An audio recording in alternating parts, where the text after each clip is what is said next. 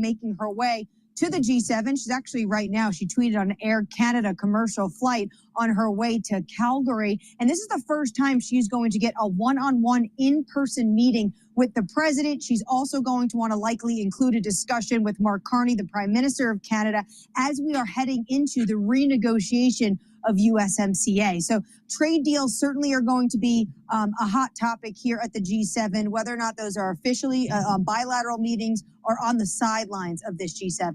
Well, let's talk about one of the other hot topics probably on the agenda, and that is geopolitics. Of course, what is going on in the Middle East, and specifically what is going on with the Israel-Iran conflict. Coming into this G7 at the start of last week, you probably could have said it would be firmly focused on trade, but Anne-Marie, what does the conversation around the Middle East sound like out there?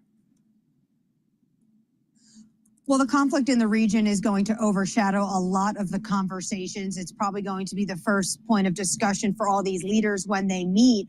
You have a number of leaders like Emmanuel Macron yesterday speaking before he headed to Canada, talking about the fact that he wants to see de-escalation. The president, though, has really left paths open. He talks about the fact that he wants a diplomatic route. He was sending his envoy, Steve Witkoff, to have these negotiations with the Iranians, but gave them a timeline. And then he didn't exactly tell the Israelis not to strike, but didn't say to do so. What he has said to ABC over the weekend was it was, quote, possible that the U.S. would get involved, but they're not involved right now. I saw you speaking earlier to one of our Middle East reporters, Dan, at the top of the program, and Dan is exactly right. The big question right now is whether or not the U.S. would get involved if it comes to one specific nuclear facility, and that's Fordo, that the nuclear site's buried deep into the mountains, and experts have long said that the Israelis just don't have those capabilities. The U.S. at the moment is helping Israel when it comes to defense, but a key question and likely to be discussed at the G7 is would they would ever take that step when it comes to an offensive front. All right, Anne-Marie, plenty of important conversations happening out in Canada. We'll be checking in with you throughout the G7. That is Bloomberg's Anne-Marie Hordern. Meanwhile, we're about 20 minutes away from the opening bell. Let's take a look at some of the big movers this morning, and a lot are coming from the health sector. You have Sage surging. That's after Supernus plans to acquire the neuro-focused drug maker. Shares up 35%. Totally different story for Sarepta this morning, downgraded after a second patient died during its gene therapy trial. That is worth a 40% drawdown in the pre-market, and the news breaking a little while ago that Sarepta will also suspend its 2025 revenue guidance after that patient death. On the good news front, let's end on an up note. You have Insight upgraded over at Stifel after strong trial data for its blood disorder treatment. Shares up about 5.5%, Matt Miller. All right, interesting look at the healthcare sector there. We'll continue to keep track of all the individual stocks on the move for you. Coming up, Mark Zuckerberg is doubling down on Meta's AI strategy. We'll look at why investors like the idea of spending more and more and more and more money on AI. This is Open Interest.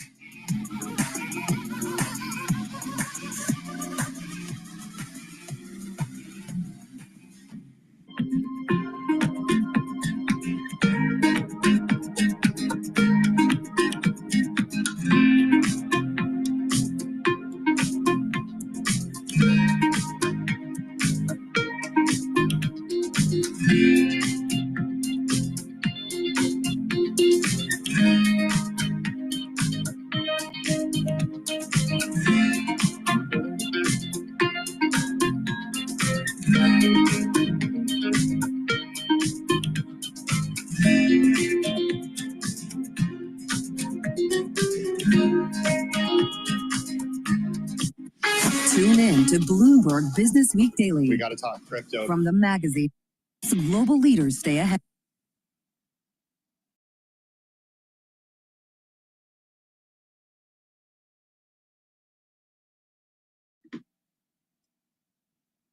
This is now from Abbas Aslani, who joins us live from inside Tehran. He's a journalist and also a senior research fellow at the Center for Middle East Strategic Studies. It is great to have you this morning. Thank you for joining us. Thank you, Paula, for having me. If we could, just give me a general sense of what you're seeing in Tehran. What are people telling you? I've read reports that the ferocity of the attacks caught many people by surprise there on Friday.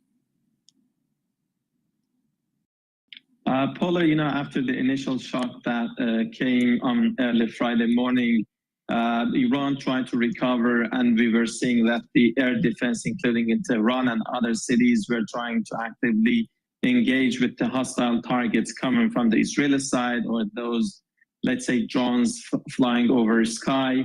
And, the feeling this time comparing to previous exchanges in the past between Iran and Israel is a bit different. There's a sense of war going on between the two sides. The high-ranking officials are using the term war, not, just a limited conflict between the two sides. And that's why this situation is a bit more serious. And as of the latest round of attacks from the Israeli side yesterday, which targeted residential complexes and areas, some people in the capital city have been trying to avoid unnecessary commute, but they are doing their normal life. However, they somehow, it seemed that by yesterday attacks, Israel wanted to create a sense of fear and intimidate the population in order to, somehow create a kind of chaos. But government has been trying to handle the situation, and in terms of the power, electricity, or things like that, water, it's in the normal condition.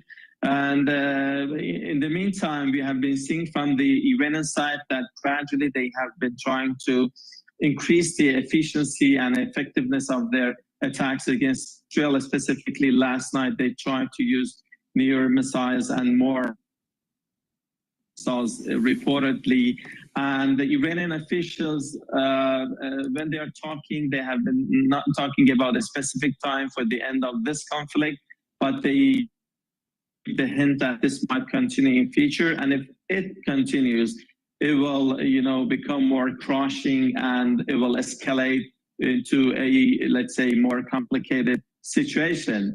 And this indicates that. But why is that? Because when we are looking at the public in the country and in the capital city, we are seeing that this external threat coming from the Israeli side and this aggression has made different factions and different types of people to rally around the flag. And I was talking to even some people who are critical of the establishment and the government. They may not agree with the government on many issues, and they have been critical of the establishment, but all agree in one thing, that Iran needs to give a crushing response to Israel to establish a deterrence against any likely or potential attacks or aggression coming from the Israeli side, and let's say unity among different political factions as well as the ordinary people. So, and we only have about a minute more of your time here, Abbas. So essentially what you're hearing from your perspective as a journalist, there does seem to be this widespread support among Iranians when it comes to that initial preemptive round of strikes that Iran launched on Israel, if I'm hearing you correct? Yes, this has created a kind of unity among the public, supporting the Iranian defense forces and government to retaliate against Israel. And nobody's buying into Iran that,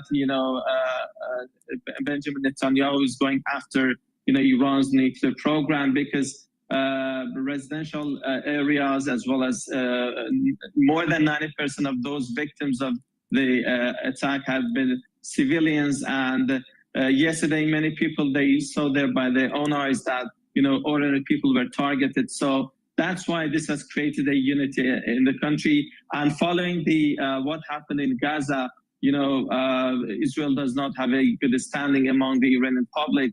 And this somehow, this recent aggression against Iran has, increased the level of unpopularity of Israel among Iranians. That's why we could say that the majority of the Iranian people are supporting that, response against Israel, and they are demanding for more crushing, response. One is that because they maybe hate the actions by Israel, but secondly, they want the Iranian side to establish a deterrence against any likely future attacks. Israel's defense minister has vowed, quote, "The residents of Tehran will pay the price, and soon."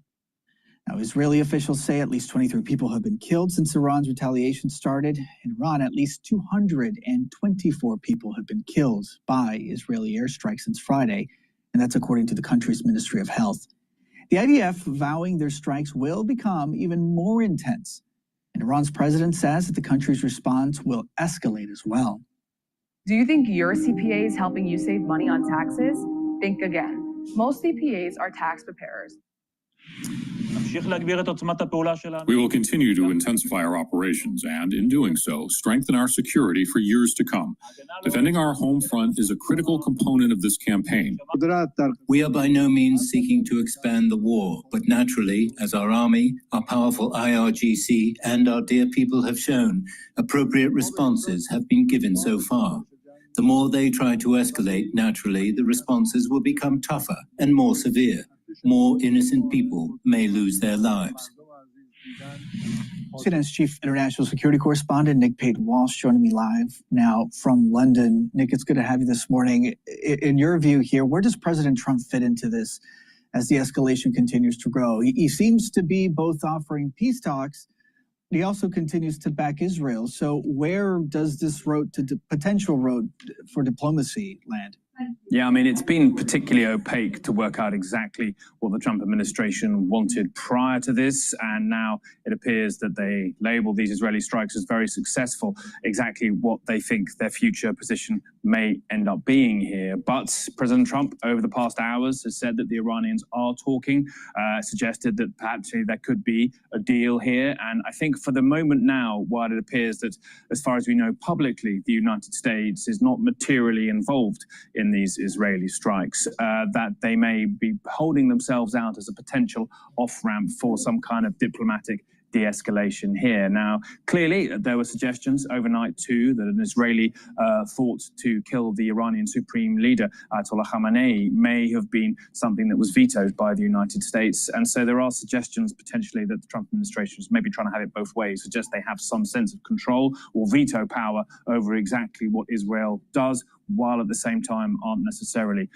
trying to call all the moves here. So Trump, I think, trying to have it both ways. There may be voices around him that are indeed suggesting that as Israel continues to take a remarkable, a devastating toll, frankly, not just on Iran's military, but according to Iranian officials, on Iranian civilians as well, over 200 killed, that maybe at this point we're seeing Trump holding himself out as the mechanism through which Iran can suggest that it might want to come to a negotiating table here. It may already be perhaps approaching that particular idea. But it is tough for Tehran, given the damage done to their senior command here, given the damage done to their military, to potentially, from that position of weakness, try and find some kind of diplomatic end to this. And I'm sure Israel, too, as it continues to prosecute targets, over 250, as far as we know, just up until Sunday afternoon, inside of Iran, continues to look for weaknesses to exploit in Iran's military, for the sites from which these missiles are indeed launched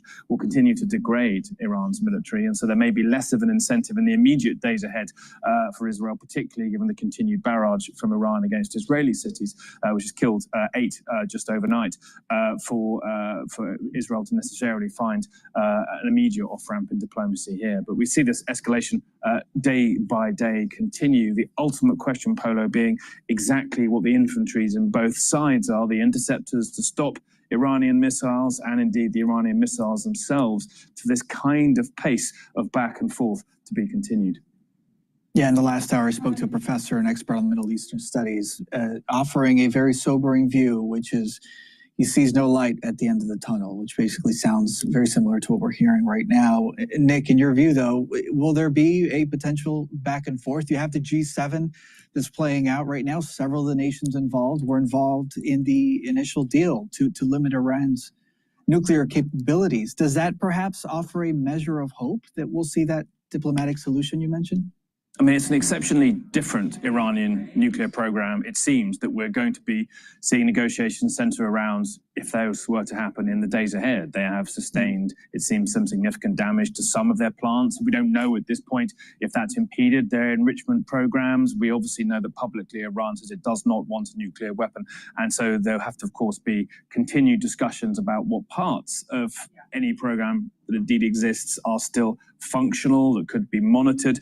But I think we're into a new era in terms of that discussion because of the extent of the strikes that Israel has carried out, not just on the nuclear facilities we know about, but the nuclear brain trust, so to speak. So many Iranian nuclear scientists and experts killed as part of this too. So any time I think of future discussions will be in a very different climate, clearly where Israel is saying it has air superiority over to Iran. And indeed, if that is even half, fractionally the case, the damage they will be able to do to Iran's military, to their nuclear program, for whatever future means, it will have been extraordinary. And I'm sure at the moment now, Tehran is simply trying to assess exactly the extent of the damage.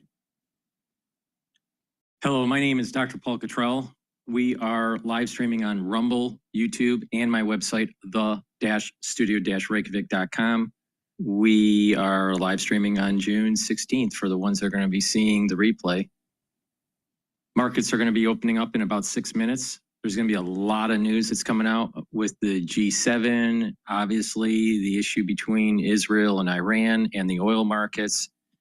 And I will tell you how I am navigating through these and where some of the resistance and support levels are on some assets here. So the equity futures for the S&P 500 is trading at 6,069. It's up 38 points. Oil is trading at 71.58 right now. It was trading as high as 77 very briefly in the Asian session, around 76, very briefly in the Asian session.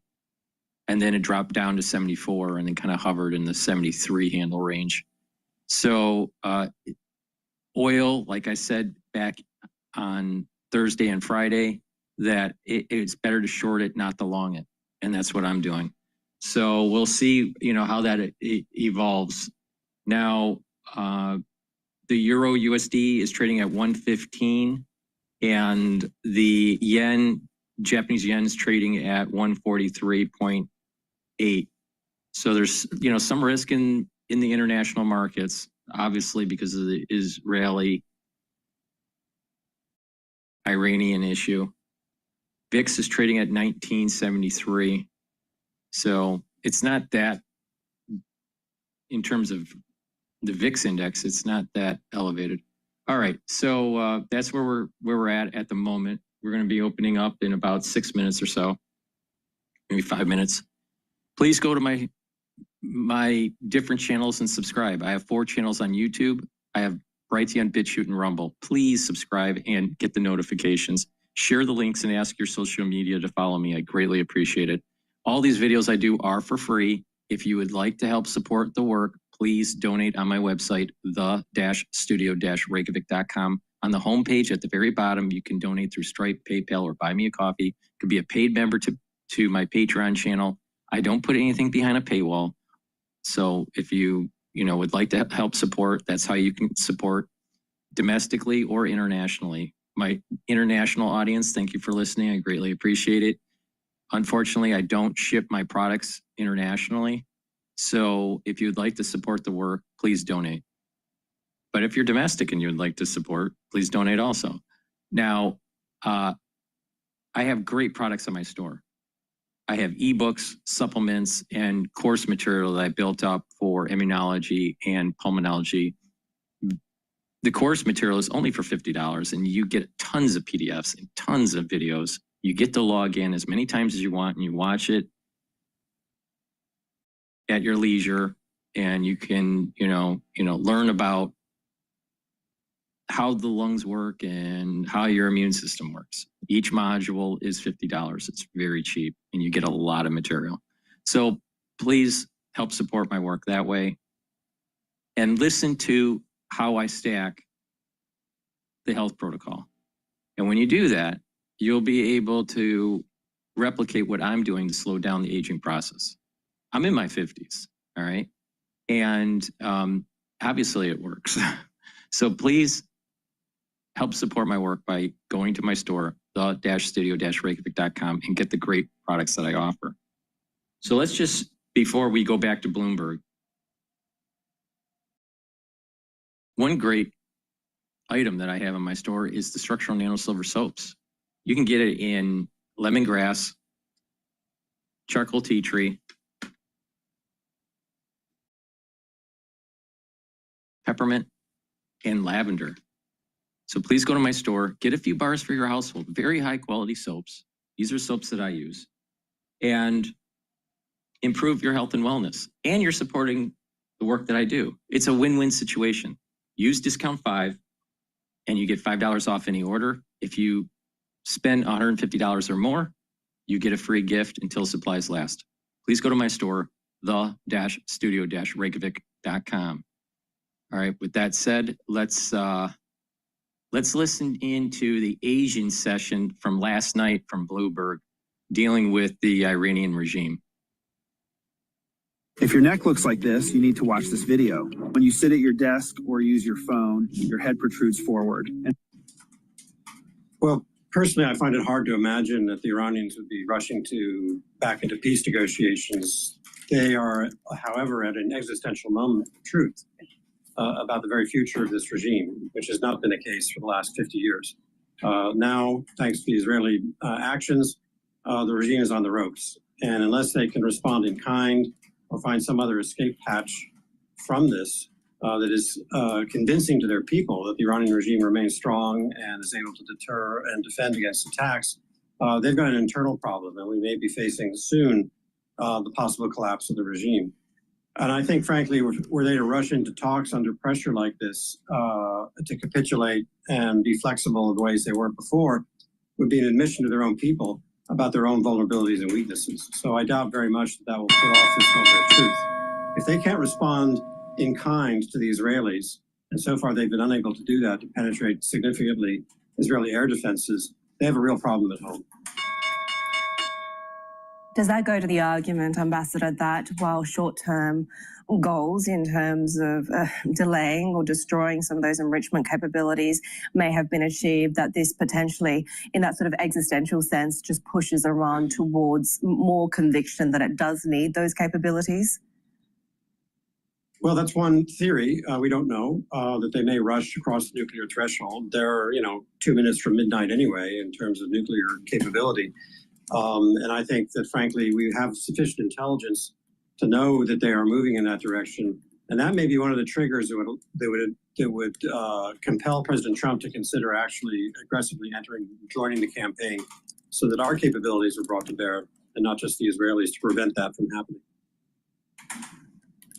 One of the arguments, of course, in terms of the timing is the perceived weakness of some of those Iranian proxies. And as a former ambassador, when it comes to Lebanon, what do you see as the state of those proxies at the moment in terms of the ability and willingness to respond?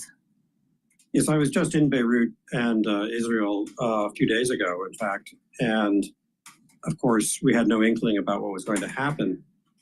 Hezbollah is definitely out of options. They really are unable at this point to exercise any meaningful influence within Lebanon, let alone pressure on Israel.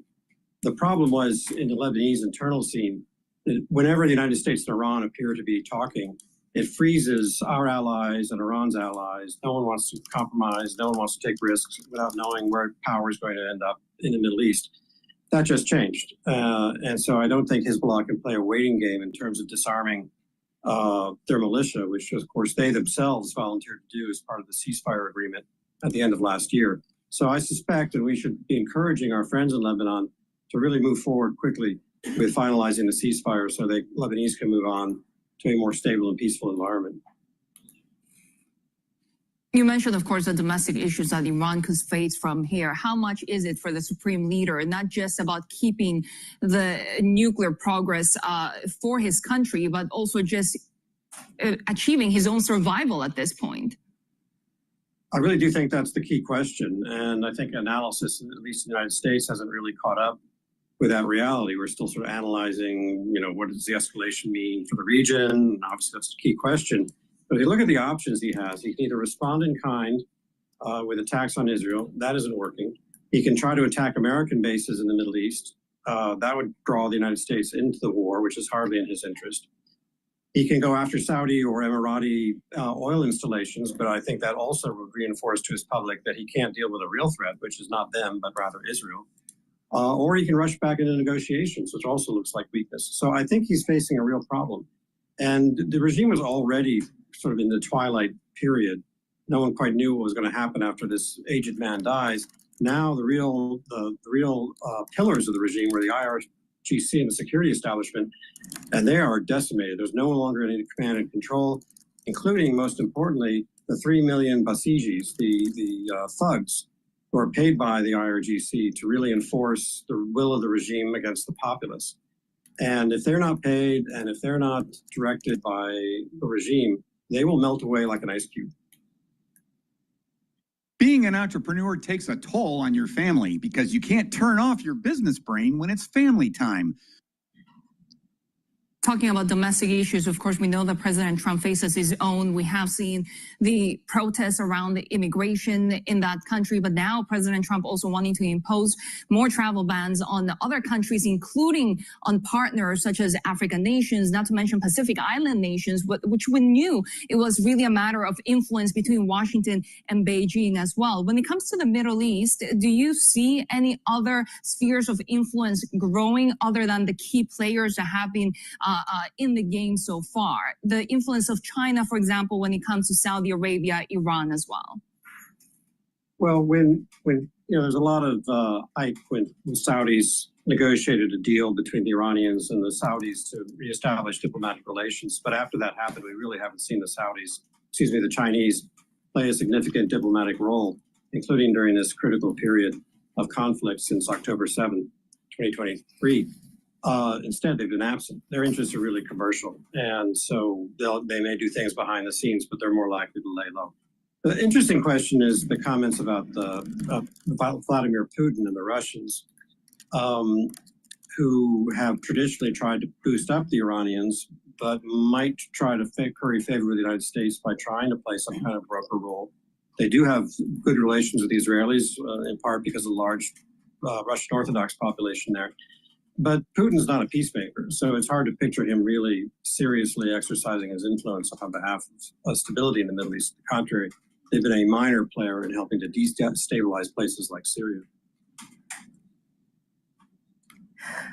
We're hearing now from President Trump speaking to reporters saying that it's time for a deal. We'll see that happens. He's tweeted that a deal can easily get done. He's, of course, promised no new wars in the Middle East.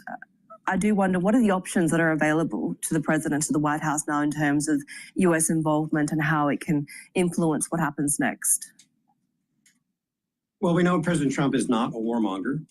He does not seek out occasions in which to exercise American military power if it's going to jeopardize American lives needlessly. He's also, a deal maker, although during the course of these negotiations, he and his entourage have changed the goalposts frequently, and that's been confusing, I think, to the American public and perhaps to the Iranians themselves. But to my mind, if you're asking my advice, I would say the last thing we should do is rush into negotiations and give a sort of jolt of, oxygen to the regime.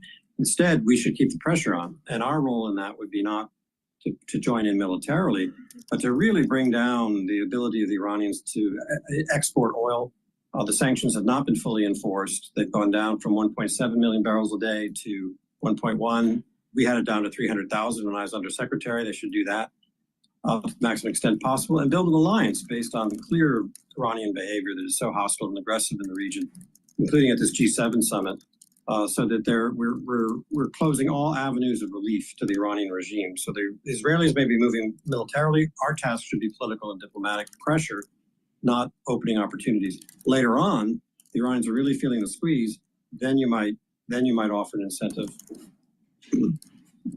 I've recently come to learn that a lot of founders and marketers don't quite know how to look up their competitors' marketing strategies. I personally like using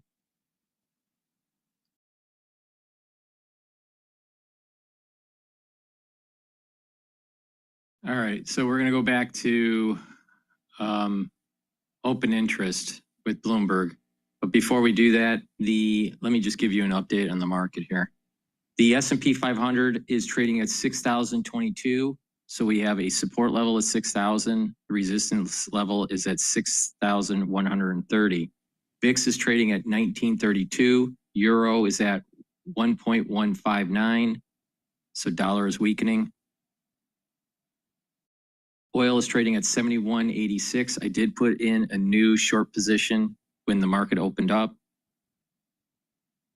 BITO is trading at 21.35, and the USD Japanese yen is trading at 143.77 and continuing to strengthen. The Japanese yen is strengthening, so dollar is weakening here.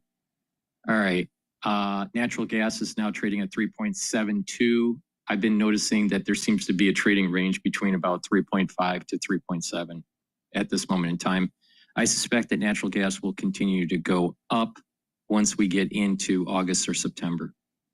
Okay, now Gush is trading at 25.335 and DRIP is trading at 8.94. So the oil market is going up in terms of the Explorers stock. That's probably tied to an uptick in the broad index, and oil futures is going is cycling. It looks like it's cycling downward from last night, and it's trading at 71.91 right now. Okay, so let's talk about. All right, we talked about the resistance and the support levels for the S&P 500. Let's talk about the resistance and support levels of oil. Now, there used to be a trading range before the Israeli hit in Iran. And that trading range used to be around 61 handle to about a 63, 64. Now, we are shifted upward because of this risk. Now, I think fair value is around 65 to about 68.5.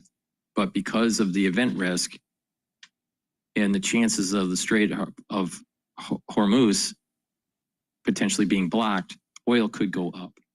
All right. But I think that the chances of that happening are low, and that oil will slightly drift below the 68.50.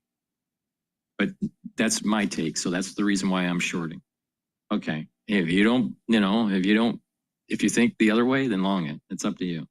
All right, so we have a resistance level right now at 72.95 for oil. It's trading at 72.11. So resistance level at 72.95, support level at 68.50. All right, so chances are we're going to be bouncing around between 72.95 and 68.50. Now, if we hear, further escalation, oil might go up a little bit and then come back down. I think the reason why is that I think the markets are becoming desensitized to the actual military conflict between Israel and Iran. Now, if the Strait of Hormuz does get plugged up by Iran, all right, and the flow of oil can't get through, because the Israelis already degraded the Iranian defense systems, not the offensive systems, but the defensive systems, the United States with its Navy could easily unplug that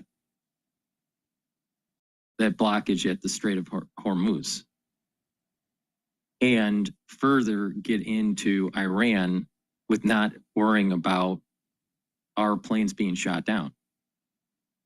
So as Israel continues to degrade, not just the nuclear capability of Iran, but its defenses, it's the defense surface-to-air missiles, then it's just going to be easier for the United States to come in. So that's why I think that it's a losing game for Iran if they are going to block the Straits of Hormuz.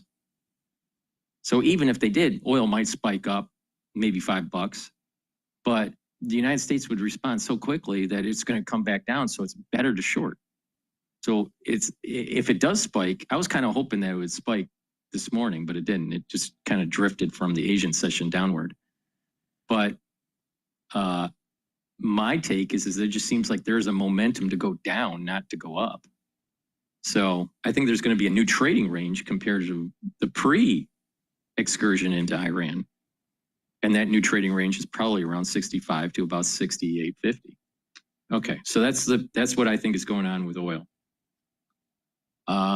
So please help support my work by going to my store, the-studio-reykjavik.com, and get the great products that I offer. These are products that I use. I stack them a certain way to target certain systems to slow down the aging process, to have more energy, to have a better immune system. So throughout this whole session, I'm going to be talking about how to stack them affordably so you can improve your health and wellness. So having a good foundational set of supplements is super important, and then you add to it, and that foundation is a multivitamin and probiotics. So let's talk about the multivitamin right now. This multivitamin on my store, the-studio-reykjavik.com, is easy to digest. So that's super important. This has vitamin A and the B vitamins and D3 and folate and manganese and selenium and zinc. So it has a lot, all right? So it's a great foundational multivitamin. And you want to build off of that and add to that protocol. The reason why you want a multivitamin is these vitamins are cofactors for enzymatic activity. And when you have the proper cofactors for enzymatic activity, your cellular metabolism is better. Your tissues perform better. And you can build off of that and slow down the aging process. So taking a multivitamin is super important. Now, people would say, well, I just eat a balanced diet. Not enough. Not enough. So please go to my store, the-studio-reykjavik.com, and get the multivitamin. Use discount 5 and you get $5 off any order. And if you spend $150 or more, you get a free gift until supplies last. Now, eating a balanced diet is important, but people don't realize what is the goal here. The goal here is to slow down the aging process and to boost up the immune system. You can't do that just by eating properly. You are helping your body. If you take two different patients, one that eats McDonald's all the time and one that eats a healthy diet, but doesn't take supplementation, the one that's eating a healthy diet, all right, vegetables, some meats, some, exercises, all right, would that patient be healthier? Most likely. But the thing is that we're not talking about just health. We're talking about slowing down the aging process. And you need to kick it in overdrive in terms of supplementation and a holistic approach. Now, part of the holistic approach is a proper diet and exercise. But it's also proper supplementation and spirituality or meditative practice, the 4 modalities of exercise, which are resistance training, cardio, balancing, and stretching exercises. Those are all really important. Learning new things. How do you help your brain if all you do is eat carrots and eat a vegetarian diet? You need to read a book too. And if someone says, well, they're just vegetarian or they're just eating healthy, well, do you really have good bone density if you're not doing resistance training? See the point that I'm making? The point here is it's a holistic approach, and part of that holistic approach is proper supplementation to target those systems. So if someone says you can be healthy and just eat a proper diet and that's all you need to do, you don't need to do supplementation. You could be healthy, but that doesn't mean that you're slowing down the aging process and boosting up your immune system. That's the point that I'm making. So if you look at these people that are anti-agers or you're slowing down the aging process, it's not just diet. It's a lot more than just diet. It's not just supplementation either. It's a lot more than just supplementation. So it's a holistic approach. So it's a change of lifestyle. So please just listen throughout the broadcast and you will learn on how to do this. I do this. It's obvious it's working. I'm in my 50s. So please go to my store, the-studio-reykjavik.com, and get the multivitamin. And again, if you use discount 5, all caps, discount 5, the number 5, discount 5, you get $5 off any order. Spend $150 or more, you get a free gift until supplies last. And oh, by the way, I tell you how to make money in the market. Guess what? I'm shorting oil. tariff regime are may have to raise prices at some point, and I think that would upset the market share table, especially if GM sticks to its guns, as Paul Jacobson, the CFO, told us last week, and as Royce told you over the weekend, and they don't raise prices, they could gain some market share here. David, what's your take as, I mean, you should be a skeptic as a journalist, right? And you are, but Cadillac had an amazing, really an historic lockout of the front row there. And does it change the way people perceive of the brand? You know, because typically I think this is like my grandfather's luxury car, right? But here they are in hypercar with 1,000 horsepower, just, doing warp speed around an iconic track. Is that really important for them? Yeah. I've always been skeptical of how much racing actually helps with marketing, especially open wheel racing. It depends on how hard General Motors wants to push Cadillac in Europe. I think that's where Le Mans and a lot in that racing circuit really helps more. I watched it. It was a great race. Absolute great race. So Porsche placed second, Ferrari placed first and third. Cadillac, I believe, placed fifth. And then Toyota, I think, placed sixth. And then there was another Ferrari car that placed fourth. Kind of second fiddle to the European luxury brands sold in the U.S. It takes a long time to rebuild that. And I think that's the road they're on. All right, David, great to speak with you. That is Bloomberg's David Welch with the latest on the auto industry. And coming up, Airbus making news at the Paris Air Show with a pair of orders from Saudi Arabia worth $17 billion. We head to Paris next. This is Open Interest. Yeah, I thought it was a great race. And what's interesting is over the radio, one of the drivers thought that they hit a rabbit at night. And then what's interesting is that the Formula One in Canada, one of the drivers hit a groundhog. So racing over the weekend was a little strange, but Le Mans, I love watching it, and it's intense because you get kind of tired because I watch almost all the race. I watch probably close to 80% of the race, and it's 24 hours. So I was a little tired yesterday, but it's a cool race to actually see. But watching these hypercars, so basically there's three classes. There's the hypercar class, then the P2 class, and then the GT3 class. And just watching it is really cool. I don't know, but I'm a car guy, so. But those hypercars are super amazing to watch, and they're going. I saw some of the drivers getting up to in the straightaway at about 325 or maybe even 330 kilometers per hour. So, but yeah, it's pretty cool. I believe Porsche won the GT3. Cadillac did pretty good in terms of hypercar. Placing fifth, I think it was. And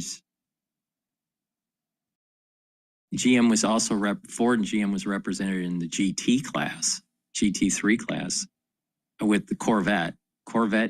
I don't know how it placed, but it seemed to be competing with Ferrari in the GT3 class. The Mustang, that was the representation for Ford. I just think that the Mustang is a little tired. I think, with these GT, I think the Mustang, honestly, and people would say I'm crazy, but they might say that, this idea that I have for the Mustang is absolutely crazy, but I think the Mustang needs to become a mid-engine. Just like how Corvette decided to go mid-engine. And the Corvette design, the shape is radically different. I think that something similar has to take place with the Mustang. And it'll change the shape of the vehicle. It'll move more. It'll compete more with the Corvette. Back in the day, Mustang was important to compete with the Corvette, but then GM also created the Trans Am and the Camaro, and that was kind of like a competitor to Mustang also.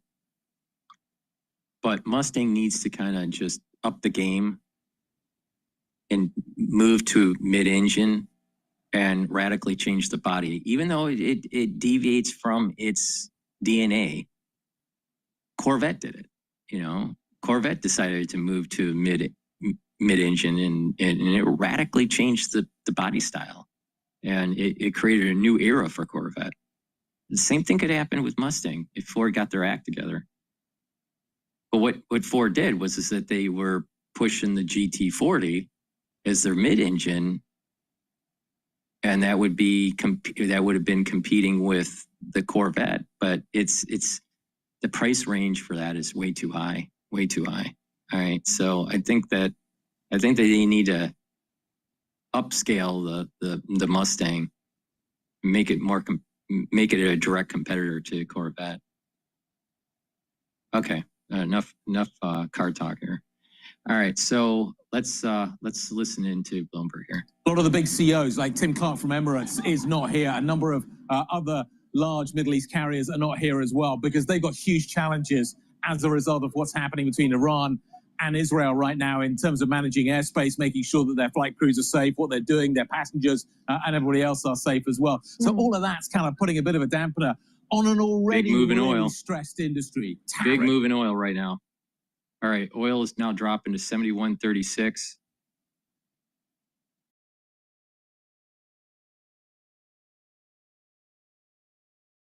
Natural gas is falling a little bit too at 3.69.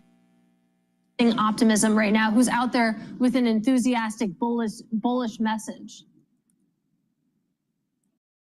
Katie, they're all optimistic. Because the orders, you just heard from Guillaume Faury there, his order book is sold out as far as the eye can see. There's no problem selling aeroplanes. Demand is absolutely enormous right now. Everybody still wants to travel. You got huge markets opening up. Demand is not an issue. So there's plenty of optimism. The issue is fulfilling that optimism. It's how do I get the right parts right now? What's going to happen with tariffs? You try and buy an Airbus airplane in the United States right now, you're facing a 10% tariff. But it could be 20% next week. It could be 0 next week. It could be 50% in 2 weeks' time. They just don't know. And that also applies to engines. It applies to spare parts. It applies to so many things. And that's the challenge they face right now. So, yeah, there's lots of optimism. There's just huge challenges getting to that optimism. Guy, thanks very much, Guy Johnson there. I guess outside of Paris, but at the Paris Air Show, our coverage will continue from there tomorrow, including interviews with the ESA director and the U.S. Transportation Secretary, Sean Duffy. We hope the guy is wearing sunscreen. And I really think he should get sunglasses because the sun is just blaring and then they have the lights on him. And yeah, he can pull off aviators too. So yeah, especially there. Adam Hetz is going to join us next from Janice Henderson in the next hour to tell us what opportunity he sees in small caps. Then the CEO of multinational manufacturer and logistics firm Flex joins us here on Open Interest.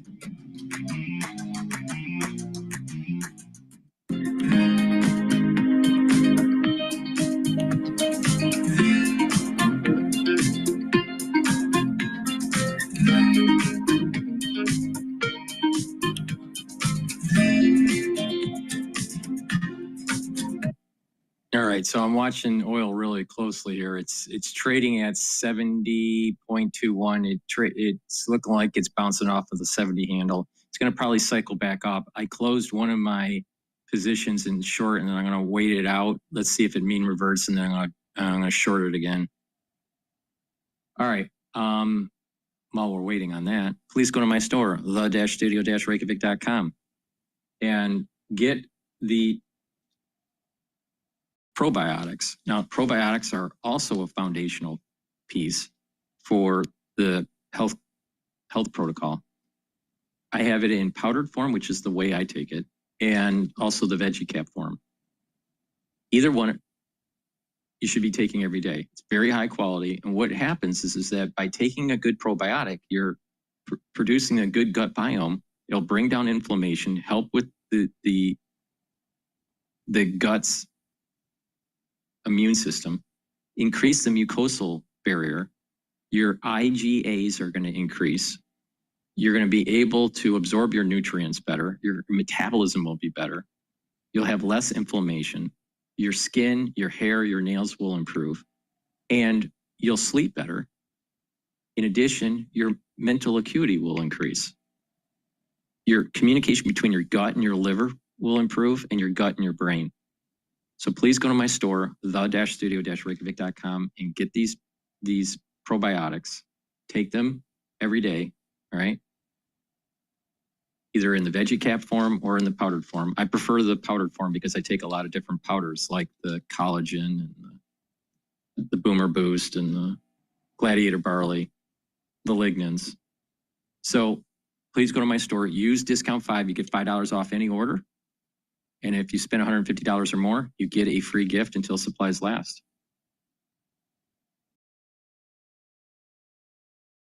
Like we need to cut costs because we're growing our revenue so much. We want to grow our revenue into our existing cost structure. And there's no need to reduce the cost as long as we're being efficient with what we allow our cost growth to look like.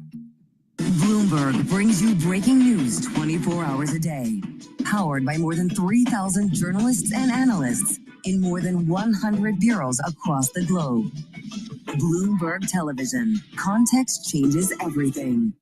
Bringing you up-to-the-minute geopolitical news whenever and wherever it happens. I'm Jumana Versace in Doha, Qatar, and this is Bloomberg.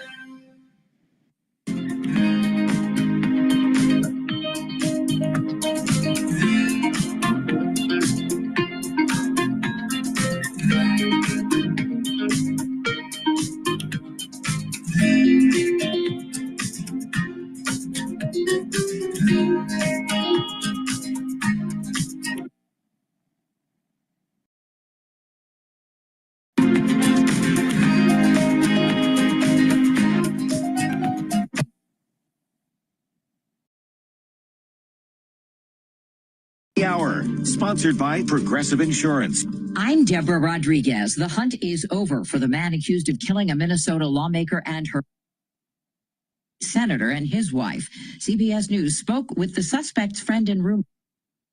He was a very giving person. No one would think he's capable of this. And he lived his life like that. And he was a Christian and he went to church every Sunday. Whatever this was, he kept it well hidden from his wife and all that. I'm Peter King. Law enforcement officers flushed Vance Belcher out of the woods near his home in Grand Isle, Minnesota, about 60 miles from the crime scene. Minnesota State Patrol Lieutenant Jeremy Geiger. The suspect crawled to law enforcement teams and was placed under arrest at that point in time. Belcher's first court appearance is scheduled for this afternoon. He faces 2 counts of second-degree murder and 2 counts of second-degree attempted murder. Walls. We will put every ounce of effort that the state of Minnesota has to make sure that justice is served and the individual responsible for this serves the time for the unspeakable act. Israel's military has just warned CNBC. They're talking about the Strait of Hormuz as a potential for large disruptions. Let's just listen. It's short. It's only 4 minutes long. Max Layton, he's Citi's global head of commodities research. Yeah, Max, what do you make of the pullback? Does it make sense to you? I had thought we would be a bit stronger today. I mean, over the weekend, some of the betting markets were showing a rising possibility of the Strait of Hormuz being affected. And yeah, I would have thought it would have been a bit stronger this morning, but clearly there was a lot of short covering, a lot of call buying on Friday, and no follow through with actual long positions today. Is the Strait of Hormuz sort of the key here in terms of monitoring whether the conflict has extended beyond what is the current back and forth? And would that have a significant impact on the oil market? It is a key. We don't think, we think it's highly unlikely that Cargo Island will be brought into this, and therefore Strait of Hormuz is the really the potentially large oil supply disruption if it does happen. I mean, I'd just like to make the point that there's already a very big risk premium, geopolitical risk premium in the oil market. We estimate it's around $10 to $12 at the moment. And that risk premium's there for a reason. There's been no real oil export or oil production disruption in Iran, and yet the market's trading $10 to $12 higher, and that obviously reflects the potential for there to be a significant, if not, if temporary, disruption to the Strait of Hormuz supply. What about Iran's own oil production, which doesn't appear to be targeted by Israel at this point, but what is the thinking right now in the market about whether that oil will continue to flow and whether there's enough or the political will, for instance, from Saudi to make it up? Yeah, I think the broader backdrop that OPEC Plus is moving to return its barrels is really important to help to explain why there hasn't been any follow through in terms of fresh long positions in the market today. Often investors, when they're thinking about putting on a trade, they need not just the short term to be bullish, and there's obviously catalysts for higher prices potentially in the very near term. But they also need the medium to long run outlook to be bullish. And I think just winding back the clock a couple of weeks, many analysts were calling for $50, $40. Our 12-month forecast remains 65 Brent, and we haven't seen anything that will change that medium to long term outlook, which is still bearish from these prices. Max, the other thing we keep looking at, and we did this in 19, we did this in 24, the long-term degradation of oil intensity on the economy and as a share of household disposable income. I mean, isn't the bar getting higher and higher over time for oil to truly disrupt markets in general? Yeah, that it is. I wouldn't want to play it down too much. This does have the potential to get a lot worse in the very near term, and that's why the risk premium is so big, around 15 to 20% of the total crude oil price. And yes, it's certainly fallen as a share of GDP, oil consumption, and the value of oil consumption, and certainly in the US, which has shifted to a more, dramatically more service economy over the last couple of decades. Having said that, the US directly consumes about $650 billion worth of oil last year, and a 10% move is $60 billion.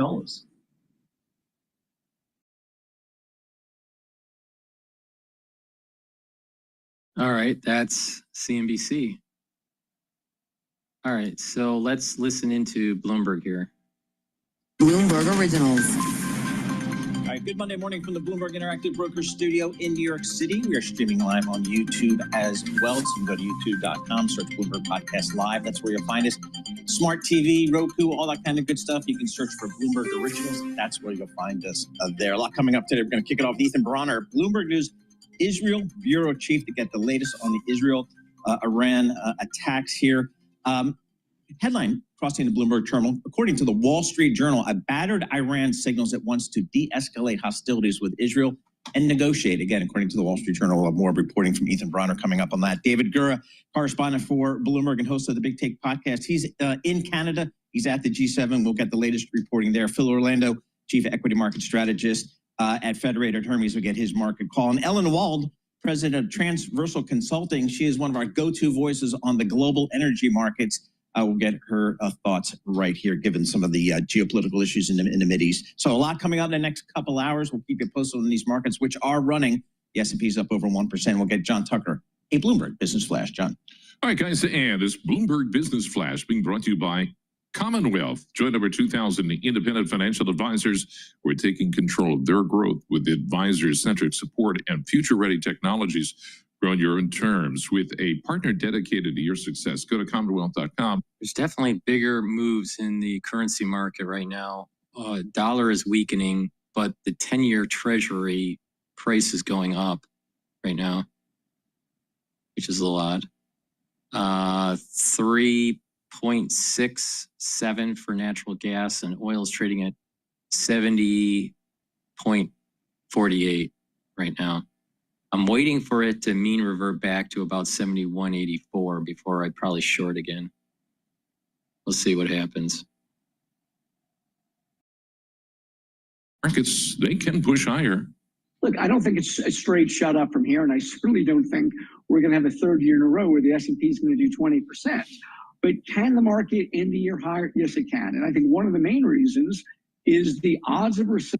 It's definitely going to be higher. It's going to be higher. It's going to be at an all-time high in July, unless the world goes to hell.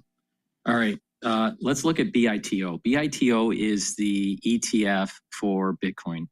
Now, Bitcoin has been having problems to, getting back up to the 110 mark and above. Again, you can make money on Bitcoin, but it's not a store of value. If someone says it's a store of value, you don't know what you're talking about because it's too volatile. All right, so 107 right now it's trading at. So BITO is the ETF to long Bitcoin. To short Bitcoin, you would use the ETF BITO. So that's what I've been doing, all right? So right now for BITO, we have so it's trading at 21.45. The resistance level is 21.48. So it's right at that resistance level. Now the question is, will it break it? If it breaks it, then you're going to see a BIT. You're going to be seeing Bitcoin going, maybe to 108 or so. All right. So we have a resistance level of 21.48, and then if that breaks, the next resistance level will be 22.50. Support level, if this fails, is 20. All right. So right now it's testing that resistance level right at this moment in time, BITO. Now, typically when the equities go up, Bitcoin goes up. So BITO should be moving upward here. Right now, the S&P 500 is up almost 60 points. Right now, it's trading at 6,036.75. That will rely on wireless networks and hardware that is, quote, made in America. And so you can imagine this is probably going to pose a lot of competition for the traditional carriers that we have in the market at the moment. But, we do have Bloomberg Intelligence analysts saying that, separately, T-Mobile specifically, its sales probably going to rise at a compound annual growth rate of 4.5% over the next 3 years from this year because of its lead in 5G, which is yielding greater market share. So if there is going to be a competitor in the form of a Trump-branded mobile provider or network provider, T-Mobile looks particularly insulated from that. Interesting. I want to see how that Trump phone thing works. I don't know about that. I don't know how that actually works. All right, MGM. MGM, yeah. So we have those shares up today, more than 4%. So ticker MGM, that is because its BetMGM joint venture with Entain in the UK raised its net revenue and EBITDA guidance for the fiscal year in the current year. And that's after they already had a strong second quarter trading showing. So, this is their joint venture with Entain in the UK that operates a number of sports betting brands over there, including Ladbrokes and Party Poker. So both companies benefiting from that optimistic guidance. All right, Insight, what's going on there? Insight, ticker INCY, those shares doing well today as well, up more than 4% at the moment. So it's because of the drug maker's clinical trial data. 2 trials of its experimental therapy to treat a blood disorder is impressing Wall Street analysts. So based on that study, it showed that there were no dose-limiting toxicities reported, and also 98% of the patients remained on the treatment. So analysts very optimistic about that. They got an upgrade at Stifel, and analysts there citing a best-case scenario from the data. All right. Thanks so much, Christine. Really appreciate it. Christina Aquino joining us from Bloomberg. For more conversations just like this, subscribe to our new Stock Movers reports. Listen for 5-minute audio reports and the biggest winners and losers in the stock market. Subscribe to Stock Movers on Apple Podcasts, Spotify, or anywhere that you listen. So the market is moving on those Wall Street Journal headlines that potentially Iran is looking at de-escalate fighting with Israel. So we want to get right to that and go to Ethan Bromer. He joins us, Bloomberg News Israel Bureau Chief. Ethan, do we have any reporting on that headline? What do you know about that? We have reporting from, I have been told confidentially or anonymously by Israeli officials for 2 days that the Iranians are eager to do something about it. We haven't put it on the wire because we haven't been able to confirm it. But there's no question that the Israelis are dominating the skies and dominating the battle for now, and it isn't surprising. On the other hand, the question is, what is it that the Iranians want to offer in their negotiation? They've never agreed to end enrichment of uranium on their land, and that is the sort of bottom line for both the United States and Israel. So a return to negotiation may mean nothing. We'll have to see what it means.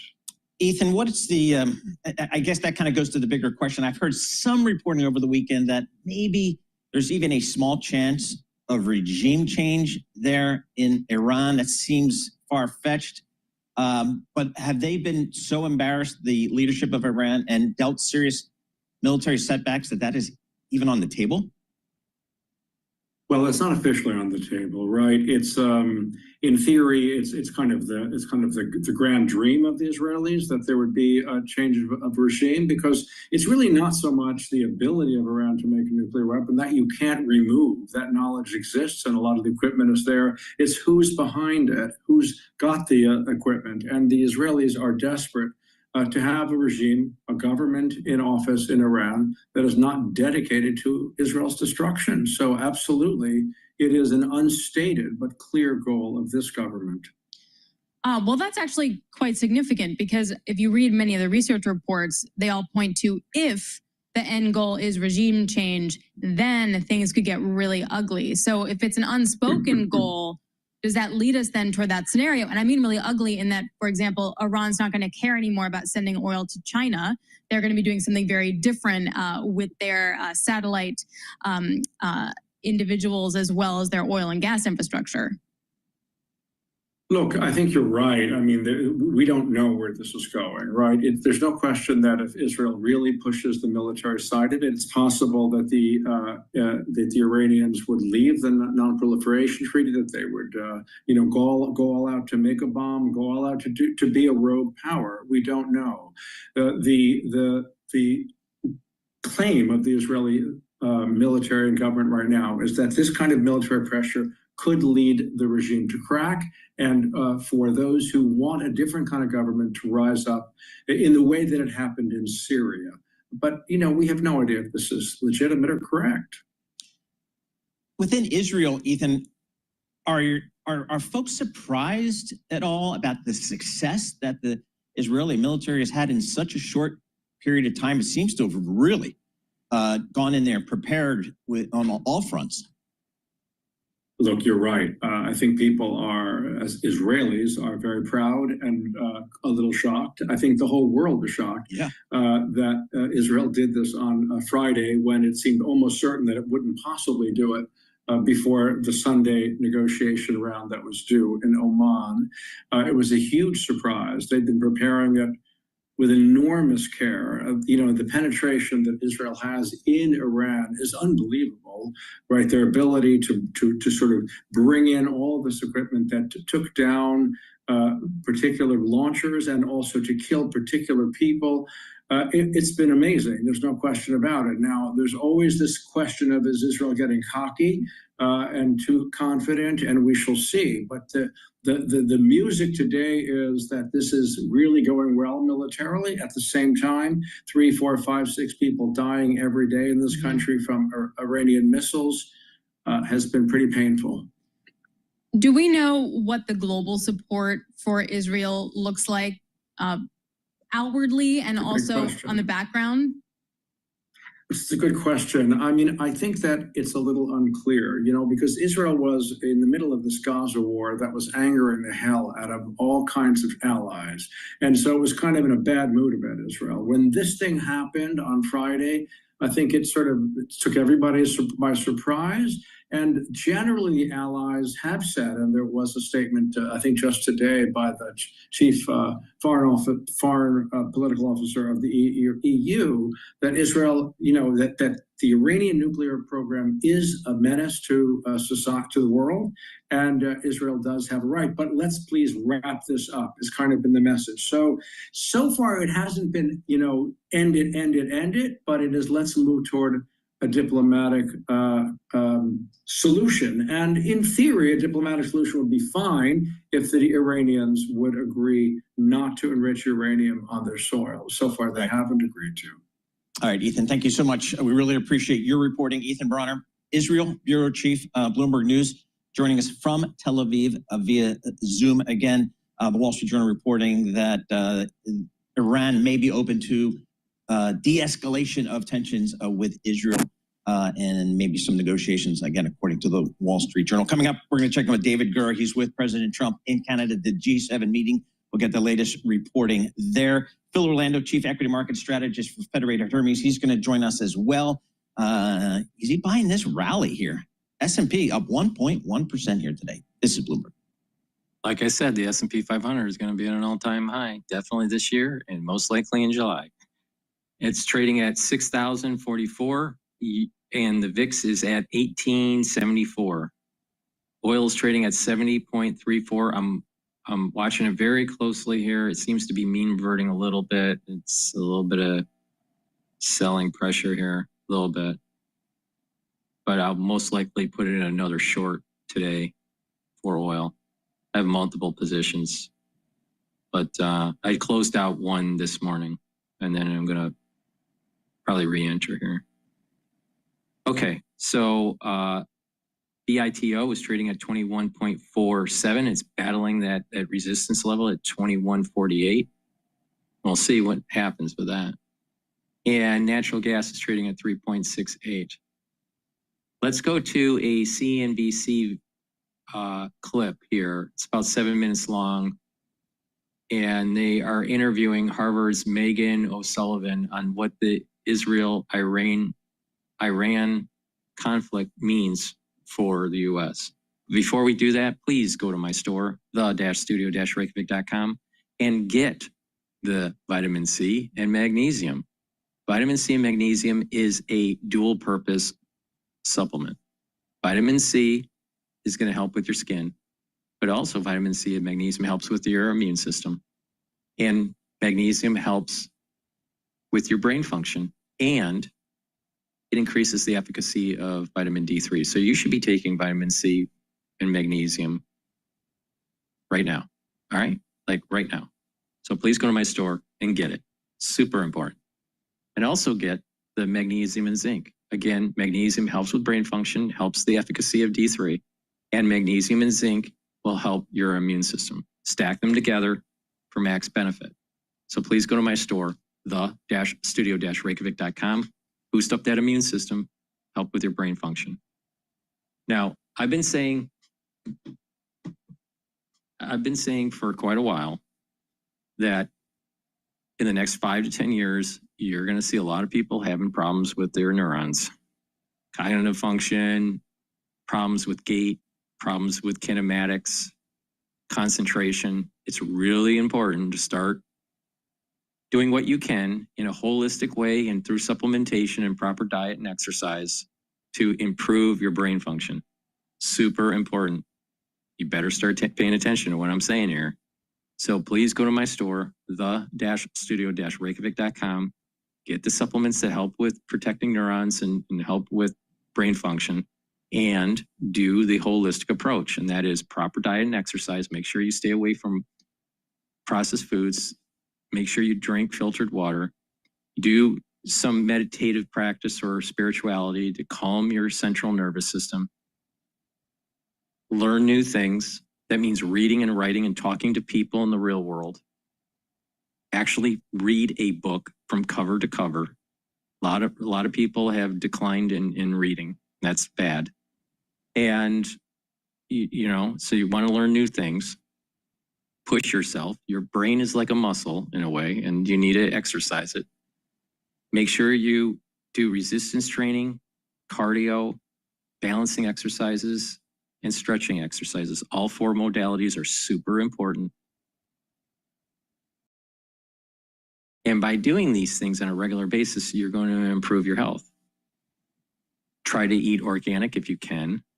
Have a well-balanced diet. I don't believe in just a vegetarian diet. I think that you need to have some meat in your diet.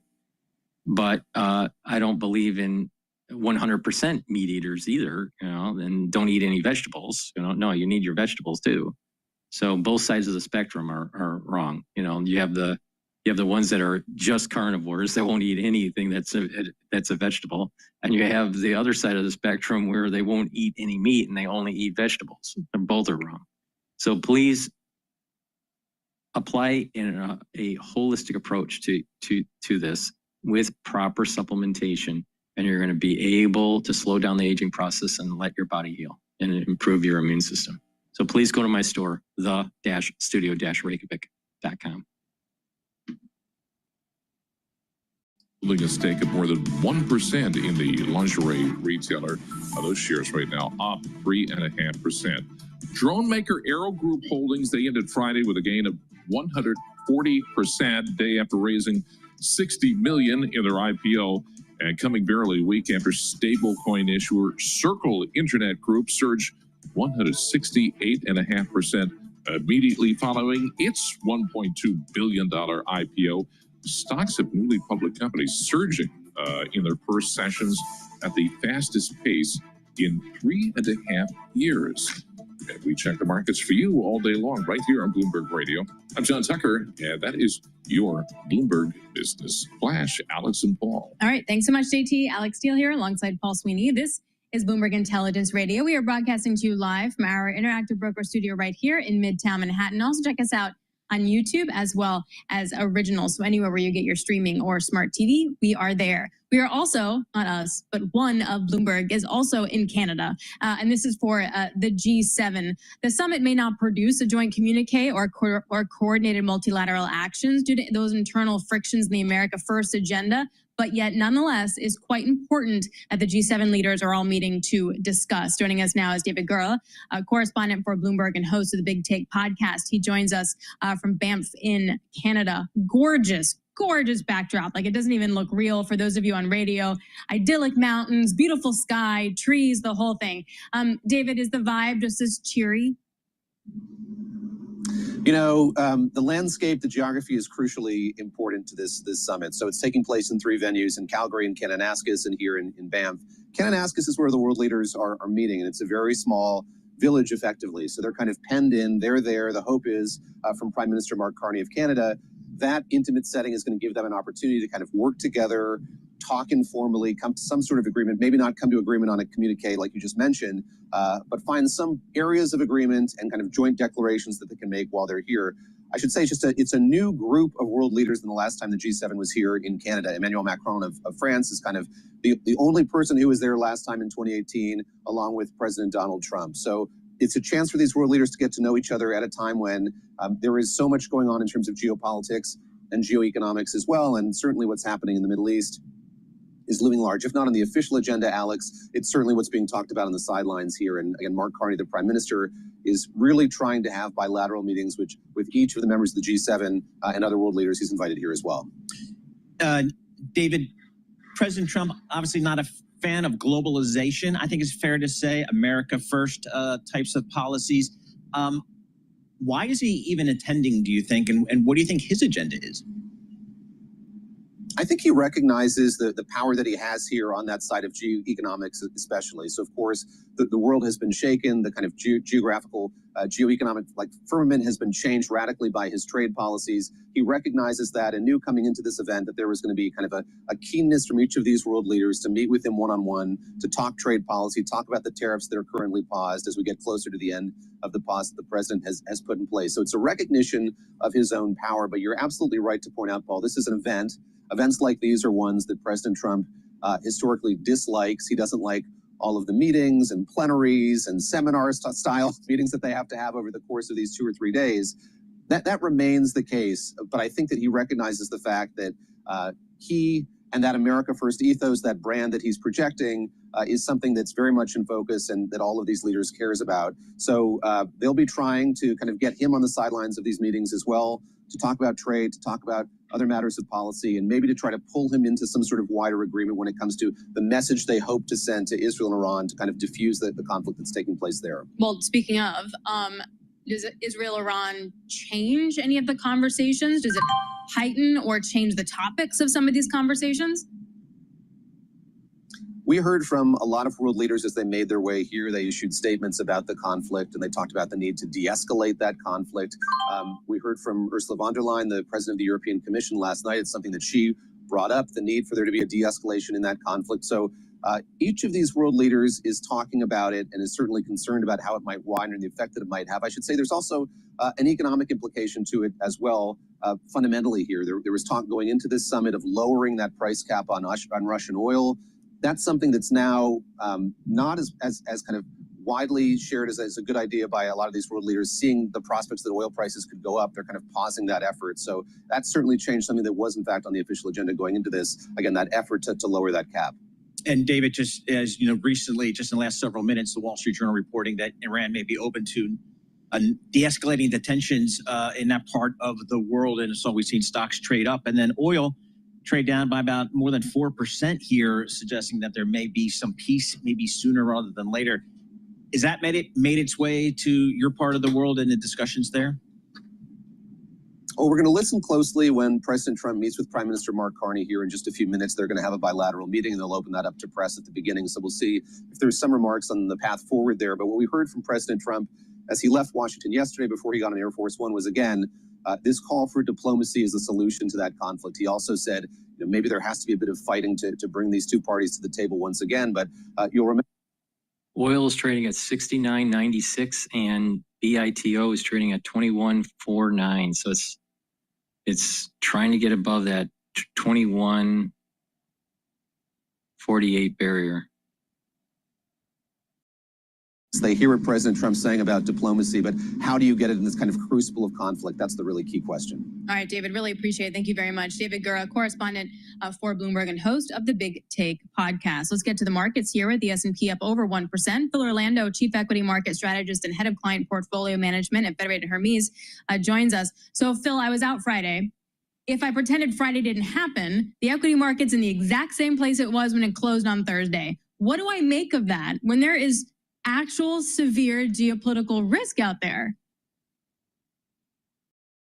Well, as your previous guest just talked about, I guess there's an assumption that as dissettling as the Israeli attack of Iran was, maybe Iran, this is going to force them to the bargaining table. Point number one. Point number two, look at what transpired in the energy market.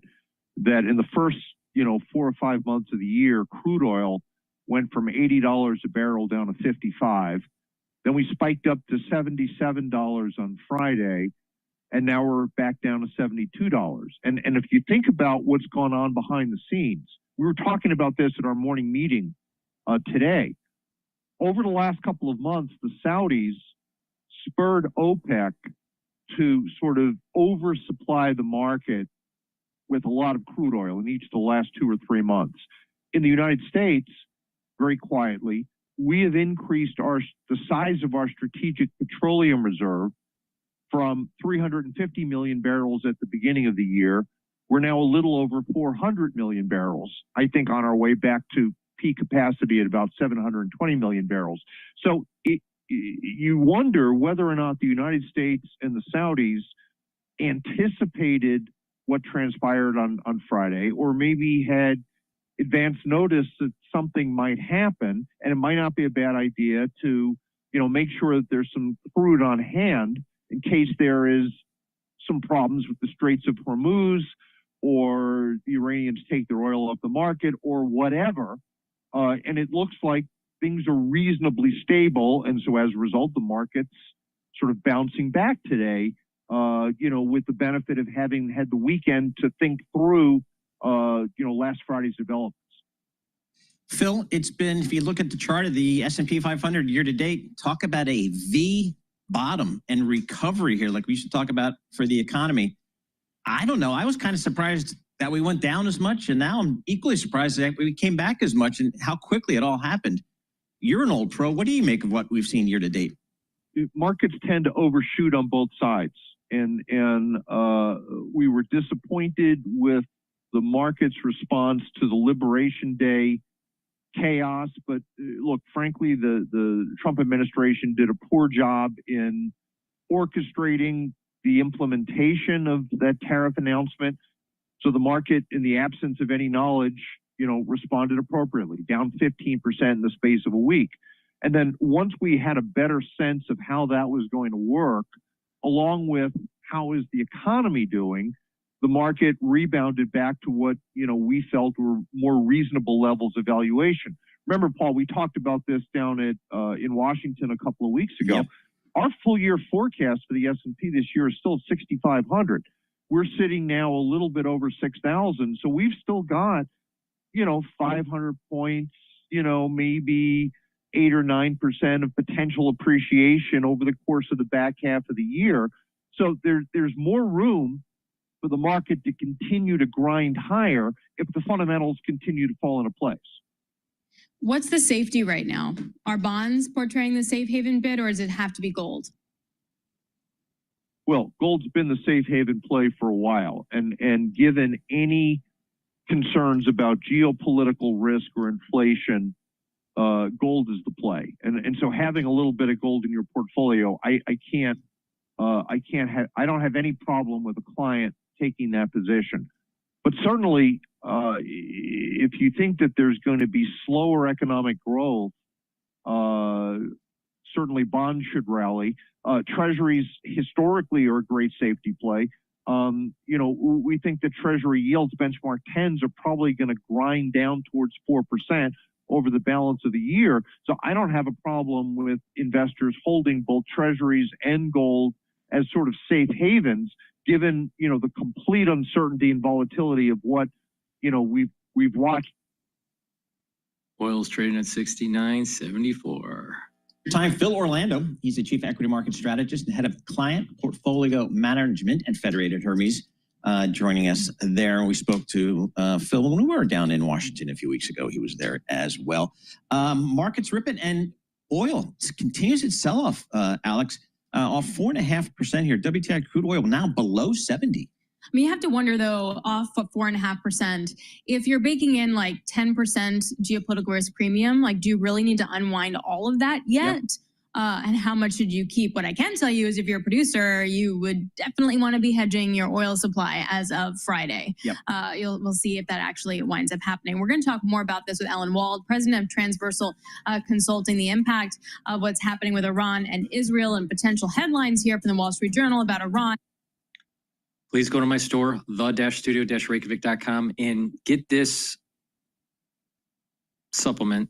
Take it every day. I've been taking it for 5 years every day. Take a teaspoon a day, swish it in your mouth, gargle about 20, 30 seconds, and then swallow it. And that product is the Max 14 or Max 35 or Cleanse. Cleanse is 30 parts per million. Max 14 is 14 parts per million. And Max 35 is 35 parts per million. But again, take a teaspoon a day, every day. I've been doing this for 5 years, every day. If you're not feeling well, take a tablespoon or two a day. Please go to my store, the-studio-reykjavik.com. Now, what this will do is it'll help the epithelial lining in the oral cavity, improve your oral cavity, and also help the epithelial lining in your oral pharynx. It'll help the mucosal barrier and boost up that immune system. So please go to my store, the-studio-reykjavik.com. Get the Max 14, Max 35, or Cleanse. Use discount 5 and you get $5 off any order. And if you spend $150 or more, you get a free gift until supplies last. Now, what I just mentioned is the first pillar of a 4-pillar protocol.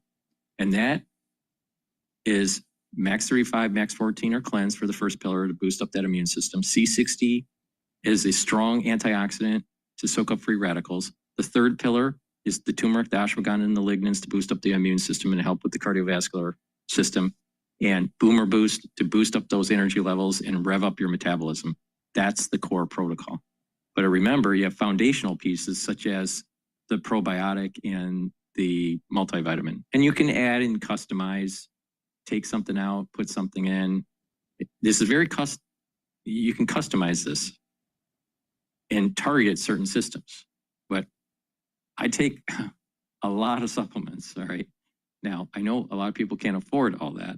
So I'm trying to tell you how to kind of stack these based on your affordability and target certain systems that are really important for your health. But again, it's not just the supplementation. It's also a holistic approach. Proper diet, proper exercise, drink filtered water, stay away from processed foods, mindfulness or spirituality is important to calm your central nervous system. Learn new things, really protect those neurons, and do the 4 modalities of exercise: resistance training, cardio, stretching, and balancing exercises. All of them are important. If you only do one of them, you're doing it wrong.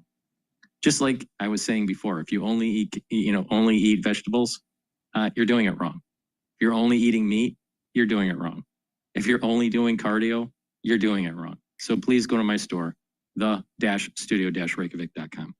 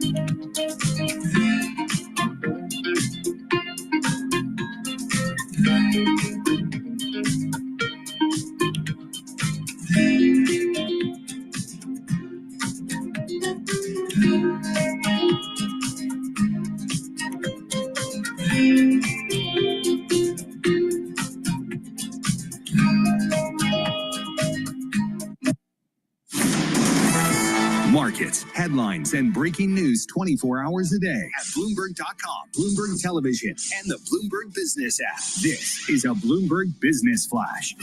And I'm John Tucker, the Bloomberg News with this Bloomberg Business Flash.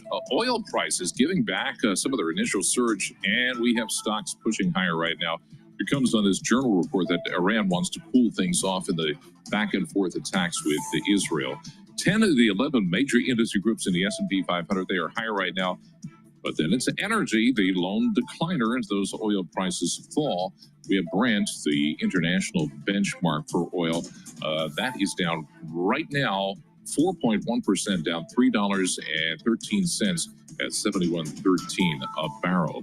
American Express planning updates to its travel-focused Platinum credit cards, calling it the largest investment ever in a card refresh. And the Federal Reserve concludes its two-day meeting tomorrow, Wednesday. It's expected to hold rates steady, though there could be some change in tone about possible future cuts at Jerome Powell's press conference that follows that meeting on Wednesday. Robert Dishner is with Neuberger Berman. We're still of the belief the Fed's going to cut twice this year. The forecast may move down to one cut this year, but does then the Fed give the market something for next year? Do they increase that to 3 cuts next year? Right now, the S&P 500, 68 points higher. That's up 1.1%, 6,045 on the index. The Dow Jones Industrial Average up 454 points, and the NASDAQ 100 is 313 points higher. Meta Platform is going to be showing ads inside of its WhatsApp messaging service. The ads are going to appear. Yeah, exactly. The ads will. BITO, which is tied to Bitcoin, has broken the barrier 2148, and now it's trading at 2159. Intraday high is 2161. So hopefully we start to see it marching up to about 2250. 2250 is the next resistance level if this support level holds.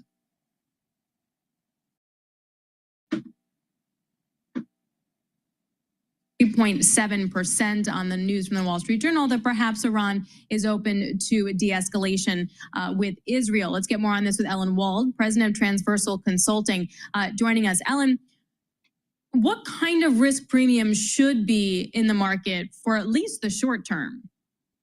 Yeah, I think I wouldn't be surprised between like $2 and $4, kind of vacillating a bit. I mean, we're definitely in a situation of much higher risk than we were last month, but we have seen similar-ish situations before, and that's kind of the risk premium we saw.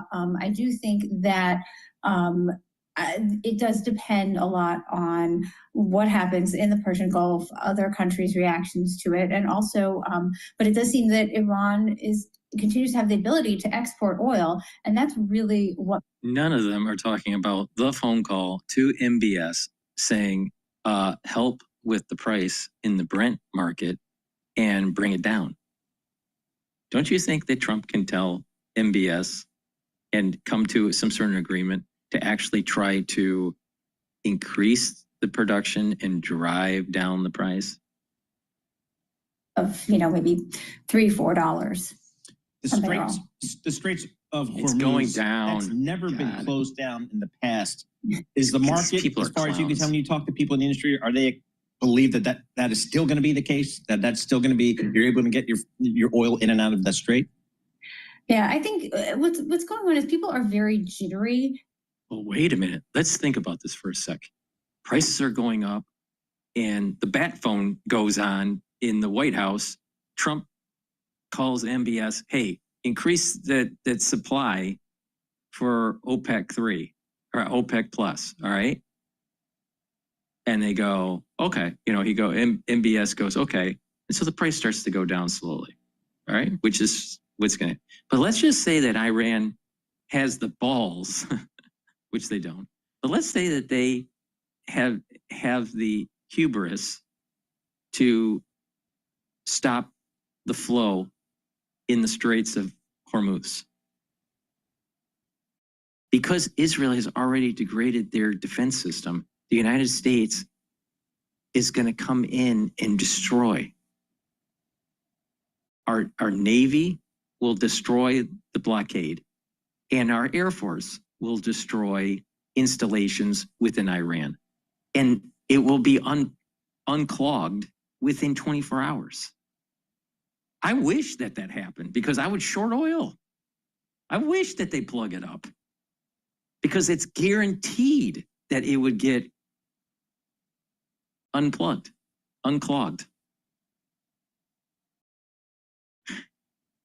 These people are idiots. They just don't even use common sense anymore. All these analysts don't use any common sense. Waters there, and you can actually reroute ships into waters, into Emirati and Omani waters. It would take some time, and they're not going to reroute it. The United States and the Navy is going to unplug it within 24 to 48 hours. And Israel has already destroyed the defense systems of Iran.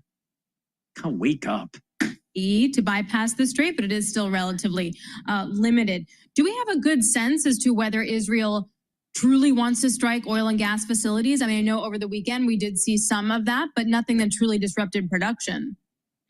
Right, and I think that's interesting. I think they're really walking a very close line because all of the facilities that they hit 2 gas processing plants in the South Pars gas field. They hit a fuel depot outside of Tehran, and they hit an oil refinery. And those all have domestic impacts because Iran doesn't export its natural gas. It uses it only for electricity domestically. Iran has to make all of its own gasoline, etc. So you can see that their strikes are designed for maximum domestic effect, and that they have not touched Kharg Island, which is where the 90% of Iran's exports are loaded into tankers, and they haven't touched anything that would impact Iran's exports. Now, The question is, how long can they not touch them, either by accident or because the exports are a primary source of Iran's funding? And at a certain point, you got to go after their funding. And so I think that right now it's not on the table, but if there isn't any kind of resolution to this, I wouldn't be surprised to see them at least threaten it diplomatically or someone down the road. Ellen, aside from the geopolitical risk there, what is underlying demand? What are the assumptions for underlying demand for the rest of the year for oil and gas? That's a good question. I think we're in a pretty good demand situation. I do think, everyone's a little bit nervous about whether or not there might be a recession or not. In that case, demand could go down. But otherwise, demand seems pretty stable. I think, there can be some variation depending on what happens in China or India. But in general, demand's pretty stable. Supply looks good as well. I don't think we're not in an oversupplied situation at this point, or not a massive oversupply situation. But likewise, we're not undersupplied either. I think we're a little bit oversupplied in Brent and a little bit undersupplied in WTI. I don't think, unless, I don't think that this issue in the Middle East, provided that it remains within kind of the confines where Iranian oil exports aren't hurt and Iran doesn't try to obstruct any other oil exports, that I don't see that we shouldn't really hit $100 a barrel, for example, because of this. I think that's not realistic. So different than what we would have seen 10 years ago, 15 years ago.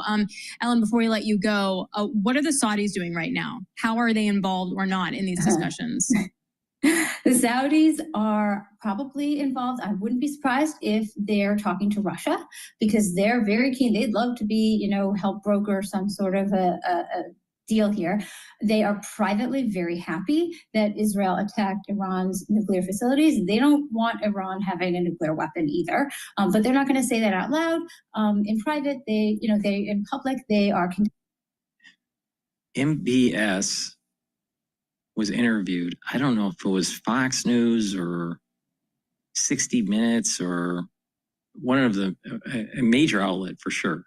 But he stated that if Iran gets a nuclear weapon, that the Saudi Arabia will purchase nuclear weapons, 100%, and that it will be a nuclear proliferation in the Middle East. He said it. Now, this might have been about 2 years ago, but he's on record saying it. At WTI crude oil, off about 3.7% here, trading around $70 a barrel. We did break below $70 for the West Texas. All right. Right now, oil is trading at $70.30, and so we'll see. But I think in several trading sessions that it's going to go, and the trading range is going to be anywhere from 65 to about 68.50. 68.50 is a support level, and we got to see if it breaks it. And a resistance level right now for oil is 72.95. All right, please go to my store, the-studio-reykjavik.com. And if you like the work that I do, please donate. You can donate through Stripe, PayPal, or buy me a coffee on my website, or you can be a paid member to my Patreon channel. I do all these videos for free, and I don't put stuff behind a paywall. So please donate, or please get the products. If you're international, unfortunately, I don't ship international. If you'd like to support the work, share the links, make sure you subscribe, ask your social media to follow me. And if you could, please donate on my website, the-studio-reykjavik.com. All right, let's go to the CNBC clip. This is one of the anchors interviewing Harvard's Megan O'Sullivan on what Israel-Iran conflict means for the U.S. This is about 7 minutes long. We're Phoenix Energy, a family-owned oil company focused on unleashing American oil from North Dakota and Montana. Right, joining us now for the latest in the Israel-Iranian conflict is Megan O'Sullivan. She is the director of Harvard's Belfer Center for Science and International Affairs. She's a veteran of both Republican and Democratic administrations and served as Deputy National Security Advisor in President George W. Bush's administration. And Megan, I've got a lot of questions about what's happening between Israel and Iran right now. there are two different camps out there. One camp will tell you that, hey, Iran was cheating on the limits they were allowed to be using when it comes to the Nuclear Non-Proliferation Treaty. The IAEA just said this month that for the first time in nearly two decades that it's not complying with what it had been supposed to do under that treaty. That they were just weeks away from having enough uranium that they'd actually be able to move forward with trying to put together a nuclear bomb, and that this attack stopped them from being able to reach that, at least by a number of months, if not longer. There are others who are saying that this is going to push Iran to say that it will no longer be a part of that treaty, and this will push it to race even faster to try and come up with a nuclear weapon. Which is it? I mean, it's the same facts, and people are looking at from two different perspectives. Good morning, Becky. Well, you laid it out very nicely. I actually would say that there are elements of truth to both. The first is that this particular set of actions by Israel has been long anticipated, but really spurred because of Iranian actions. You mentioned the IAEA report. That report was the product of months of work begun under the Biden administration, and the IAEA coming forward and saying very clearly Iran is taking actions that make it impossible for the IAEA to say with confidence that this is a peaceful program. And then 19 members of the IAEA last week voting to censor Iran around this. So it's Iranian action at this moment that has pushed this to the precipice into what is now a full-blown war. Now, it is true that the result of this may be that Iran, which has been, teetering on the edge of the capacity to build a bomb, may say after this military action that it has to go for maximum deterrence against future Israeli military force. And that would lead it to cross the threshold that it's been teetering on, which is not quite having a bomb, go for a bomb. And what this all depends upon is whether the Israelis are able to definitively set back the program, which is something that they have done with their strike so far. But the big enchilada, the big thing that really matters is what happens to a facility called Fordo. As long as Fordo remains intact and operational, Iran will have this option to go towards a bomb, and to go towards a bomb in relatively short order. And I think it's reasonable to fear that that will be the big Iranian takeaway from the events of the last week, which, we have to acknowledge are still ongoing.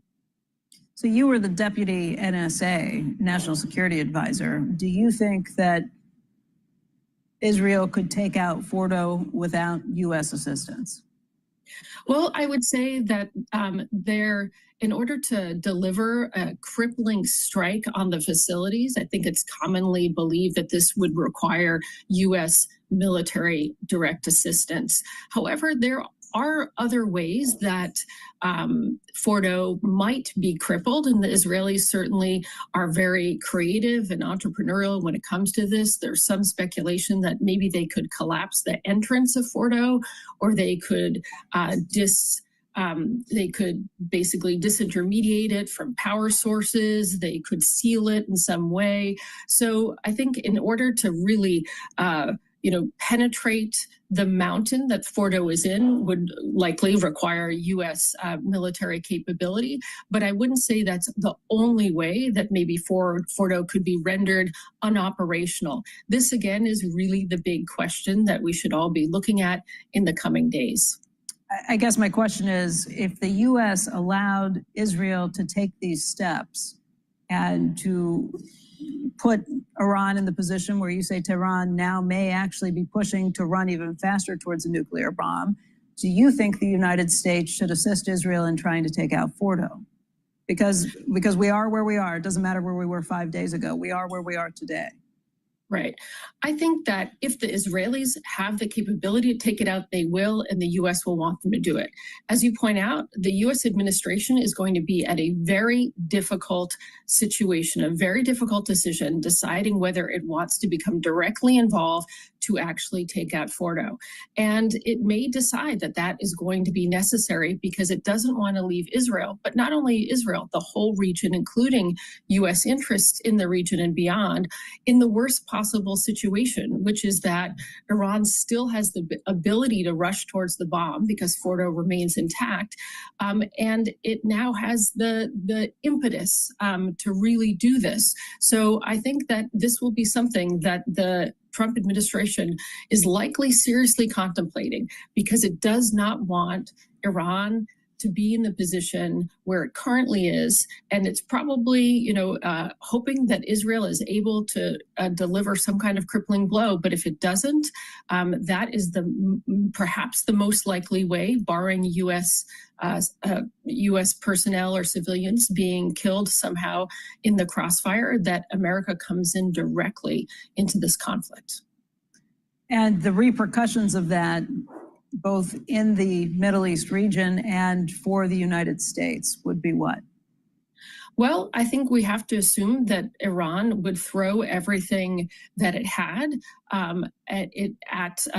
in retaliation. And so right now, although we really are clearly in a full-scale war between Israel and Iran, there are a number of things that have not happened yet, and that the things that involve the region. The Houthis haven't gotten involved yet.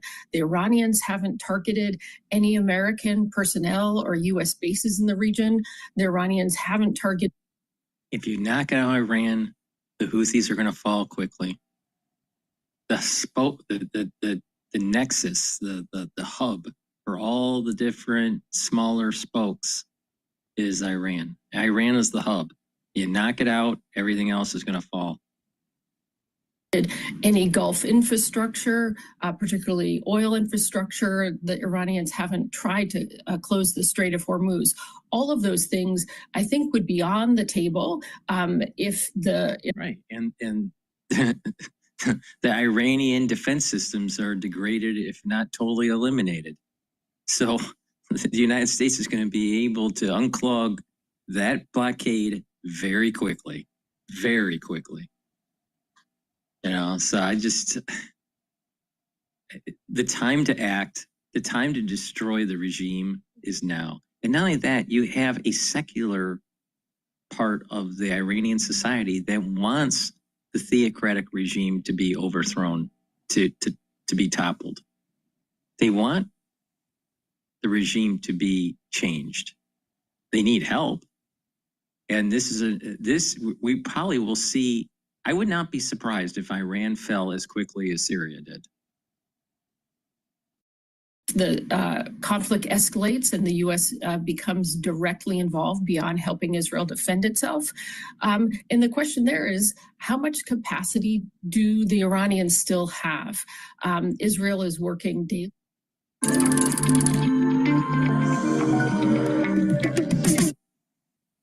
All right, let's go back to Bloomberg.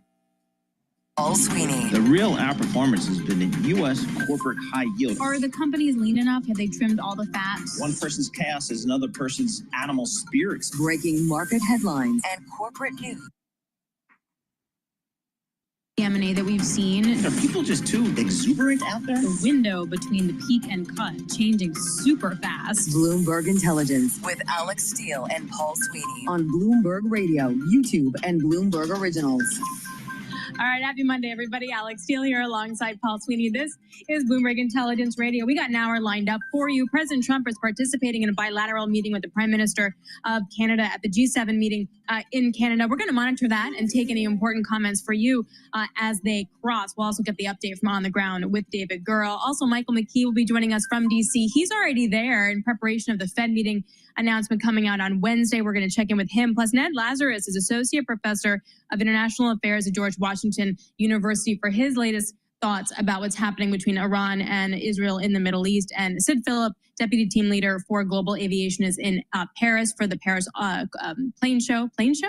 Air show. Air show. Thank you. Plane show fell off. About the latest. Yeah. Planes that fly in the air. Planes that Yes. they do fly in the air. Sure. Yes, they have the turbines. Anyway, he'll give us the latest on what's happening there, particularly as it unfolds with Boeing and Airbus orders. But we're going to kick it all off for you right now with John Tucker and a Bloomberg Business Flash.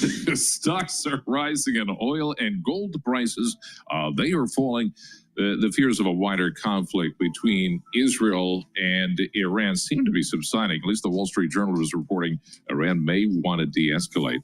Cameron Dawson at New Edge Wealth says oil prices will determine the investors' appetite for risk at this point. The path of oil prices will be the determinant as to whether or not this geopolitical event gets contained. So right now we're seeing relief in oil prices and reversing some of the gains we saw last night, which just suggests that markets can breathe a sigh of relief. Right now, Brent down 276. That's down about 3.7%, 71.52 for the international benchmark. And S&P 500, 69 points higher after Friday's sell-off. It is up 1.2%, 6,046 on the index. The Dow Jones Industrial Average is up 460 points. The NASDAQ 100, 320 points higher. That is up 1.5%. Sarepta Therapeutics reporting a second patient died of acute liver failure. This will be treated for its gene therapy for a rare muscle disorder. And Sarepta shares, this is one of the standouts on the downside, 47% lower right now. Are you safe with two-factor authentication when you log into your accounts or various sites? No, I bet you're not. When companies generate messages with one of these so-called two-factor authentication codes, they almost never send them directly. Instead, they outsource the job. And so the codes pass through a thicket of intermediaries before they arrive at their destinations, and those intermediaries can see what it is that you're sending. Oh. Fascinating story on the Bloomberg today. So, you know. I just get so frustrated when they don't have the face thing, like going to one of my apps and I have to enter stuff. Like, doesn't everybody have the face recognition technology? Yeah, but the problem is if you're like me and you did your face recognition with your makeup on, when you take it off, they don't know who you are. Oh, that's so, it doesn't really necessarily pay to take care of your face, does it? You have to invest in your face. Wow, John Tucker. It's all the makeup. That's the problem. Okay. Yeah.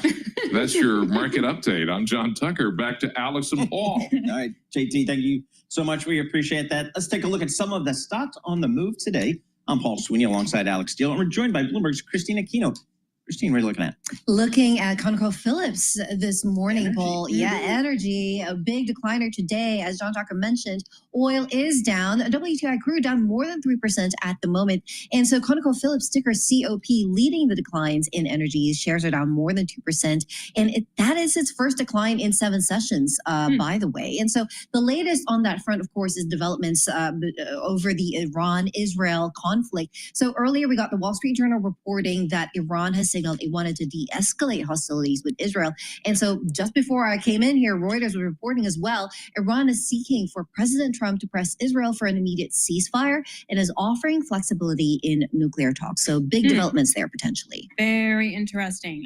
Yeah, you definitely have some of the pure plays. And I say pure plays, but Conoco does have a huge gas business. They've been pivoting, et cetera, but that's a good barometer for what's happening in the oil price. All right, let's go to AMD. AMD, yeah. So the flip side, that's leading gains in semiconductors today. So ticker AMD shares are up more than 8%, 9% now at the moment. So just really accelerating those increases. And so, you know, we have Piper Sandler raising their price target for that company to $140 from $125 currently. And so that implies a 21% increase from current prices. And that's because analysts are saying that some of the products they unveiled last week were positive and they expect a snapback for the graphics processing unit business in the fourth quarter.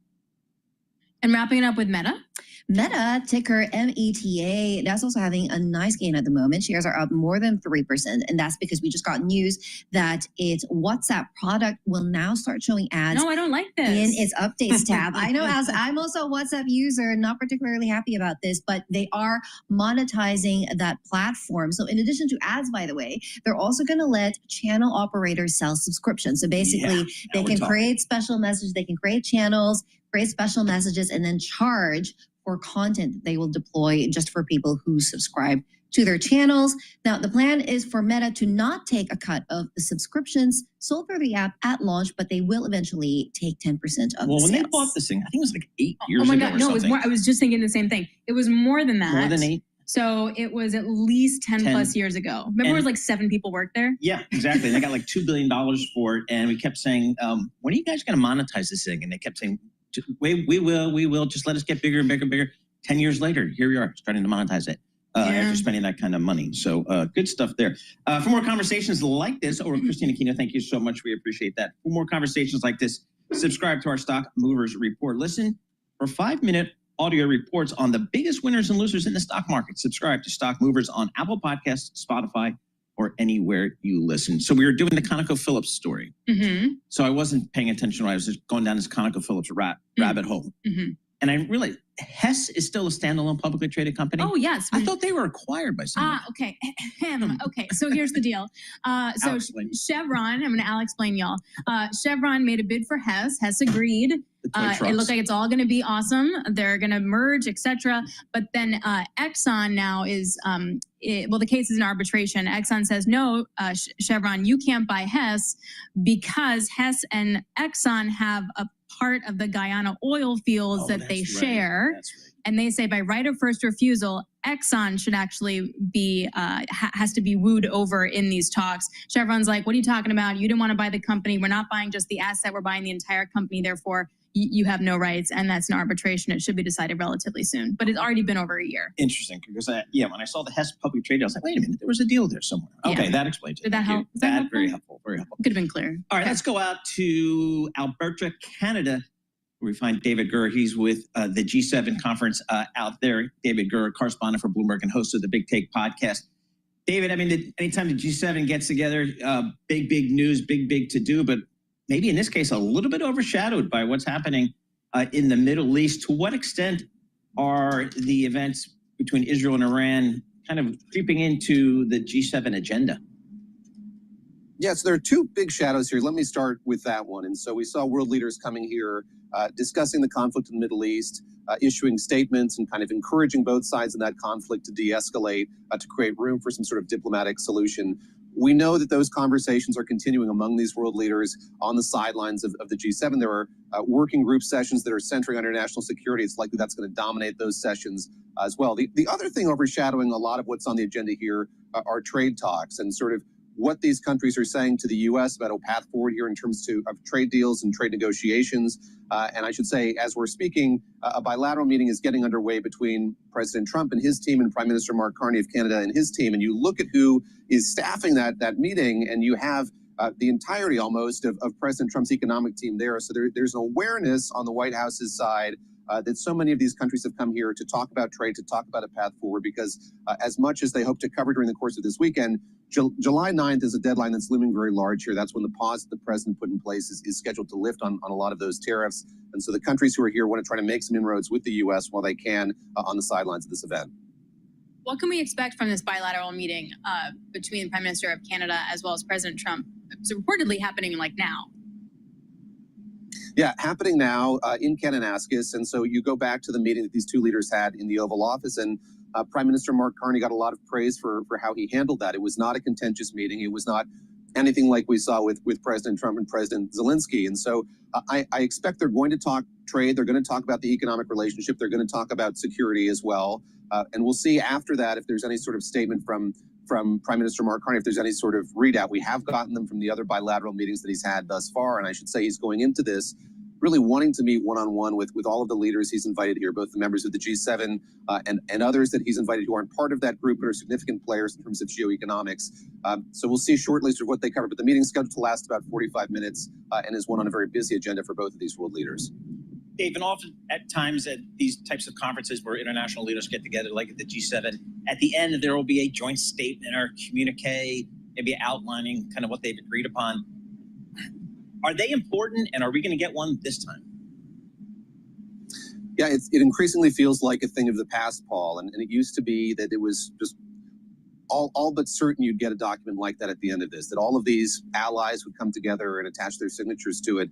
Of course, that didn't happen in 2018 when the G7 was last in Canada, and that's kind of the thing that everybody's looking back toward. Is it's the thing that they want to avoid. They don't want to have a circumstance where the U.S. pulls out of that communique. So going into this, Prime Minister Mark Carney sort of divined that there wouldn't be one of those at the end of all of this. There will be statements among many of these nations on a variety of issues, if that's artificial intelligence, for instance, or critical minerals, and we'll see who signs on to each of them. But that kind of broad, all-encompassing statement very much is something that seems like a thing of the past, at least when you have President Trump back in the White House. It's just something that is seen as too difficult to get everybody on board with, especially when you have the U.S., the Trump White House playing this very different role than we've seen in the past. Well, that's what's so interesting, because usually for these bilateral meetings, the world leader comes to the Oval Office, and it seems like the manner is President Trump does his thing and then tries to disarm the leader, and then that sort of triggers whatever fallout it triggers, and how you handle that circumstances and how you manage Trump going forward. But we're not in his backyard. Like, we're in Canada at this point.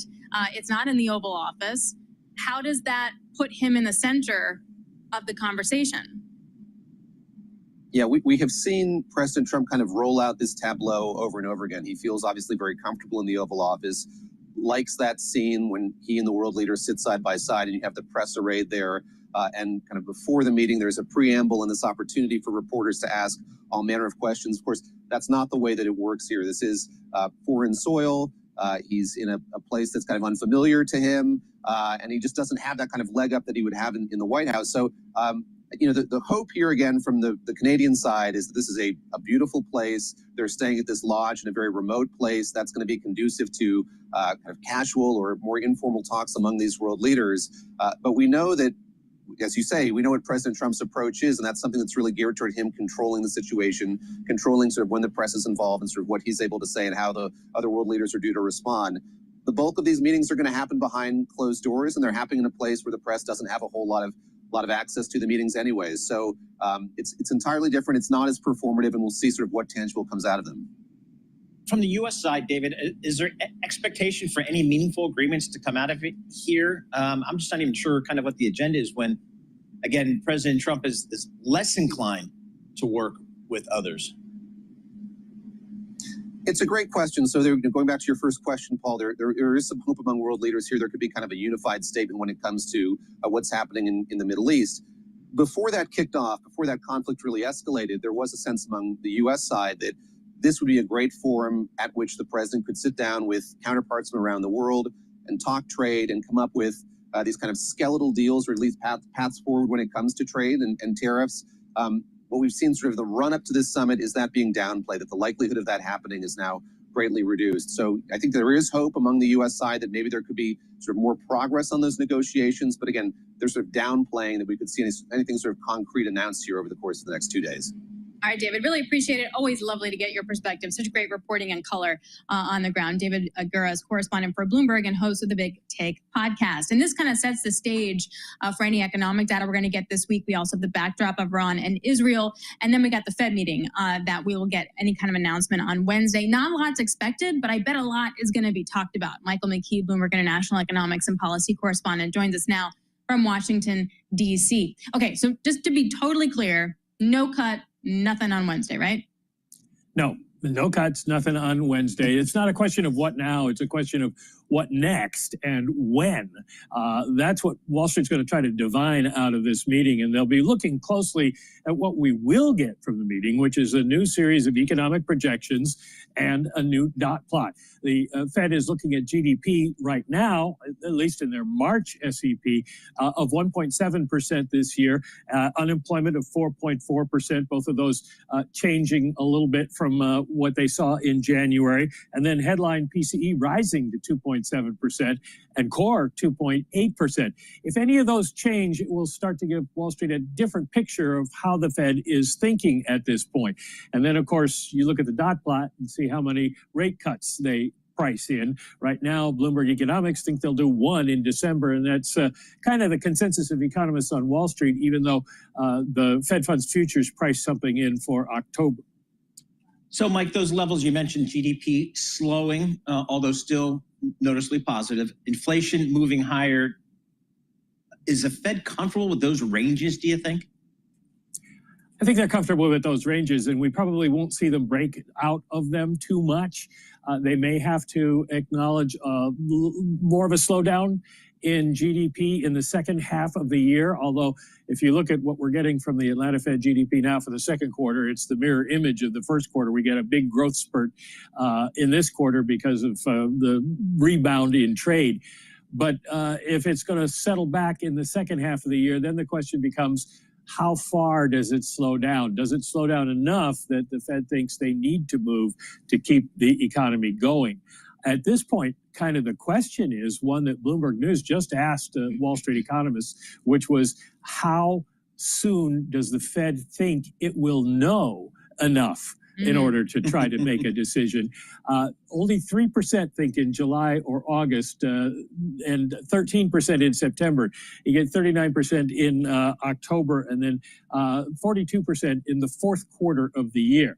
So everybody on Wall Street thinks the Fed is going to be kind of flying blind for some time. So even if we get some kind of clues out of this meeting, I'm not sure it moves the needle a whole lot in terms of investments. One thing that has really changed in the last few days is what we saw with Iran and Israel, a spike in oil. Of course, a lot of that has retreated. It just adds another wrench. And I know you're going to say that the Fed looks through that stuff as temporary, and they look at the PCE, oil and gas and food, and I totally get that. But it does add a layer of uncertainty when it comes to inflation and inflation expectations on the consumer side. Well, it does for a couple of reasons. One, in terms of inflation expectations, if people think inflation is going to go up, then they may pull forward their spending, spend while they can before their dollars are worth less, or they may feel it'll put the economy into recession, and so they pull back on spending entirely. And it's not true that oil doesn't impact overall inflation. It obviously gets taken out of the core because it's volatile. But if it's up long enough, then it will have an impact on the prices of a lot of goods that go into making other things, chemicals and pharmaceuticals and things that use petroleum in their production processes. So it does add a layer of complexity to what the Fed's going to be looking forward to. How's the Fed view the labor market, Mike? Because there's definitely some concerns out there. People, I've been reading a lot over the weekend about, the crackdown on illegal immigration really is impacting certain industries, and even President Trump is thinking about altering his policies a little bit. How does the Fed think about that dynamic in the labor market? Well, the problem for the Fed is they know that if the labor force shrinks, it's going to cause problems, and it will probably push prices up, particularly if they deport a lot of people in the agricultural industries and there's nobody around to pick the vegetables. But the problem is you don't know yet the extent of that effect, and so they can't do much about it. They know something's going to happen, but they don't have a real defense against it at this point. And even if you're in a situation like that, even if you did move interest rates, it probably isn't going to solve the problem. So for them, it is one more layer of complexity. And the interesting thing is, too, in terms of where the economy goes from here, trying to figure out potential growth. If the labor force shrinks, then your potential growth is slower. So then the Fed might need to lower interest rates longer term. But again, that's something they're not going to know for a while. Before I let you go, a quick question. Is it going to be inflation or employment that's going to have the Fed more stressed? Well, for right now, they're more stressed, I think, about inflation because the tariffs are getting near, and we're already seeing a few impacts. Even though inflation was tame in May, we saw some sectors that saw increases, and a lot of people at the Fed and economists on Wall Street are thinking we're going to see a lot more in July and August. So at this point, they're worried about that happening. They note that companies say they're holding on to workers for right now because it was so hard to hire them coming out of the pandemic. The question is, do people start letting people go? And if some big companies do, there's then a dam break and a lot of people get put out of work, and then everybody calls for a recession. So what's topic number one, Mike? Just as we sit back here, we're just here at, in the news area trying to process what's going on in the Middle East. But if you're the Fed, it's just focus on this economic data. That's still job one for them, right? It's still job one. They are sort of retreating into their mandate, saying we are responsible for inflation and we are responsible for employment, and that's all. We're not going to worry about other things. So everything that happens in the world, from tariffs to the Middle East, is all about how it rebounds onto the U.S. economy, what impact it has on inflation and unemployment.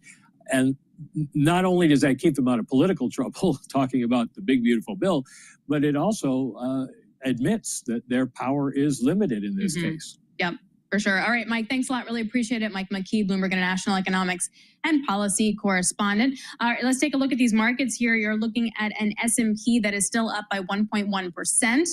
Want to get right to a Bloomberg Business Flash. And for that, we go to John Tucker. And this is being brought to you by Oracle. Attention growing businesses. Oracle offering to cut your current cloud bill in half if you move to Oracle Cloud Infrastructure. For new U.S. customers with minimum financial commitments, see if your company qualifies at oracle.com/Bloomberg. Well, Tehran signaling it wants to de-escalate hostilities with Israel. All right, please go to my store, the-studio-reykjavik.com, and get the great dual-purpose deodorants that I have. I partnered up with Rainbow Herbals, and we've developed these deodorants. They're made from essential oils from the Himalayas, has no aluminum and no baking soda. All natural ingredients from the Himalayas. Please go to my store and get the peppermint, lavender, and tea tree deodorant or the citrus deodorant. Now, these are for males or females. You use it every day as a deodorant, but it'll also help to detoxify your body. So please go to my store, use discount 5, and you get $5 off any order. If you spend $150 or more on an order, you get a free gift until supplies last. Please go to my store, the-studio-reykjavik.com. Get the deodorants. They're dual purpose. And also, get the structural nano silver toothpaste that I have. Structural nano silver toothpaste will whiten your teeth, freshen your breath, reduce the inflammation at the gum line, and help with gum health.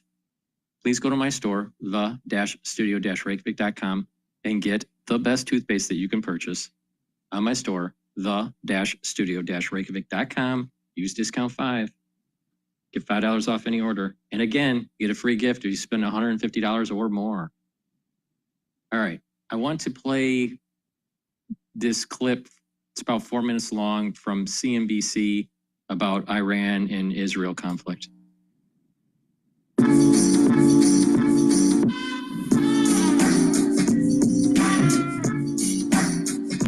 Well, Israel has struck Iranian oil storage facilities and parts of Iran's biggest natural gas field as well this weekend. But that's not having an impact on the price of oil, perhaps something of a surprise. Let's get to Brian Sullivan, of course, who covers all of these markets and so much more for us. Brian, what's your take in terms of the moves here we've seen in the commodity itself, given all the news? The take, guys, is that, and by the way, let's hope that what Megan was talking about, some kind of negotiated peace, let's all hope that occurs. And I think the market is reflecting the optimism right now that that indeed happens. I think the big part of this story is not that oil moved last week. It's that oil is not moving right now. So here are kind of the quick headlines as we know them. Oil is down. Natural gas is up. OPEC not yet responding with more oil. And by the way, they may not. Side note, Iran is actually the rotating president of OPEC this year. And the critical aspect, David and Carl and Sarah, the Strait of Hormuz is still busy. That is critical to watch. And of course, U.S. production is at a record high, right under 13.5 million barrels a day. Let's quickly dig into more. All right, so as we know over the weekend, Israel hitting 4 energy targets in Iran, but here's the key. Those targets were almost entirely focused on domestic energy production. It's basically meant to drive up gasoline prices in Iran. One strike was on Iran's South Pars gas field. That's critical to watch. Biggest natural gas field in the world, largely offshore and actually shared on the other side of the Persian Gulf by Qatar. Israel, for its part, shutting down 2 natural gas production areas. Little risky in the long term. Israel needs natural gas to make electricity. 70% of its electricity comes from natural gas power. So Israel wants to get those turned back on as soon as it can. But by shutting them off, it's setting the price of natural gas a little bit higher. So why is oil down?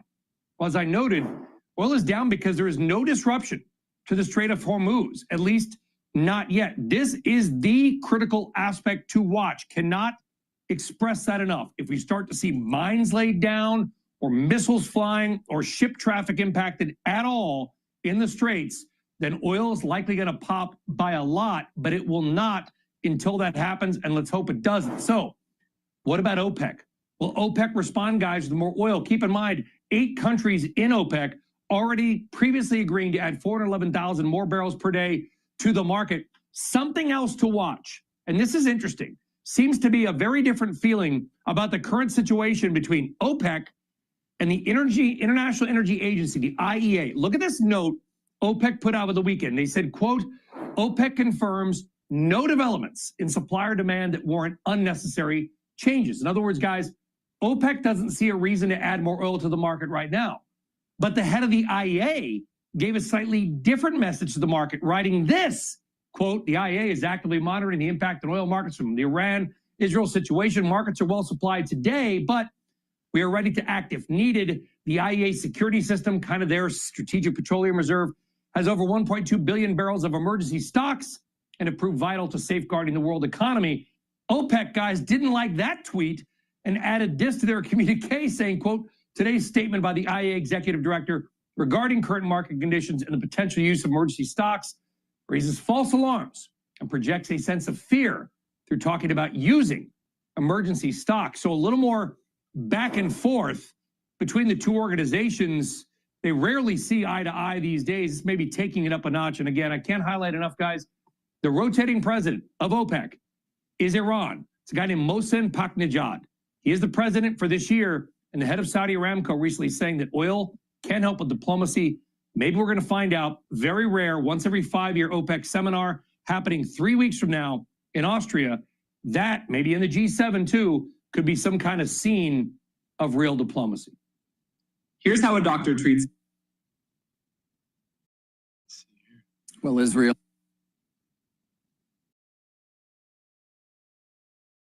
All right, let's see if there's another video here that I want to play.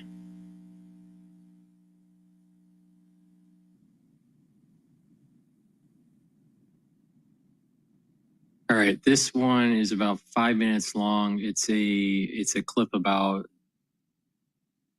Iran's seriousness about giving up its enrichment capacity. Please go to my store, the-studio-reykjavik.com, and get the gel that I have in the tube form or in the quick dispenser. Have some gel at home or at work. You never know when you need it. It's a dual purpose product and you will need it. So just be prepared. You can use it as a daily skincare. Put it on your skin at night. Exfoliate in the morning is a great way to do it. Another way is aftershave. After you shave, put the gel on your skin and it'll soothe the skin and reduce the razor burn. Help to heal the skin. If you have a cut, an abrasion, or a minor burn, put it on there and it'll help to heal. And if you're not feeling well or someone around you is not feeling well, put it on your hands, around your mouth, around your eyes, around your ears, around your nose. Lightly coat your nostrils. It stays active for 5.5 hours. Get the gel. You never know when you need it. It's better to be prepared than not prepared. If you spend $150 or more on an order, you will get a free gift until supplies last. Use discount 5 and you get $5 off any order. All right, let's listen to this. Joining us now is Wendy Sherman, former Deputy Secretary of State. Wendy also led the U.S. negotiating team from 2011 to 2015 on an agreement that limited Iran's nuclear activity. Wendy, it's great to have you on the show. First of all, I mean, how much credence do you put in this reporting? Does it sound realistic that Iran would be U.S. to come to the table at this point? Well, I would not be surprised if Steve Witkoff and Foreign Minister Araghchi haven't been in touch with each other. That would not surprise me. And the Wall Street Journal article seems to imply that through intermediaries, particularly to Arab states, they've urged a ceasefire. Now, they've said they would offer more flexibility, but I doubt seriously that Iran is ready to give up any enrichment capacity whatsoever. But I certainly prefer diplomacy over the situation that we have now, which is not in anybody's long-term interest. We all don't want Iran to have a nuclear weapon. The question is, how do you get there? And I think if we stay where we are right now, this fight between Israel and Iran, and Israel certainly has a right to defend itself, could go on for some time. And that's not good for stability. That's not good for oil prices. That's not good for economic stability in the world. So do you see it as realistic, though, that Iran would agree to something that Israel would agree to when it comes to nuclear disarmament? Well, I think that Prime Minister Netanyahu, with full support from opposition parties in Israel, believes that he is onto something now to try to force Iran to agree to dismantle its entire program.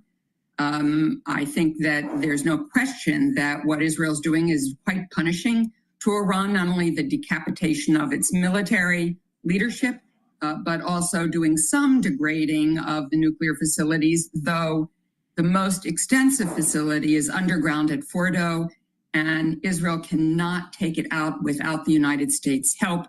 We have the bomb that will do that. We have the aircraft that can deliver it.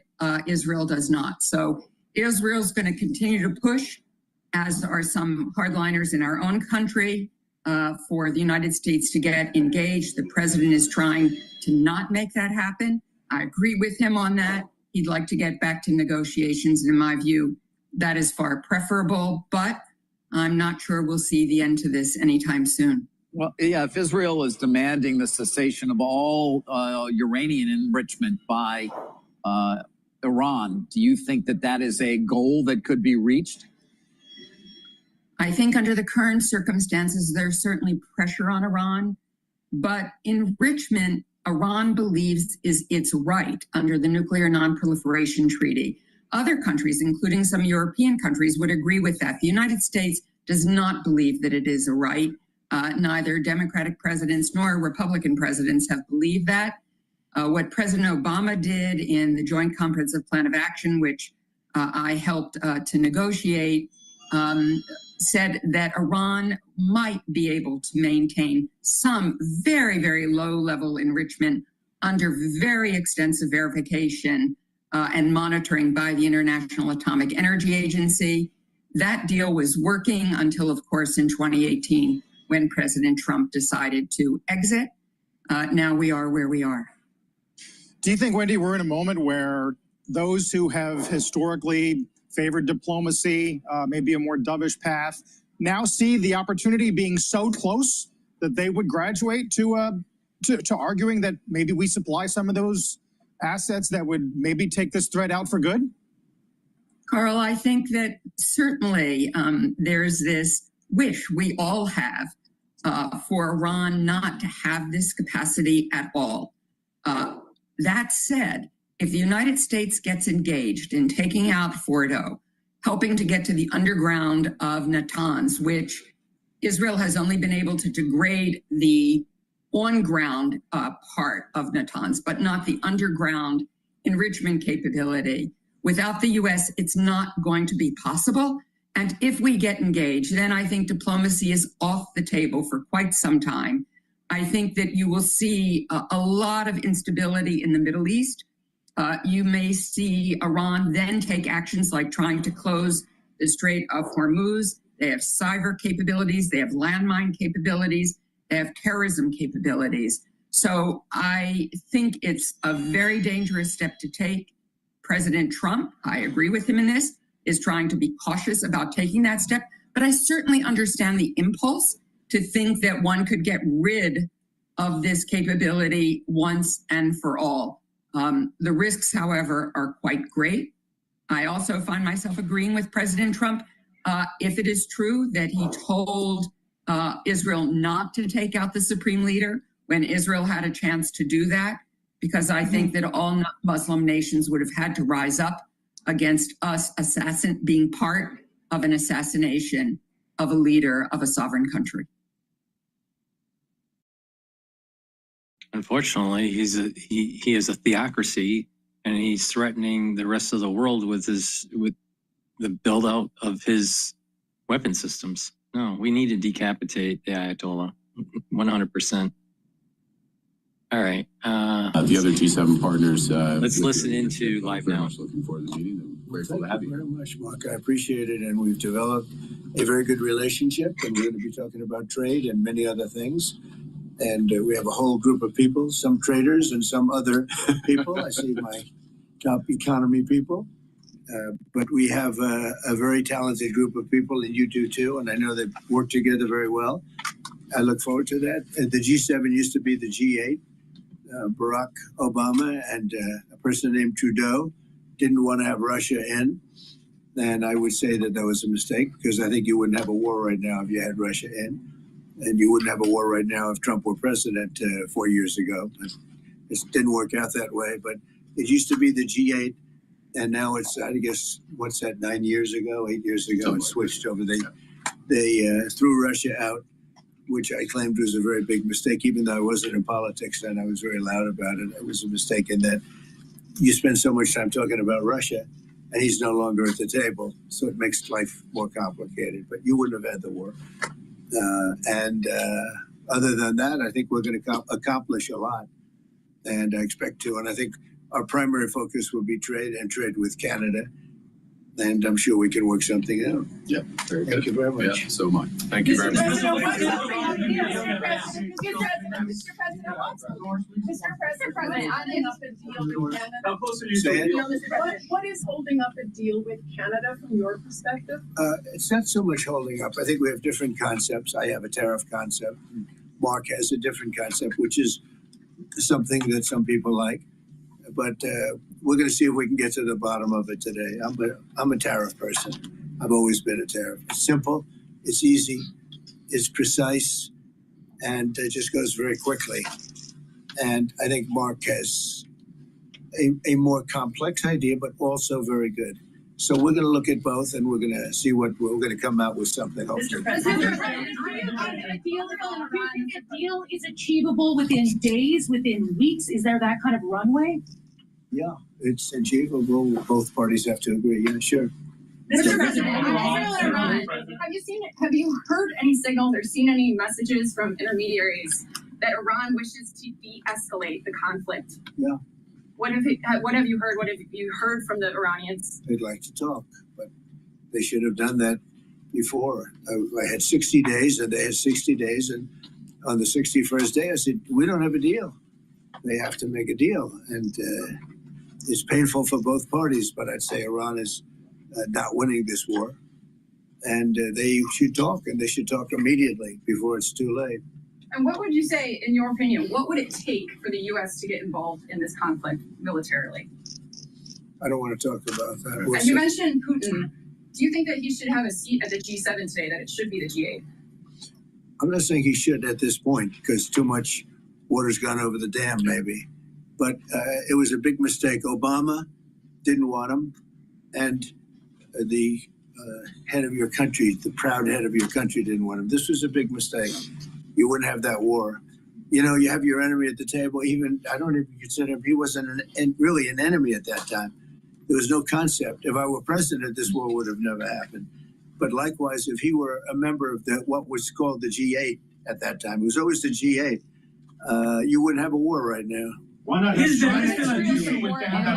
intelligence support are you providing Israel? We've always supported Israel. We have for a long period of time, strongly. And Israel's doing very well right now. Why not have China at the G8? Why not have China here, the biggest economy in the world after the United States? Well, it's not a bad idea. I don't mind that. If somebody wants to suggest China coming in, I think we suggest. But you want to have people that you can talk to. You know, they don't talk to. Putin speaks to me. He doesn't speak to anybody else. He doesn't want to talk because he was very insulted when he got thrown out of the G8. As I would be, as you would be, as anybody would be. He was very insulted. And, I mean, he was thrown out by Trudeau, who convinced one or two people, along with Obama. He was thrown out. And he's not a happy person about it, I can tell you that. He basically doesn't even speak to the people that throw him out. And I agree with him. Go ahead. On immigration, why are you ordering ICE to target Democratic inner cities? What's behind that? I don't know what you're saying. You did a post last night where you said you want ICE to really target Democrats. Yeah, I want them to focus on the cities, because the cities are where you really have what's called sanctuary cities, and that's where the people are. I look at New York, I look at Chicago. I mean, you got a really bad governor in Chicago and a bad mayor, but the governor is probably the worst in the country, Pritzker. But I look at how that city has been overrun by criminals. And, you know, New York and L.A., look at L.A. L.A., those people weren't from L.A. They weren't from California, most of those people, many of those people. And, yeah, that's a focus. Biden allowed 21 million people to come into our country. Of that vast numbers of those people were murderers, killers, people from gangs, people from jails. They emptied their jails out into the U.S.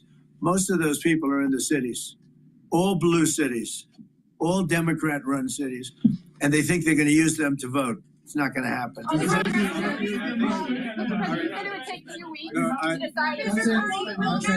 Thank you. If you don't mind, I'm going to exercise my role, if you will, as a G7 chair, since we have a few more minutes with the president and his team, and then we actually have to start the meeting to address some of these big issues. So, alors merci beaucoup.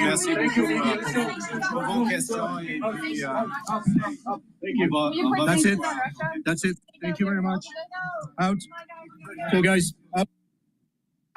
With Monday.com's intuitive work management platform, you have the power. Not IT, not admin. Fellow at the Stimson Center in Washington. Most likely we'll go out. Let's see if we could hear anything. All right, we might go to Al Jazeera. Let's go. We might go to Al Jazeera here, but please go to my store, the-studio-reykjavik.com. And if you'd like to help support the work, please go to my website, purchase the products. If you are a domestic audience or a foreign audience and you'd like to donate, you could donate through Stripe, PayPal, or buy me a coffee on my website. But I have great products for the domestic audience.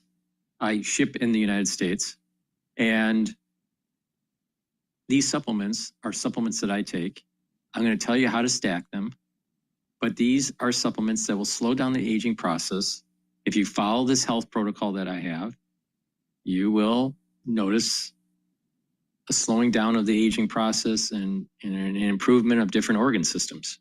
So let's talk about the skin, the hair, the nails, your joints, your musculature, and your bones, your cartilage. Collagen is a supplement that you should be taking every day. You get a big scooper in here. Take a full scoop each day, mix it with soft foods, filtered water, smoothie, or milk. And it has an amino acid profile shown on the screen here. You can read the label on my website. And take this every day. Do some resistance training. And what you're going to notice is that your skin, your hair, your nails are going to improve. Your joints are going to get stronger. Your cartilage is going to be stronger and rejuvenated. And not just that, you're going to notice that your musculature and your bone density improves. So please go to my store, the-studio-reykjavik.com, and get the collagen. Use discount 5, you get $5 off any order. If you spend $150 or more, you get a free gift until supplies last. And also, I have a dual purpose product, and that dual purpose product is the olive leaf extract. This will help with your immune system and your cardiovascular health. Olive leaf extract brings down inflammation. That's important for your immune system. By bringing down chronic inflammation, you're boosting up your immune system. Chronic inflammation is immunosuppressive. So you want to bring that down, boost up that immune system. And at the vascular level, bringing down inflammation reduces plaque formation. Olive leaf extract also helps with your lipid profile. It'll help to bring down LDL levels and increase your HDL levels. That's important because by bringing down LDL, you're reducing the chance of oxidized LDL, which is the beginnings of plaque formation, because it's macrophages that eats the oxidized LDL, and those macrophages turn into foam cells, harden, and eventually turn into plaque. You don't want that. So what you want is to bring down inflammation and bring down those LDL levels and increase your HDL levels. So please go to my store, get the olive leaf extract, dual purpose product. All right, let's listen into Al Jazeera here for a few minutes. Trump to say that this has to end, to support a UN Security Council resolution demanding that the war end, that Israel stop the attacks. And so far, he's not been willing to do that. So I'm not sure what the conversation is like. I know that the E3, I believe, Britain, France, and Germany have talked about trying to get involved, but the decider here is really Donald Trump.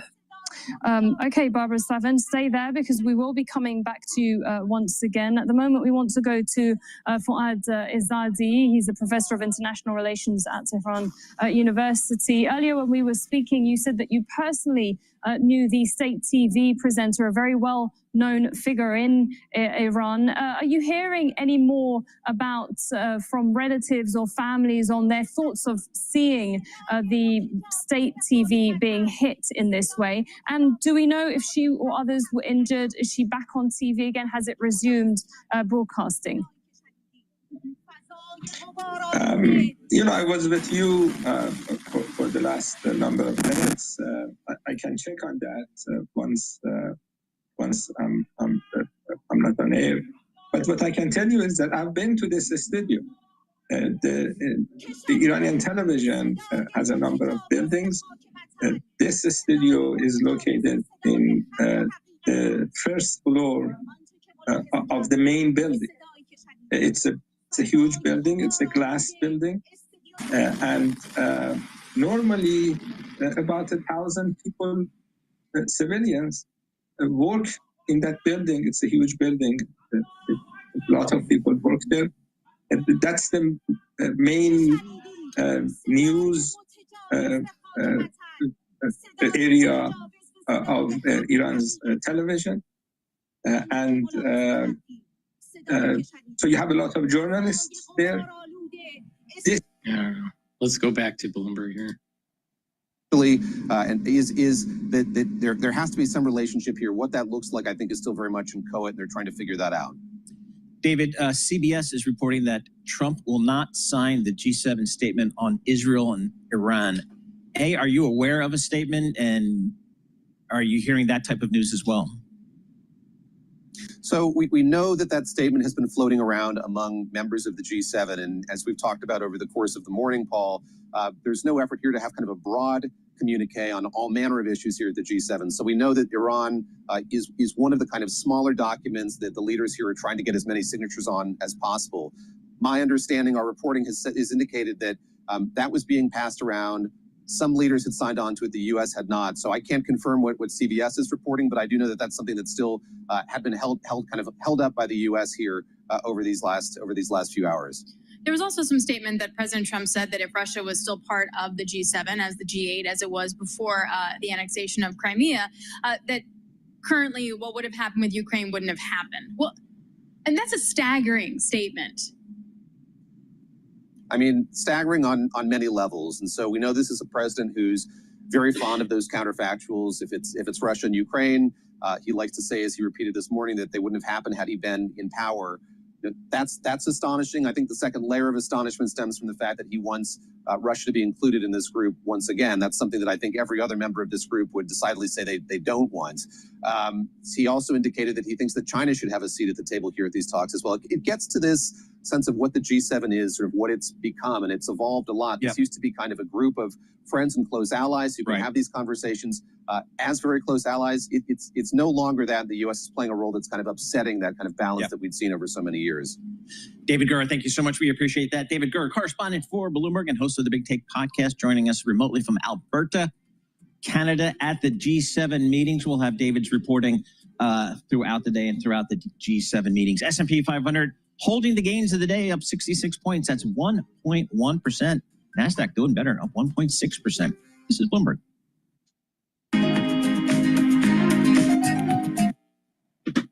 All right, so let's take a look at. I want to listen to GB News here.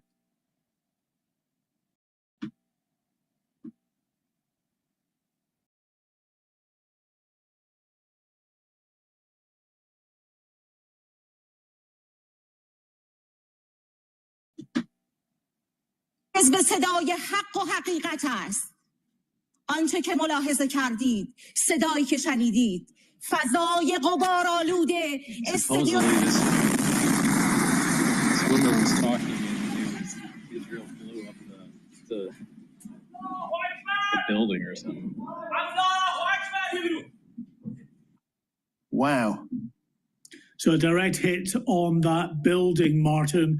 And there are other images we're seeing now that shows that headquarters building ablaze. We're told that other state TV affiliated buildings within Tehran have also been targeted and severely damaged as well. So Israel, it seems, going after what they see as the state propaganda arm of the Islamic Revolutionary Guard Corps. Mark White, those of us with long memories of previous encounters know this is part of the copybook. Take down the state propaganda, the television. It's a part, seemingly, of a creep towards a wider war. Yes, and one wonders what that might do in terms of perhaps rallying those within the population who are anti-regime. We had a video statement from Benjamin Netanyahu just a couple of days ago, and although the Israeli government is saying that the aim of their mission is not regime change, it was clear that Benjamin Netanyahu was urging members of the public to rise up and overthrow the mullahs. So although it's not the stated aim, they are going after Iran's ability to build a nuclear weapon, it is one byproduct of this operation that they would welcome.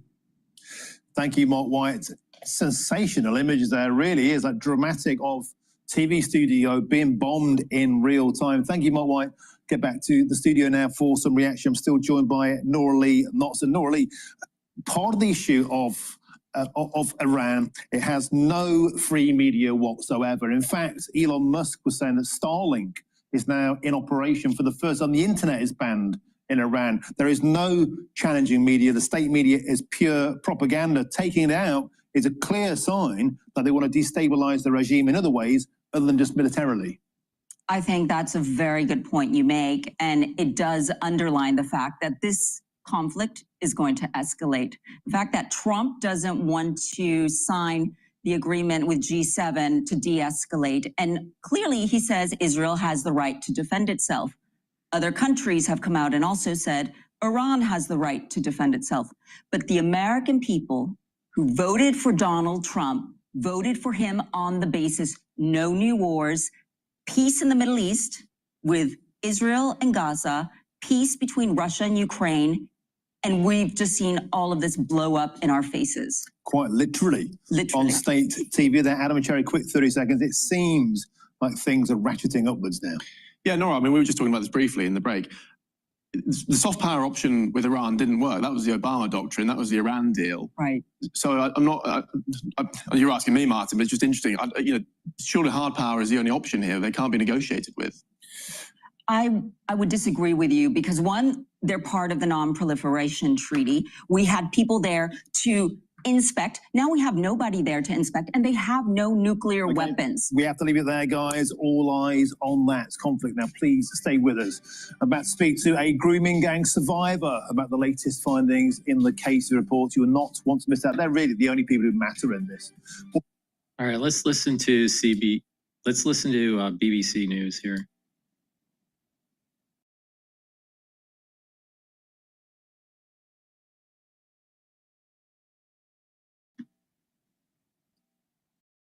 A fourth day, Israel says it has full aerial operational control over Tehran after Iran hit Israeli cities with a wave of missiles overnight. Our correspondent Anna Foster is in Jerusalem covering all of the latest developments for us.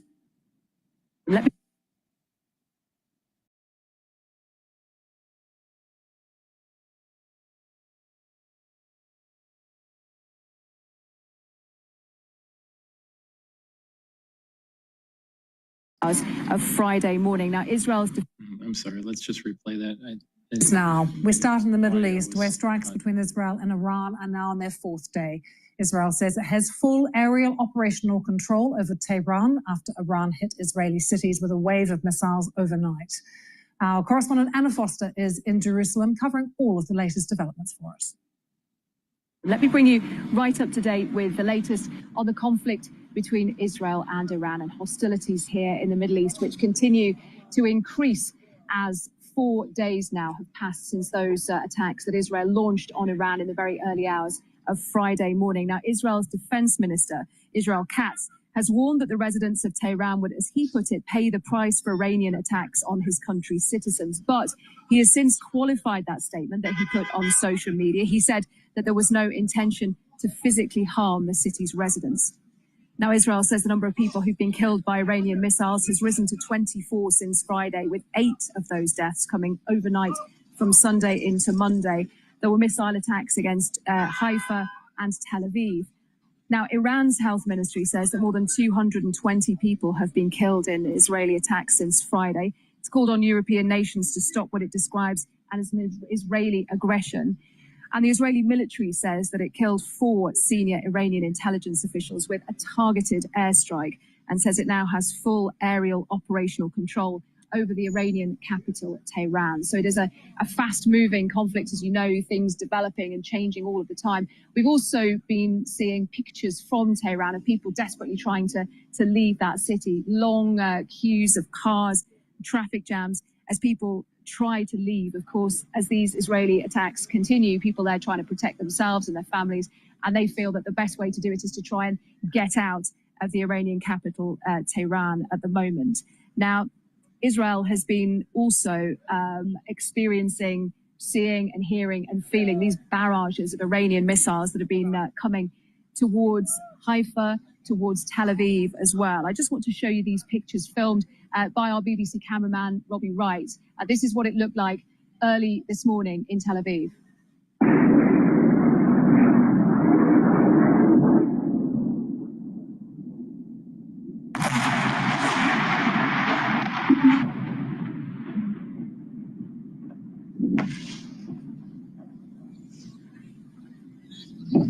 You can see and hear there the sound and the sight of those Iranian missiles being intercepted in the sky high above Israel by its air defense systems. But some of those missiles do get through. And our Middle East correspondent, Hugo Bashega, is at one of those sites that was hit in one of those barrages of Iranian missiles. Hugo, what is happening where you are? Yeah, and I'm here in the city of Petah Tikva. This is, one of the cities where there's, an Iranian missile hit a building. So let me just show you, because behind me we can see this 20-story building that was hit. You can see this huge hole in the building. This is the point of impact of this missile. And this attack happened at around 4 o'clock in the morning, and at least 4 people were killed here.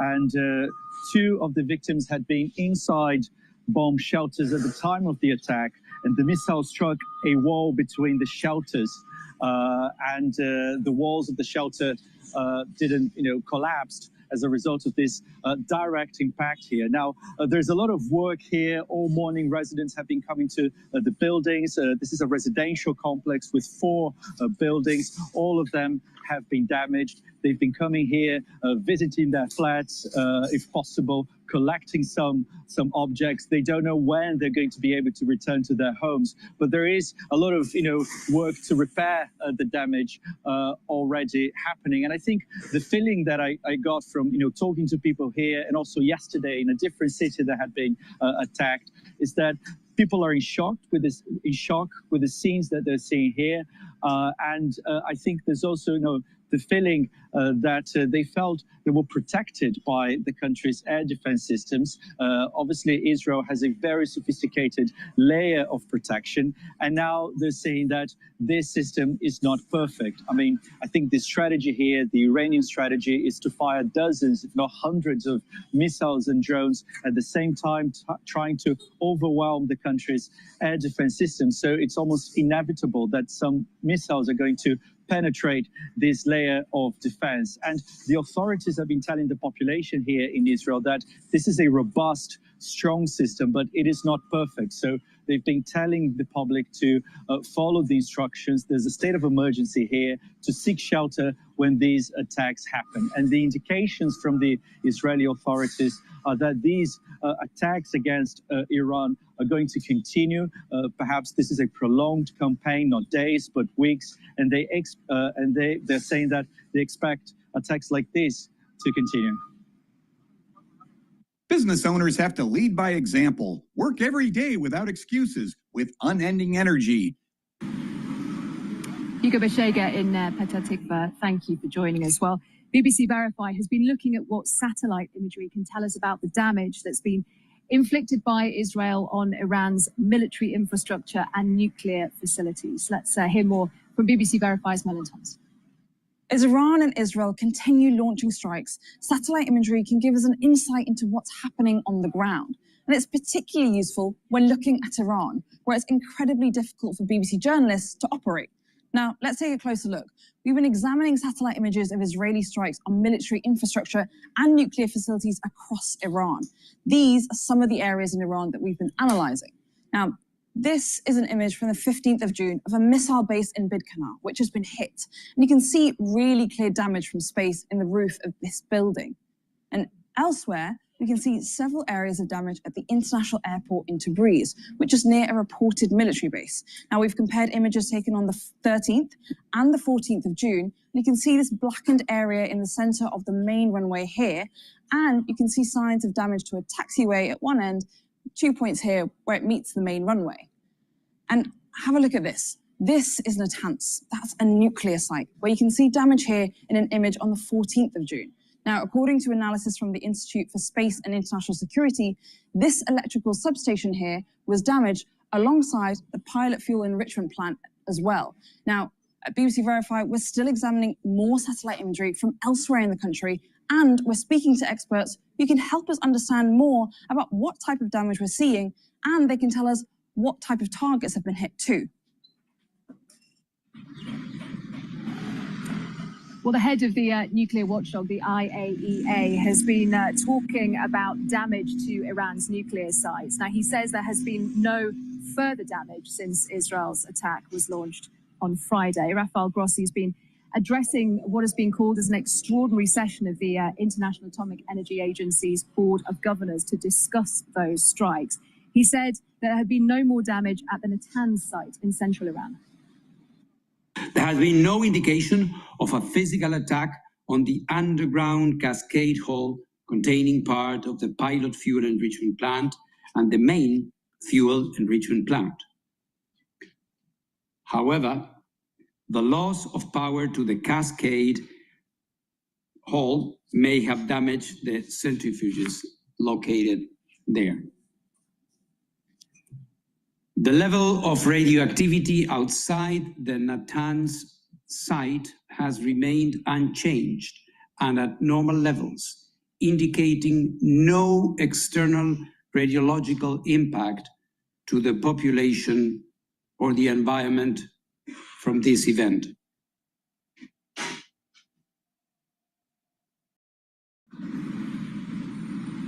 Well, Mr. Grossi also said that there was no change to radioactivity levels at the Isfahan nuclear site, another key site in Iran. It was also damaged on Friday, but he did have this warning about the ongoing conflict. Military escalation threatens lives, increases the chance of a radiological release with serious consequences for people and the environment, and delays indispensable work towards a diplomatic solution for the long-term assurance that Iran does not acquire nuclear weapons. Consistent with the objective of the IAEA and its statute, I call on all parties to exercise maximum restraint to avoid further escalation.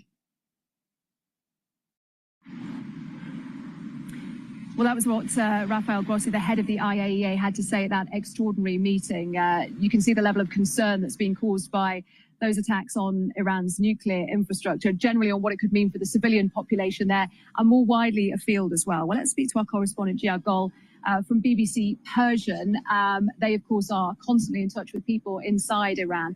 Gia, what do you think that Israel is trying to achieve here? Because the official message is it's about trying to defend Israel, it's about trying to stop Iran from developing a nuclear bomb, but more and more people are talking about an ambition from Israel of regime change in Iran. Exactly. And if you look what Prime Minister Netanyahu has said in the past few days, he is very clear. He wants regime change in Iran. He has called on Iranian people to rise up against the Islamic Republic of Iran. And if you look what they have done in the past few days, yesterday They wiped out the entire leadership of Iranian Revolutionary Guards intelligence unit. When we talk about military intelligence, we normally deal with military issues, but Revolutionary Guards intelligence unit, they have been very pivotal in suppressing dissidents inside Iran and outside the country. In fact, 2022, there was a mass uprising across the country. IRGC and also its intelligence unit were very crucial in suppressing that uprising. And also today, the IDF says they have targeted Iranian Revolutionary Guards elite Quds unit center in Tehran. It's all seems to me Israel trying to weakening Iranian security forces, which many of them are being used also against dissidents inside Iran. It's all clear. Israel seems to have that policy by weakening Iranian security forces domestically, pave the way and create an environment for Iranian people who are not happy with the situation in Iran, with economic situation, with inflation, and many frankly call this war, it is the regime wars, not their wars. That's why I think trying to create that momentum for Iranian people to rise up. But the defense minister, Mr. Katz, very clearly yesterday said Tehran civilian could be a target. Certainly, it's not in line with what Prime Minister has been saying in the past 2 days. GR, just briefly, we've seen people trying to leave Tehran, big traffic jams. What do people know? What kind of information are they getting there inside Iran about what is unfolding, what is happening?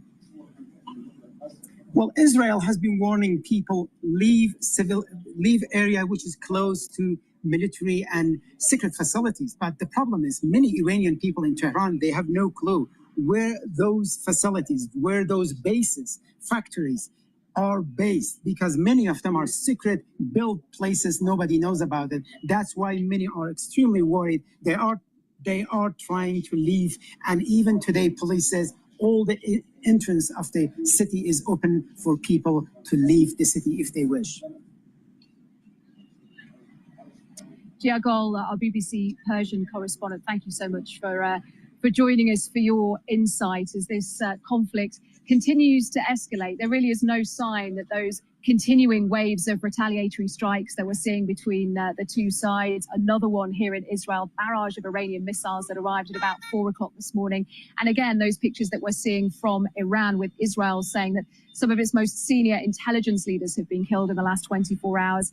And the biggest oil refinery in the country has also been set alight by Iranian attacks. So it is very fast moving, it's a very complex story, even for the diplomats to follow. But that is the question really about how this might be resolved, what might be next for this conflict, and if anybody has the ability, I suppose, to control what Israel and Iran decide to do next. Well, joining me now is Vali Nasser, a professor of International Affairs and Middle East Studies at the Johns Hopkins University School of Advanced International Studies. Thank you for joining us here on BBC News. What is your assessment of what you're seeing so far, and whether there is anything that could be happening in the next sort of 24, 48 hours, short term, that could bring this to a halt? Because at the moment, people are saying that this could last for weeks or even longer.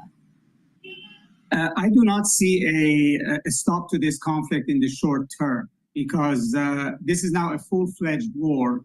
Israel has started this war with the aim of destroying Iran's nuclear program, and it's not close to having achieved that.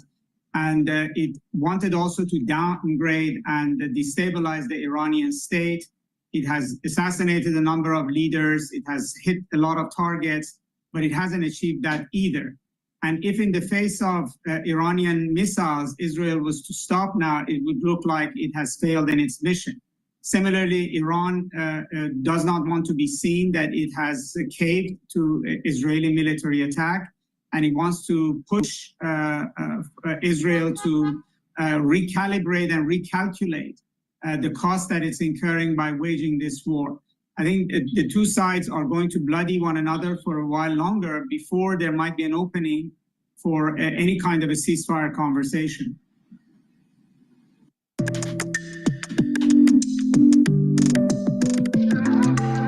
Hi, I'm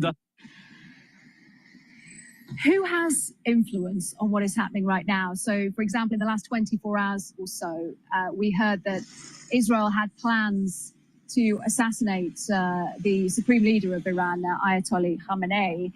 But the US President Donald Trump put paid to that and said that he would not support it, and that's why it didn't happen. Equally, a suggestion that Russia's Vladimir Putin might start to become some sort of peacemaker, which would be a departure for him to get involved and arrange some sort of ceasefire. Who is really in control here of what's going on? The only country that literally can actually bring about some form of ceasefire or mediate is the United States, because the United States alone has influence with Israel, the kind of influence that can change Israel's position. And also the United States has the kind of leverage with Iran in form of nuclear negotiations, sanctions relief that would be of interest to the Iranians. President Trump could use President Putin as a go-between, but President Putin cannot do that on his own. And I think the President Trump saying that he vetoed the killing of Iran's supreme leader may or may not be true.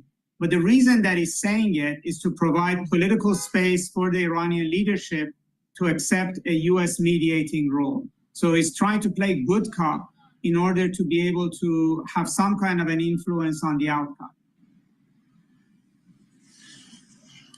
Bali Nasser, thank you for joining us, for sharing your analysis with us. Really appreciate it. And that is really key right now, is who actually has the power to try and affect what's happening here in the Middle East. And certainly all eyes are on the US, particularly as the US President Donald Trump over the weekend has really oscillated between several different positions, at times seeming to support what was happening. And that was after the US Secretary of State Marco Rubio put out a statement very early on distancing the US from what was happening. There were real concerns for both US, UK, French and other assets here in the region. So I think, Lucy, one thing that we're going to be talking about a lot more in these next few days, and which I know you're about to talk more about now, is diplomacy. When world leaders are getting together, the conversations that they are having, they will really be trying to work out how they can perhaps navigate a path through this between two sides, neither of whom at the moment wants to back down.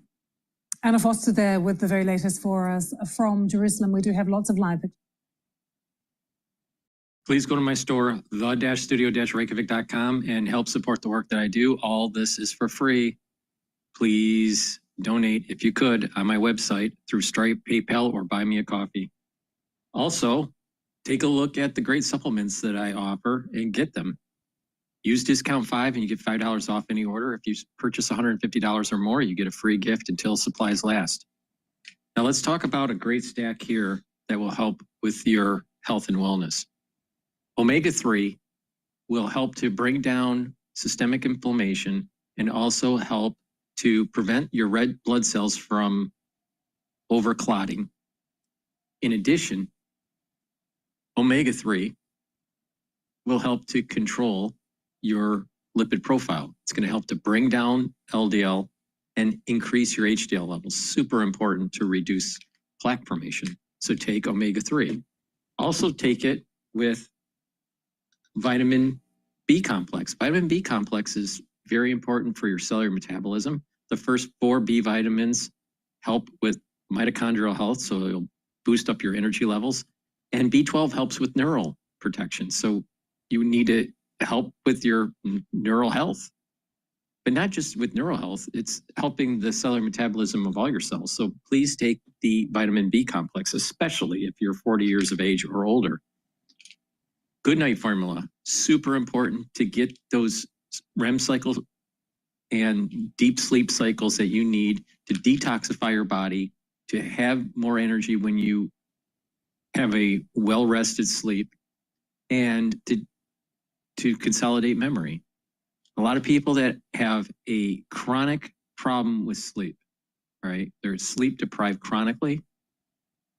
What will happen is you're going to build up toxins, your memory will decline, and you'll have less energy. And over time, could get early onset of dementia. So it's very important to get a good night's sleep. All right. It's very, very important. And when you have proper sleep, you're slowing down the aging process. That's part of the protocol, is proper sleep. So get the Good Night formula. It has tryptophan, melatonin, GABA, and passion flower. Take it every night and get a good night's sleep. Now, clarity factor. Clarity factor is going to get rid of that brain fog. It'll allow you to concentrate on tasks. And this is great for school or for work, or even if you're retired. Learn new things. And what you're going to start noticing is that your memory is improving. You're thinking faster. You don't have that brain fog. You're not mentally sluggish. So take this every day. Drink it with filtered water. Make sure that you stay away from processed foods, and make sure that the water you drink is filtered. Super important. And take clarity factor every day. And over time, what you're going to notice is that you're going to have this positive neuroplasticity. And with that positive neuroplasticity, you're going to be thinking faster. You're going to have better memory. You're going to be able to concentrate better. Please go to my store, the-studio-reykjavik.com, and get the clarity factor. Super important. So a great stack is the clarity factor, the omega-3 to help with the cardiovascular health, the good night formula so you're sleeping properly and slowing down the aging process, and the vitamin B complex to protect your neurons and to improve your energy levels and your cellular metabolism. So please go to my store, the-studio-reykjavik.com. The link is in the description of this video and all my videos. Click that link, go to the store, and get the supplements. All right, let's listen in to CNBC here.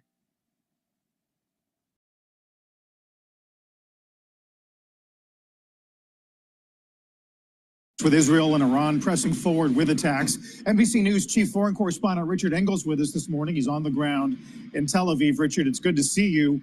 Markets had to field so many headlines over the weekend. Talk about how you're viewing the current framework right now. Well, this is different than previous conflicts. This is different than previous exchanges of fire between Israel and Iran. This is much more like an open war between Israel and Iran. It feels like there's nothing almost off limits. The two sides are attacking each other's cities. This began, of course, on Friday. So we are now in day 4, and it began with that targeted surprise strike by Israel, where Israel used drones. Some of those drones smuggled in to Iran by the Mossad. They've released some images of how they did that. Some carried out by air attacks on nuclear facilities. But it expanded over the weekend, and now the Iranian government is under attack. Government buildings, the police headquarters, the Quds Force, which is part of their security force, has also been hit. And generally, the Israeli missile defense has been strong. Most of the incoming fire of the ballistic missiles that Iran has been firing and some drones have been shot down. But that system is being challenged, and a growing number of those missiles are getting through, and the death toll in this country is rising. It is now more than 20 Israelis who've been killed. I just came from a satellite city called Petah Tikva, which is about a 20-minute drive outside of Tel Aviv, where I am now, and an apartment building there took a direct hit, and several people were killed in their safe room. Now, safe rooms are ubiquitous in this country. People either have bunkers underneath their buildings, or new homes are generally built with reinforced rooms in them.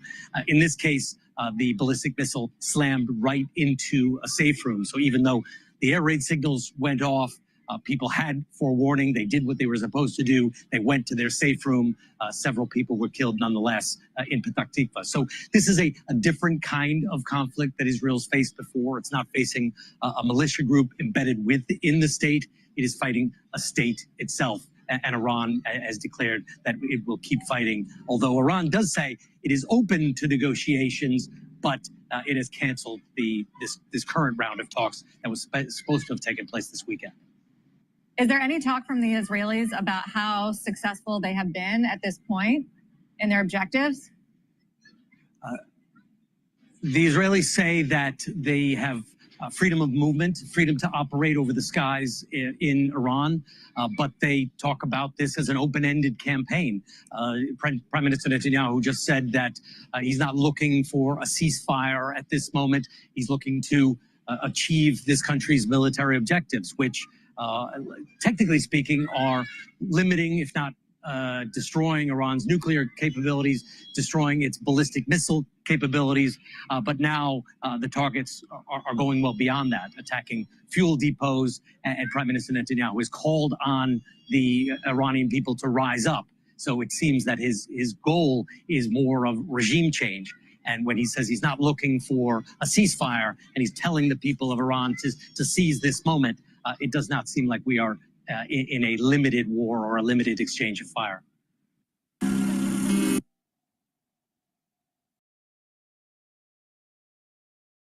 Let's bring in senior research scholar at Columbia University, Richard Nephew. Richard's also served as deputy special envoy for Iran during the Biden administration and was on the National Security Council during the Obama administration. Richard, from your estimation, where do you think this goes?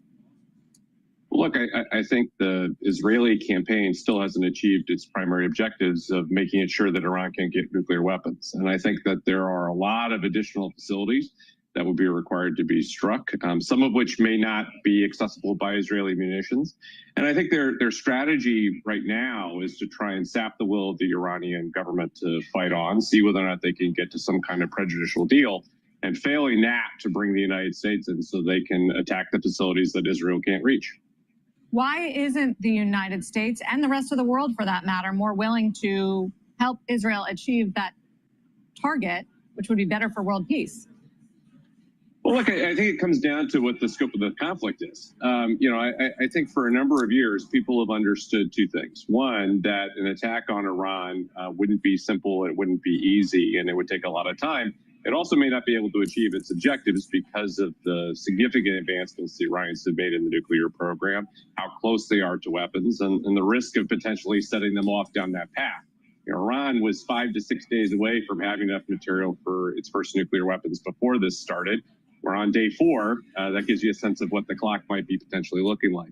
That doesn't mean that Israel is precipitating an Iranian weapons decision. The Iranians still have decisions to make, but it's a very clear risk. The second big risk is what the Iranians choose to do in the region.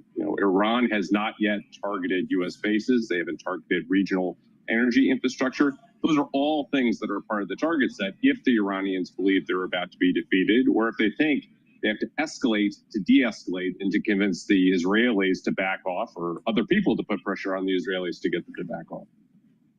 So you do think that it's more likely that if they face some sort of existential moment, that they'll act out rather than rush to the table, as this journal article, for example, suggests?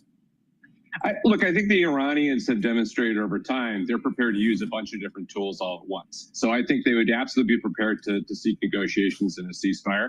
I don't think that's because they would intend to surrender the nuclear program. Candidly, I think if they were to get additional time, that probably means it's more likely that they will try and push forward to at least get a lot closer to nuclear weapons to be able to increase the severity of their threat, in part to ensure negotiations are successful.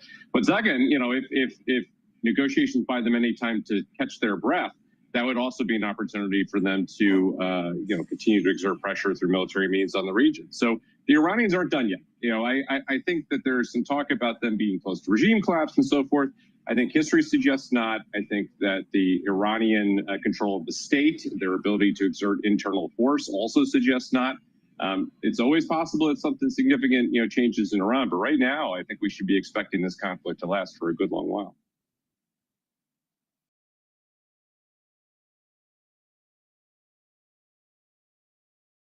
Welcome back. Plenty to talk about with our next guest, a titan on Wall Street who's not shy when it comes to his concerns around tariffs, the national debt, and risks ahead for equities. Joining us this morning, Omega Family Office Chairman and CEO, Leon Cooperman. Lee, it's great to have you back. Appreciate the time this morning.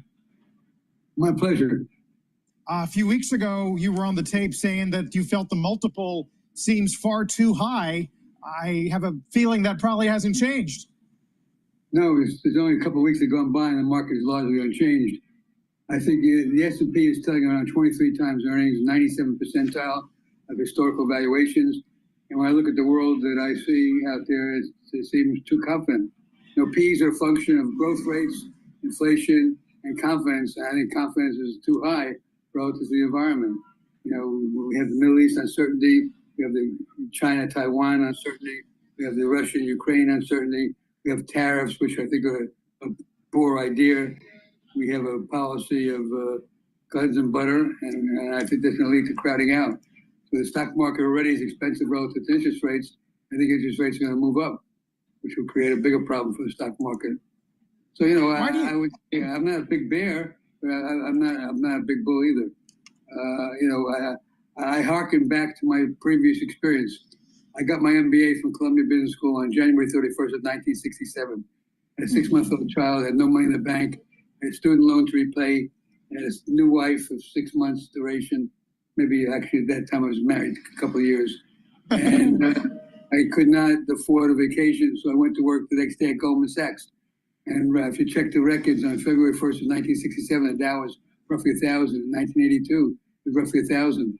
I think that's the environment we're looking at. And I think the action is going to be in individual stocks as opposed to the averages, which fits my view because the public has been piling into the market and they've been buying the S&P, which is a cap-weighted index. I think the unweighted indices and individual stock picking is going to maybe do better. Right. I think are any of your picks, Lee, and you can feel free to mention them, is there a theme running through them or not? It's very much bottom up. I mean, my favorite idea, for example, take symbolic of what I'm looking for. Fidelis Insurance, FIHL is a symbol. Stock's around 16 and a fraction. I think that the book value is around 31 and change. And the stock is, the book value is 21 and change. And so the stock is trading at a discount to book value. It's an insurance company, and I believe the insurance company should earn in this environment close to 20% in equity, which would imply something like $4 in earnings. And the stock is about 4 times earnings. And they're buying back stock. It sells at a big discount to book value. But other names we like, Apollo in the private equity area, Alice Energy Solutions and Energy, Mr. Cooper, which has been a great stock for us. We have a very large position there. It's been a great stock for us, but it's up a lot. And we still like it. We think they're doing a world-class merger. They're number one in mortgage servicing rights. And they're merging with Rocket Mortgage, number one in mortgage origination. So they got both ends of the market covered. Energy Transfer, well-run company, yielding about 8%, growing 10% earnings. KBR, I guess a conglomerate, you say. Sunoco in the MLP area. Verizon, Vertiv. We find plenty of things to do, but I think the averages are going nowhere. Lee, it's Sarah. You mentioned a few energy stocks there, and I know that you have a long history of investing in the energy complex. I'm curious what you make of the fact that now, oil prices are heading south despite the escalation between Israel and Iran, and just the sort of increasing numbness toward these geopolitical events in the Middle East. Does it make sense to you? No, I think that, look, like I said, there's a high level of confidence in the system right now. So oil prices are down today, but they've been up over the last couple of weeks. And we own energy stocks that have a low cost of production and are paying us to be patient and wait. Tourmaline is the number one natural gas producer in Canada. And I think the outlook for natural gas is very positive. Let's say one example, Energy Transfer yields about 8%. Major pipeline company in America, in the world. You see big insider ownership and accumulation by Kelsey Warren, etc. So, we like energy, but we're very diversified, and we're just looking for value. And we find plenty of examples of value. My favorite idea in the non-equity area is Legato, but it's a very complex story. And I think the government should be ashamed of themselves the way they treated this company. They have close to 40 megahertz of 5G spectrum. They've been trying to get a license for a decade, and the government has falsely alleged spectrum interference argument. It's not the case. So, so you can buy their bonds at 30 cents in a dollar. I think they're worth par. So you get a triple in capital appreciation, plus you're going to get a coupon. It's currently 17.5% when they come out of bankruptcy. It'll drop to 8.4%. It's PIK, so you don't get cash interest. With the help of zero accounting software, I've got the right information at my fingertips. All right, we're going to go to Bloomberg here. They're talking about the G7. But before we do, please get this stack to help with your cardiovascular health and to boost up that immune system. Turmeric will bring down inflammation. It's an antioxidant. It's going to soak up free radicals. And by bringing down inflammation, you're going to help with your immune system, and bringing down inflammation at the vascular level will help to prevent plaque buildup. Lignans, it's a powder. You mix it with soft foods or filtered water. And you get a small scooper here. Take 1 scoop a day. It's very important to take every day. And this is going to help to boost up that immune system and help with your endocrine system. It'll also soak up free radicals. And by bringing down that inflammation, you're also helping your cardiovascular health by reducing plaque buildup. And ashwagandha root helps to control cortisol levels. By bringing down cortisol levels, if cortisol levels are elevated chronically, it's immunosuppressive. So you want to bring those down, and that will help to boost up that immune system. So ashwagandha root is going to help with the immune system. Ashwagandha root also helps to control blood glucose levels. Super important, because in the United States, too many people have high glucose count. So please go to my store, get the ashwagandha root, bring down that inflammation at the vascular level, and your overall systemic inflammation. Bring that down. That's going to help with your immune system. Take it with the lignans and also with the turmeric. This is a great combo to bring down that inflammation, help with that cardiovascular health, and boost up that immune system. Use discount 5, you get $5 off any order. If you purchase $150 or more, you get a free gift until supplies last. Specific tariffs weren't supposed to be in those original negotiations on so-called Liberation Day. No, indeed. And I think that is, given the court pushbacks on some of these tariffs that are based on the president's international emergency authorities that courts are deciding to rule against, the much stronger leg that the president and the administration has to rest on are these sectoral tariffs, whether it's on steel, whether it's on pharmaceuticals, or the automotive sector. And I think those are the kinds of things that are potentially much more disruptive to the global economy, because it's not just a single bilateral relationship that they're impacting, but pharmaceuticals, autos, steel. And I think that's the kind of thing that we're going to have to keep our eye on. No communique is expected to come from this G7. That's how little we're getting along. I think they've learned their lesson. Yeah, that didn't go great in 2018, I guess. It didn't go great in 2018. Communiques, I think, are important when you do have agreement, because it does help frame things. But they also tend to highlight the disagreement. So is this the tree that fell on the woods G7? Well, it's a complicated G7, right? Because we were expecting to have some clarity on trade. If nothing else, there's still talk that there might be a bilateral deal with India or Japan announced, because the president will be meeting with both of those leaders. Yeah.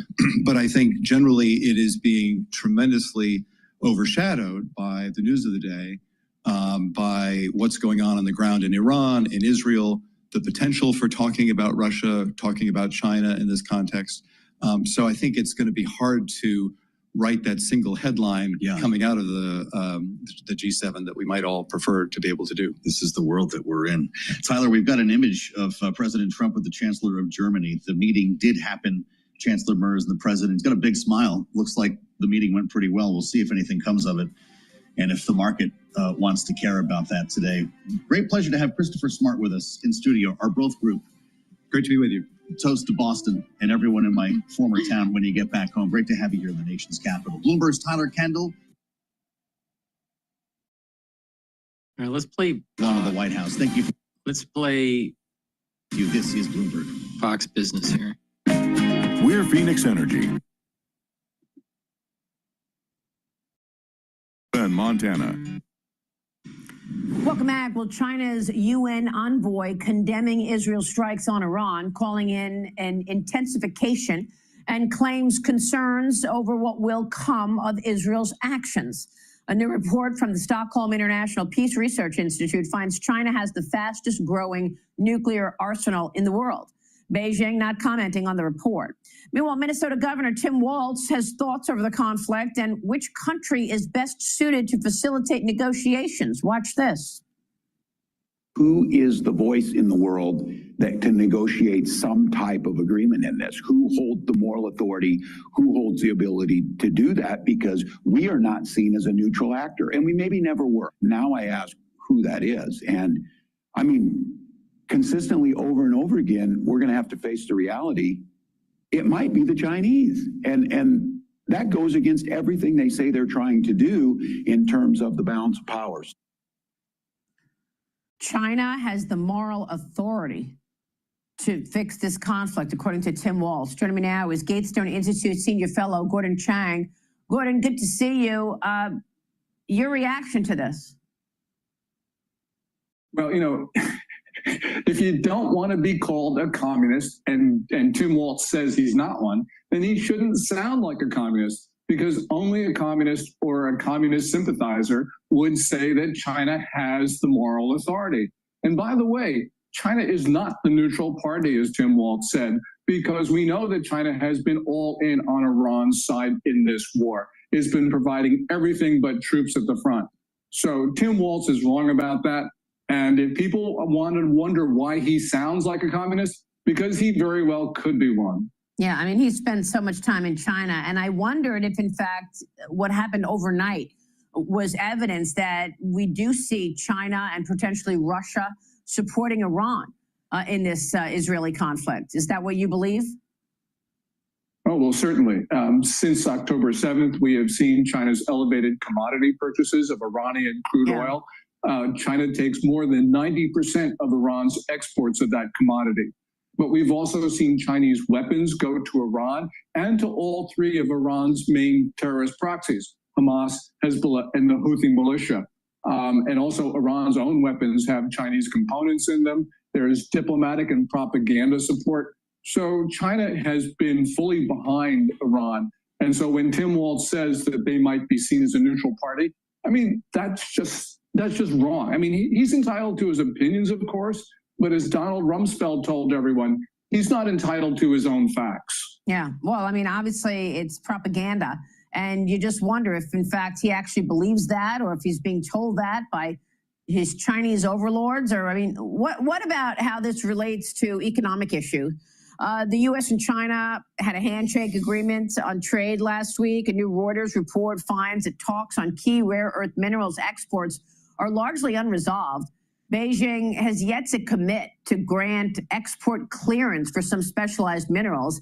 And we reported last week that the Financial Times was reporting that China was basically, dominating corporate players, saying, we want to know exactly how these rare earth minerals will be used. They wanted information, surveillance. And now the Wall Street Journal is writing this morning that global trade with China is becoming a one-way street as Beijing becomes less interested in other countries' goods, beefing up its own domestic industries.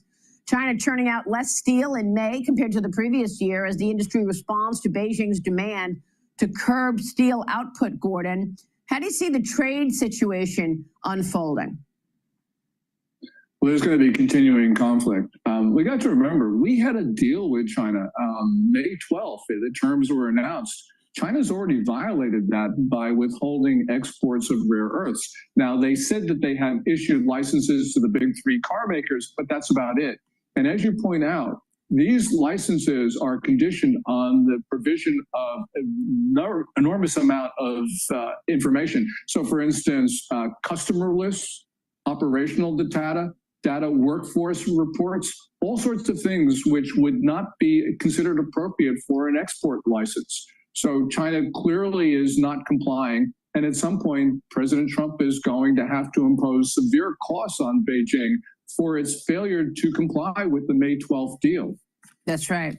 And, Liz Peek, jump in here, because I've been asking the question, how is it possible that the U.S. can focus on economic issues and do a handshake of a trade deal with communist China in the middle of this, Chinese nationals charged with conspiracy and smuggling in a dangerous biological pathogen to America, the consistent intellectual property theft, And then the USS Nimitz leaving the South China Sea this morning, heading west toward the Middle East. China's military holding joint air and sea patrols in the South China Sea, raising even more security concerns in the region, according to the Philippines. Liz.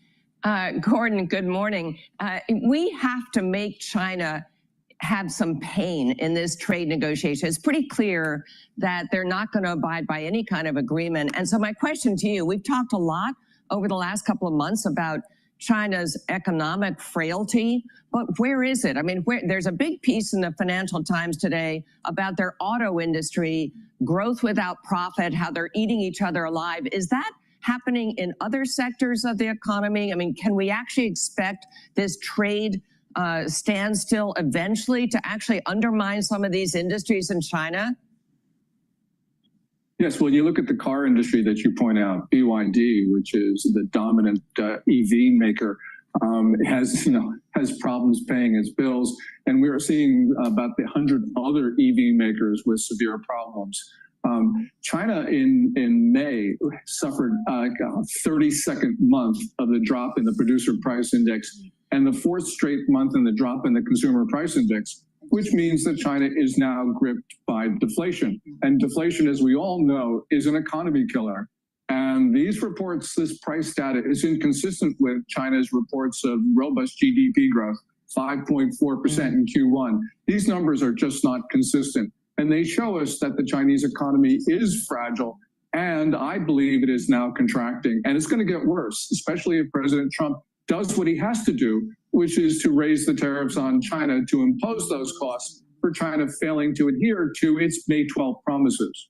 Well, I mean, he might as well do it now while the economy there is weak, but it doesn't appear that the Communist Party is backing down. I mean, just the fact that the Financial Times last week reported that, China is demanding sensitive information for rare earth exports right days after they were supposed to agree with the United States to actually send those rare earths. You mentioned that a moment ago, Gordon, but what about this activity in the South China Sea? Is China now trying to involve itself or get more belligerent in the face of this Israeli-Iran upset? Yeah, I think that the most dangerous flashpoint in the world where there is not actually a war is the South China Sea, and is right off the Philippine shores, because China has been moving its vessels into that area and engaging in belligerent activity, including ramming Philippine ships, which it's been doing now for all of this year. Yes, Taiwan may be their primary target, but right now, the most belligerent activity is against the Philippines. We have a treaty to defend the Philippines, and so this brings us in as well. I pray that one of these incidents that China provokes is going to spiral into conflict.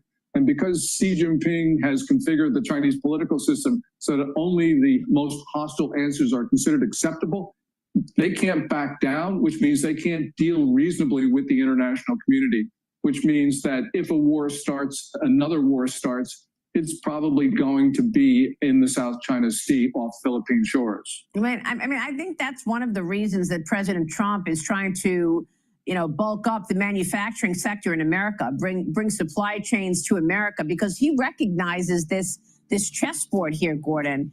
And I wonder if ultimately the answer is we do need to decouple from the Chinese economy. Yes, we certainly need. When you can set up reliable Spectrum internet in minutes, you can feel at home in minutes. And we start with this Fox News alert. Israel says it has eliminated 4 senior Iranian intelligence officials, including the IRGC's head of intelligence. So this comes as Iranian missile strike, and strikes kill at least 8 and injure hundreds more as a rocket fire rained down on central and northern Israel overnight. So Chief Foreign Correspondent Trey Yingst is live in Tel Aviv with the latest. Hey, Trey. Hey, guys, good morning. I do want to start with some breaking news. According to the Israeli military, Israeli fighter jets are currently striking a series of new targets inside Iran. This follows ballistic missile fire launched by the regime overnight at both central and northern Israel, 8 people were killed in those strikes, 5 impact areas, and significant damage caused to residential blocks. We were at one scene in the heart of Tel Aviv, speaking with a survivor from the attack. Take a listen. When the missiles arrived, we were in the staircase in the building, and the shock was like so huge. I never saw even a piece of a rocket, and to see an explosion right in front of my face and my other face, crazy. A ballistic missile has just slammed into a building in the center of Tel Aviv. Right now, first responders are trying to put out the flames in the distance. You can see right now there are a variety of paramedics on the scene, police officers and soldiers. And if you come over here, you'll see part of a collapsed building. They don't know if anyone is currently inside, but they are checking right now. 65 total missiles were fired at Israel overnight. The Israelis striking back, killing the head of Iran's intelligence agency and his deputy.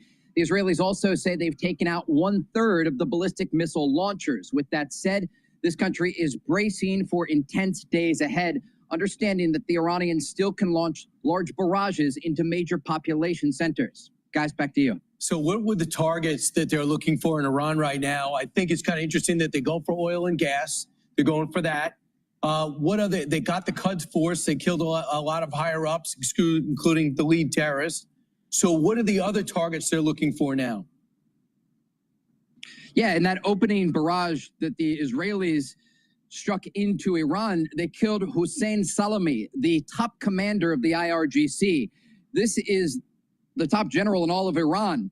He was killed. Nearly their entire Air Force array was killed in a single strike that targeted a meeting point outside the Iranian capital of Tehran. The Israelis have taken out nearly all of Iran's top nuclear scientists. They have killed intelligence heads, police chiefs. They are going after everyone they can in the Iranian capital of Tehran and also on the outskirts of the city.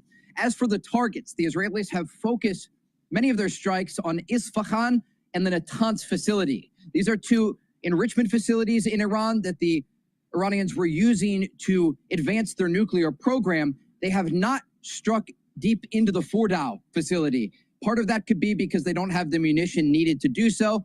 The other part could be that they are not trying to ratchet up the final rung on an escalation ladder that could involve not only targeting Fordow, but also targeting the political leadership in Tehran. Okay, so they still have many options on the table, and Israeli officials say they are going to continue using those options. Trey, Fordow, I have read that is a lot of the nuclear instruments are under the ground, deep under the ground. So they would need our bunker busters. They would need our B-2 bombers.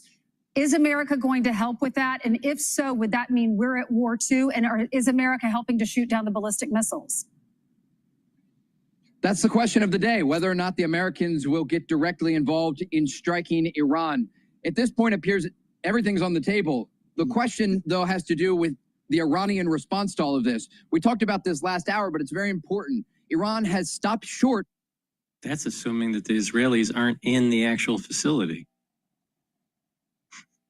or hasn't compromised some of the researchers there to blow up the facility. I mean, why do we automatically assume that there is no covert operation infiltration already in the nuclear facilities by the Israelis? Of firing on American embassies or bases in the region. That would be a nightmare scenario for the Iranians, having the American Air Force over the skies of Iran, because the munition that the United States has is much more powerful, and it also has the ability to penetrate deep underground to hit some of those enrichment facilities and also the facilities that are used for Iran's advanced nuclear program. So when we step back without getting too deep into the weeds, Iran is currently enriching uranium at 60% purity. This is very close to weapons-grade material, and it makes the breakout time for a nuclear weapon a matter of weeks. And that is one of 3 reasons the Israelis said they launched this operation. Overnight, we saw a lot of American assets headed toward the Middle East, and it's an indication that President Trump wants to have the option on the table if he decides to launch strikes directly into Iran. At this point, we don't have any reporting that indicates the Americans will do so. The Iranians, again, have not targeted key U.S. interests in the region. But last night, as you saw that ballistic missile attack here in the heart of Tel Aviv, just blocks away. We're talking about a 5-minute walk is the U.S. Embassy branch. And according to the U.S. ambassador to Israel, Mike Huckabee, that branch was slightly damaged in the attack. So, Trey, maybe you can weigh in on this breaking news. This is from the Times of Israel, trying to get this footage for our network so we can air this. This is coming from Israel. They have footage of this latest strike that they just released. It's the trucks in Tehran ferrying weapons. And then this is what they're saying. The Israeli Air Force identified several trucks carrying surface-to-air missile launchers and other weapons moving from West Iran to Tehran in an attempt to escape the IDF strike. The military is saying that. What do you know about these trucks that were carrying these weapons? Israel launched Operation Rising Lion, a targeted military operation to roll back the Iranian threat to Israel's. It's not surprising at all, and I've seen a lot of this video overnight talking with Israeli military sources who sent it to Fox News, and you can actually see the drones overhead that are being used to spot for the aircraft. Most of the videos, it comes out in black and white, but you see the strikes. They're not only going after the air defense systems around the capital of Tehran and other cities, and over the weekend we reported at least 40 of them have been taken out. That information came directly to Fox from a senior Israeli intelligence official. But they're also targeting the ballistic missile launchers. The IDF says they've taken out 1/3 of these launchers. So it doesn't completely mitigate the threat, but it is one step forward in trying to stop some of this incoming ballistic missile fire toward major population centers here. Right. I guess the whole thing would be now, what does Iran do next? They've lost their brain trust, their military minds, their terroristic leader, their special operationalists. They've lost at least 10 leading scientists. The Grand Ayatollah is only alive because the Supreme Leader, because Trump told Netanyahu not to kill him. So you have to wonder what Tehran would be thinking right now. If they desperate enough to hit us? Are they desperate enough to try to shut down the Strait of Hormuz? Do they have the firepower left to do that? It's hard to get into the minds of these leaders, and I've thought about this a lot over the past 2 years. From the October 7th attack on a fall day in 2023, we saw Iranian proxies in the region directly involved in the fight. There were incoming missiles coming from Hezbollah in southern Lebanon. The Houthis in Yemen were firing ballistic missiles at cities like Tel Aviv. Hamas and Islamic Jihad inside Gaza were launching rockets, and of course that invasion on the 7th. And you have to think, what's the calculation here? Do they believe that they can win in this war? Israeli officials are very clear. They're willing to continue this campaign so that they don't have to deal with the same issue 2 years down the road. As for the Iranians, they are facing increased domestic political pressure because the Iranian people are saying, look, what's the point in all of this? There are strikes across our country, and ultimately the Iranians can kill, let's say, 24 people, and that's the exact number actually since this began on Friday night. But they're not going to destroy Israel. They're not going to take out the Jewish state. And the one key factor here is the proxy. The proxies of Iran no longer exist at the capacity that they did on October 6th. The Israelis have taken out Hassan Nasrallah, the leader of Hezbollah in the Lebanese capital of Beirut in the Dakhia neighborhood. They have decimated the Houthis in Yemen, striking their key port. And also the Americans have been involved in striking the Houthis there. They have largely decapitated Hamas and Islamic Jihad, killing not only their top leader, Yahya Sinwar from the military branch, but also Ismail Haniyeh in the capital of Tehran when he was there to attend a military parade for the new president, Masoud Pezeshkian.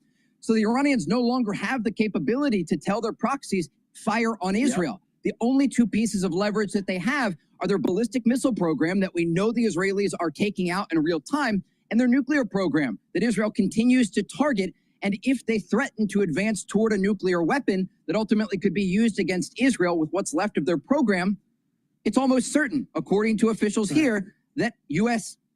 planes will be involved. And so that's the big question as we look forward here. Will the Iranians threaten to try to advance what's left of their program? Today, we saw a statement from the IAEA over that concern because Iranian officials said, we are no longer going to adhere to the agreement. And so this leads to the question, what comes next in the region? And Israel, like I said, is bracing for days of more ballistic missile fire, but Iran is running out of options and levers to pull. Suicide mission. Thank you so much. What a great perspective. Please go to my store, the-studio-reykjavik.com, and get the vitamin D3. Vitamin D3 is a cofactor for gene expression, so very important for your cells. Vitamin D3 also helps to absorb calcium. D3 helps to get cells to go into apoptosis. So it's something that you should be taking every day. It has higher efficacy if you take it with magnesium. So get magnesium in your diet and through supplementation. You can get that on my store, the-studio-reykjavik.com. D3 stacks really well with vitamin K2 and K7. Now, vitamin K2 is important in absorbing calcium, but it also, when you stack it with D3, you're helping your vascular system and you're helping with your bone density. Now, to improve your bone density, what you do is you take in calcium, take the D3 and the K2, make sure you take magnesium in your diet and your supplementation, and do resistance training. And when you're doing the resistance training, you're actually creating a microenvironment to signal to deposit bone matrix. And over time, you're going to have denser bone. Super important as part of an anti-aging protocol. Many people that get into their geriatric years have brittle bones. And the reason why is because they didn't do resistance training in their 40s, their 50s, and their 60s. So super important to improve your bone density. In addition, vitamin D3 and K2 taken together will help to pull some of that calcium depositing around plaque formation and also prevent further calcium depositing taking place. So it's really important for taking it as a cardiovascular stack. I have a longevity cardiovascular stack box. So take a look at that to supercharge your vascular health. So please go to my store, the-studio-reykjavik.com. Make sure that you use discount 5, you get $5 off any order. And if you spend $150 or more, you get a free gift until supplies last. Please go to my store, the-studio-reykjavik.com. The link is in the description of this video and all my videos. Now, if you're age 40 or older, you need to start taking care of your neural health. Now, ubiquinol is the most bioavailable form of CoQ10 that you can purchase. Ubiquinol is going to soak up free radicals, help the health of your mitochondria, so you're going to have more energy, more ATP, and ubiquinol protects neurons. In addition, NAD+ is a supplement that will boost up your NAD+ levels, help to repair DNA damage, and NAD+ helps to protect neurons. So stack them together and protect your neurons. Now, you can stack this also with C60, resveratrol, clarity factor. Those are great stacks to help with your neural health. Now, it's very important to also approach this in a holistic way, and that is proper diet and proper exercise. Make sure you filter your water, detoxify your body, stay away from processed foods, do the 4 modalities of exercise, resistance training, balancing, stretching, cardio, and learn new things. Exercise that brain. Very important. So please go to my store, the-studio-reykjavik.com. Another thing that's super important is make sure you get proper sleep every night.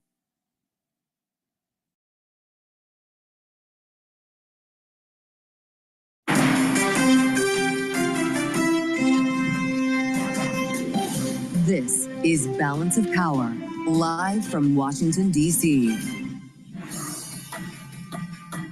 Israel widens attacks against Iran as President Trump arrives at the G7. Welcome to the Monday edition of Balance of Power, as we follow the president north of the border and we follow headlines coming from the Middle East. We're going to get a live report from Bloomberg's Anne-Marie Hordern, who's at the G7 in Canada.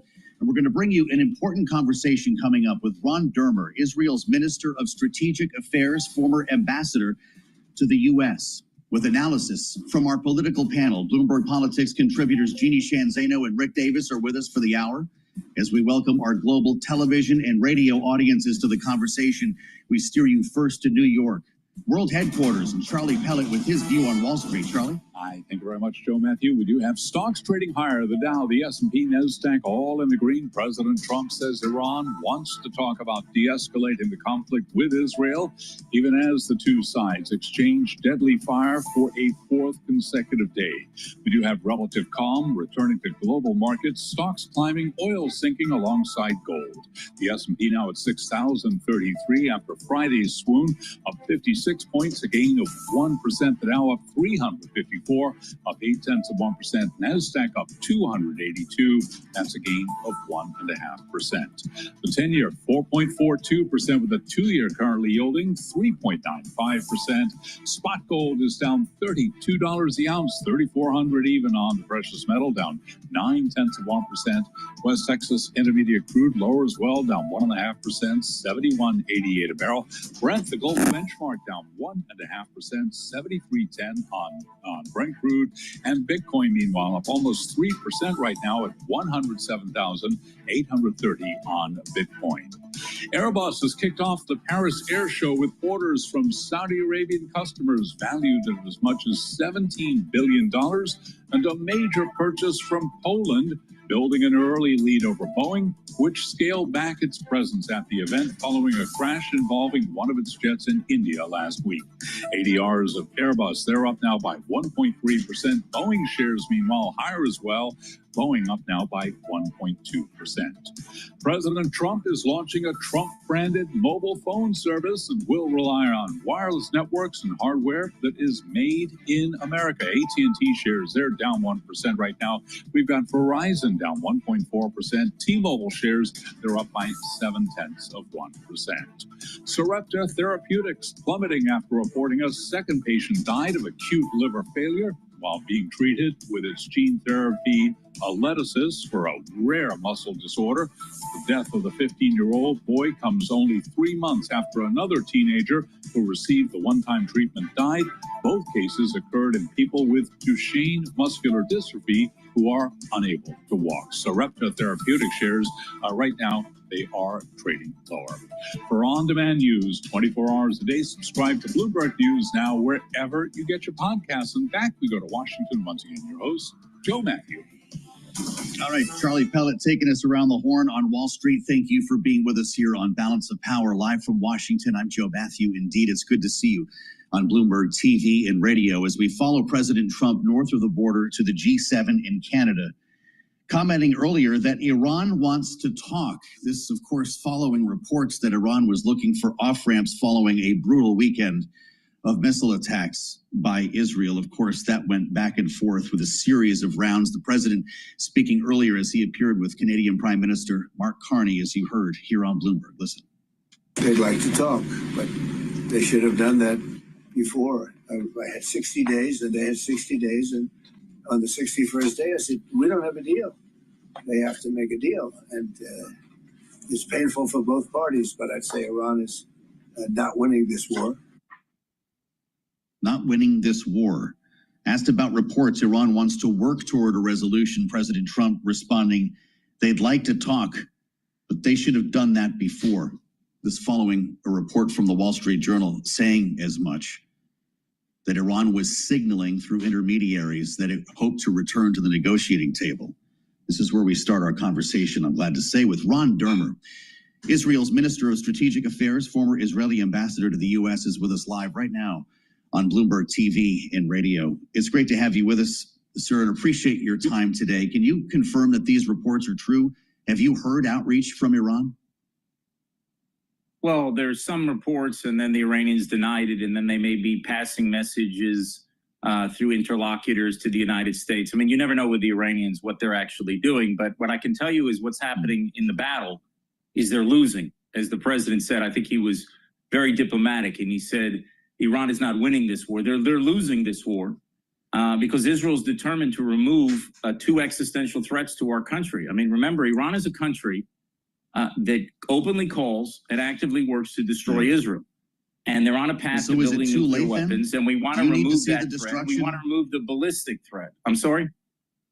No, understood. So then, is it too late, is my question. Do you need to see the destruction of Iran's nuclear program, its nuclear facilities, before you ever consider going back to the table? Well, let's remember what happened a couple months ago. The president talked about a 60-day timeline. I was with the prime minister when he went to Washington, and the president told the prime minister, look, he wants to give Iran a last chance to see if we can reach a deal. But what were the outlines of that deal is that Iran was going to have to dismantle its military nuclear capability. That's what was put on the table. And the president has been very clear about this from the beginning, not just the beginning of his presidency. He's been saying this for years. Iran must never have a nuclear weapon. And he's been very clear that Iran cannot have a nuclear enrichment capability, which is how you get the fuel for nuclear weapons. So then you don't have to really trust whether Iran has it or not. If they have no fuel for the car, then it's not a problem. And he gave it time, several weeks. His special envoy, Steve Witkoff, had several rounds of discussions, about 5 rounds of discussions. We were in close contact with them throughout, and they were very clear of what was going to be their red lines in a deal. And unfortunately, Iran thought that they could string these talks on forever and that there wasn't going to be any deadline. And it was clear to us in the last few days that there was no chance that Iran was going to agree to it. Will Iran agree to something else? Now, I don't know. But remember, one of their sites has already been dismantled by us. That's the Natanz enrichment facility. Yes. And we're also basically taking out their missile production factories as well. So we're going to go about our operation to remove these 2 threats. Whether Iran will decide to meet with the United States and agree to terms that they should have taken a month ago or 2 weeks ago or 2 months ago, that's up to Iran to decide.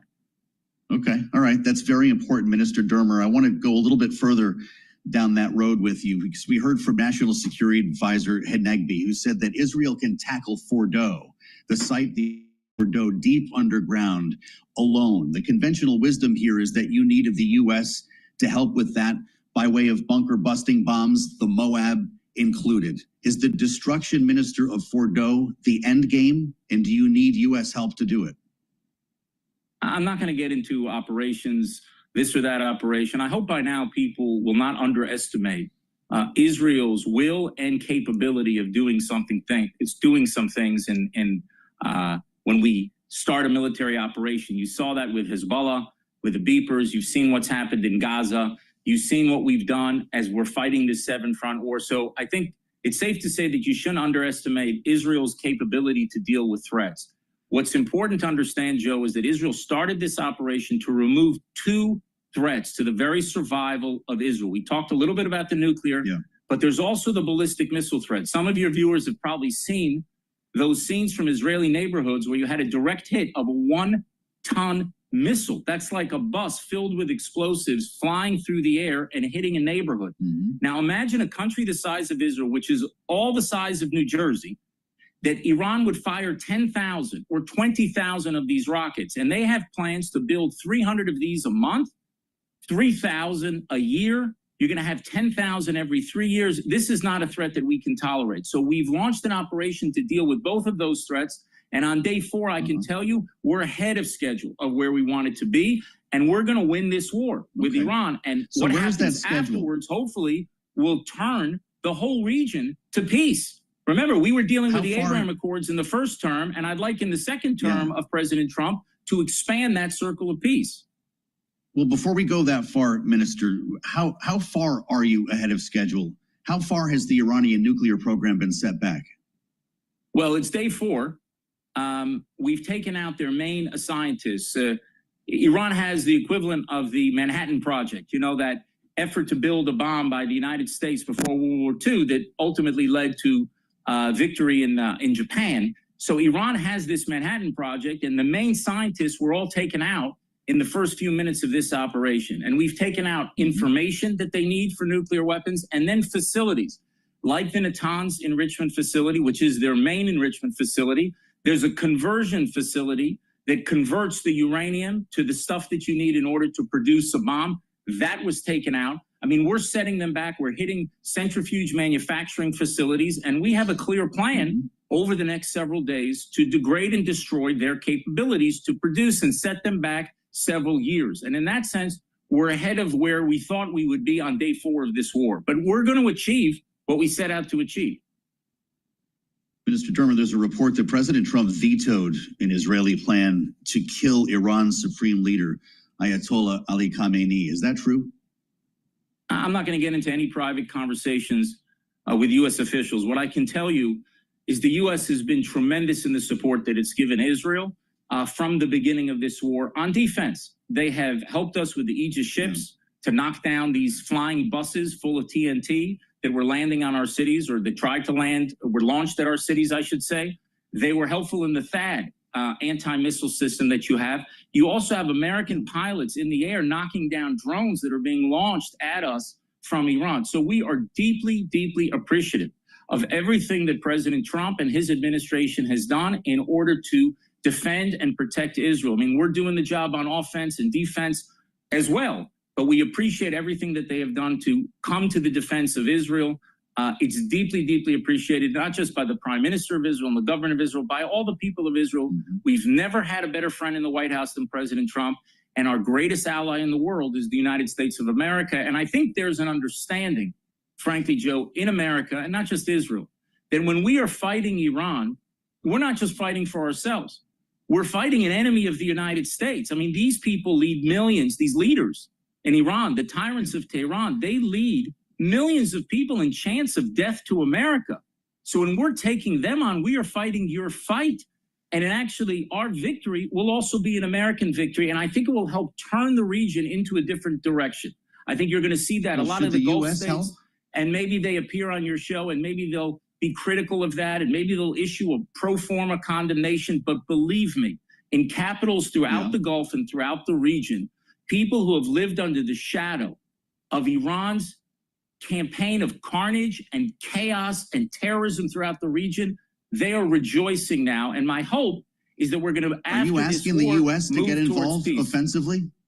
No, I think the United States is going to have to do whatever is it sees, and the president is ultimately the one that makes that decision.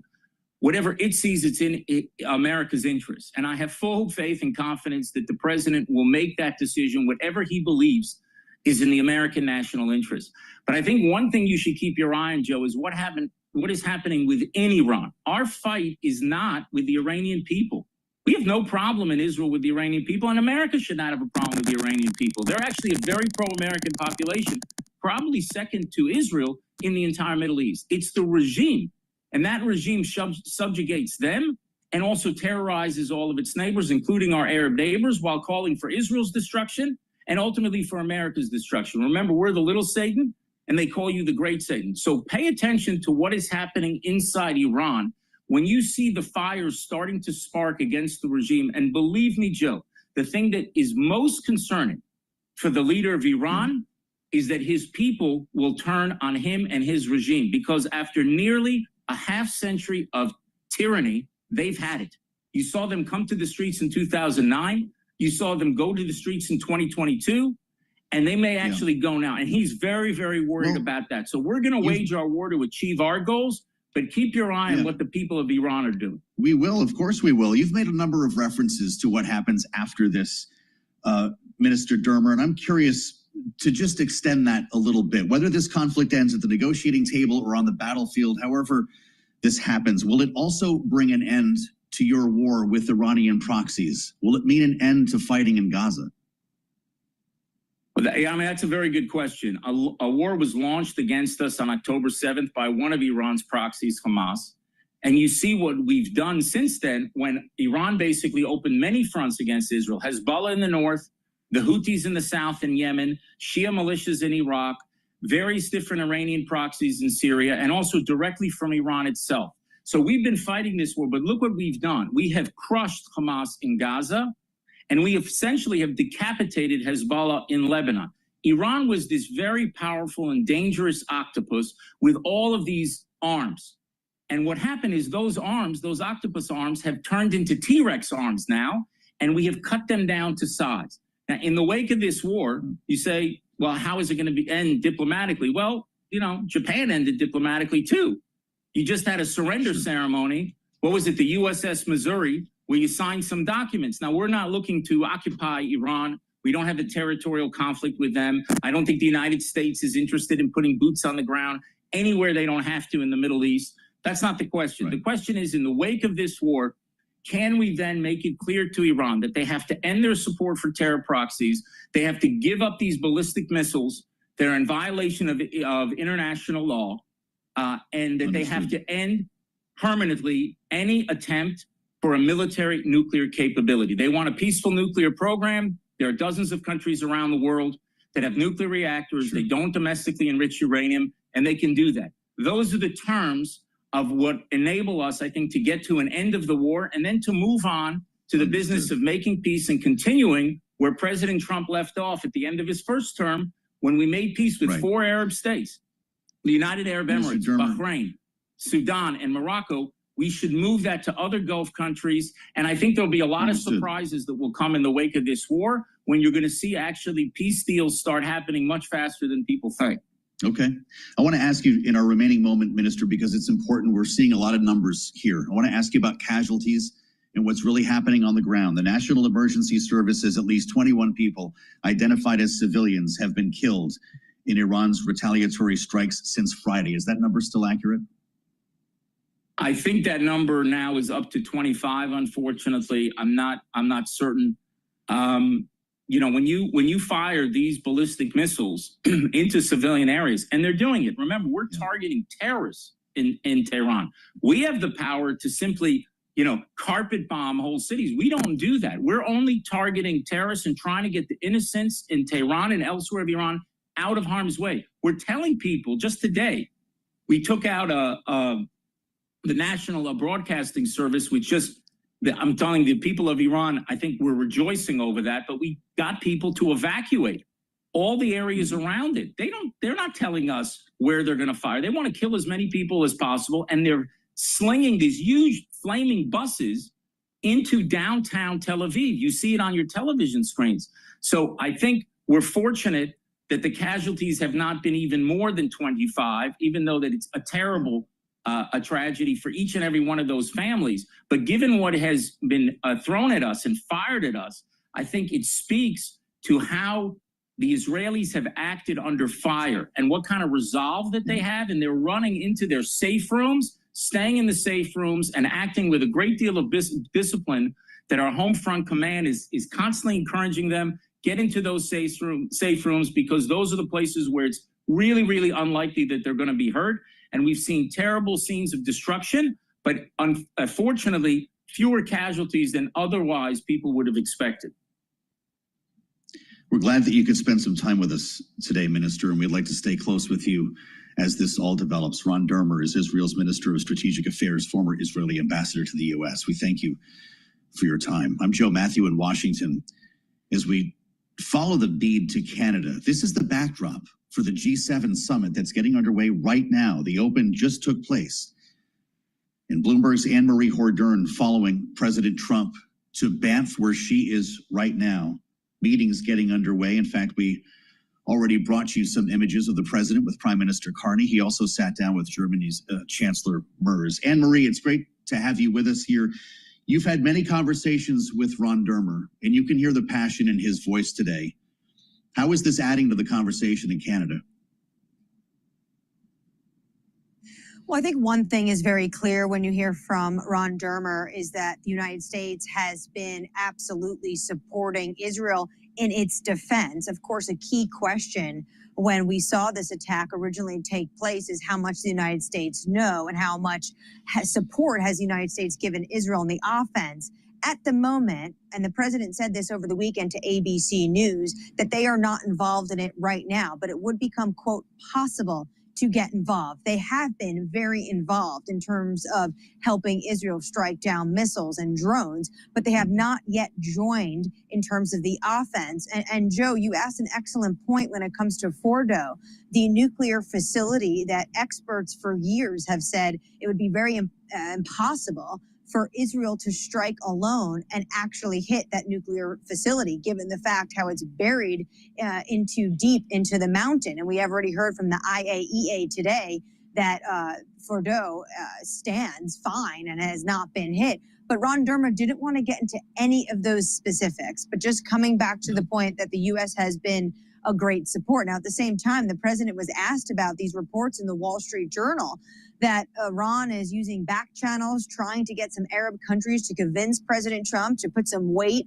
on Benjamin Netanyahu for a ceasefire. And the president said, yeah, the Iranians want to talk.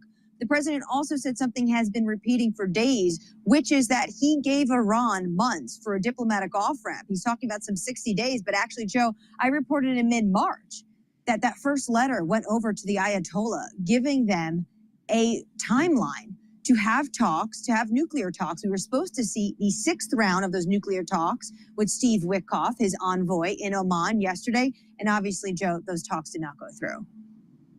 So what's going to come from this meeting then, Anne-Marie? We understand there won't even be as much as a communique. Bloomberg is writing about the extent to which Donald Trump loathes the G7. What's the point of getting everyone together? Well, there won't be a communique, and I think that was a tactical, strategic plan from Mark Carney and his team, because they remember what happened to then Prime Minister Justin Trudeau in 2018 when Trump left the summit, didn't sign off on the communique. So what they're doing this time around is they're trying to find points that all of these leaders can actually agree upon and put statements about those issues. So think of critical minerals or AI. A key question is whether or not we could get a statement now that this has overshadowed the summit, if we could get some sort of statement from these leaders when it comes to Iran and Israel. So you will see specific statements, but it won't be an overreaching communique that you would normally see in a G7.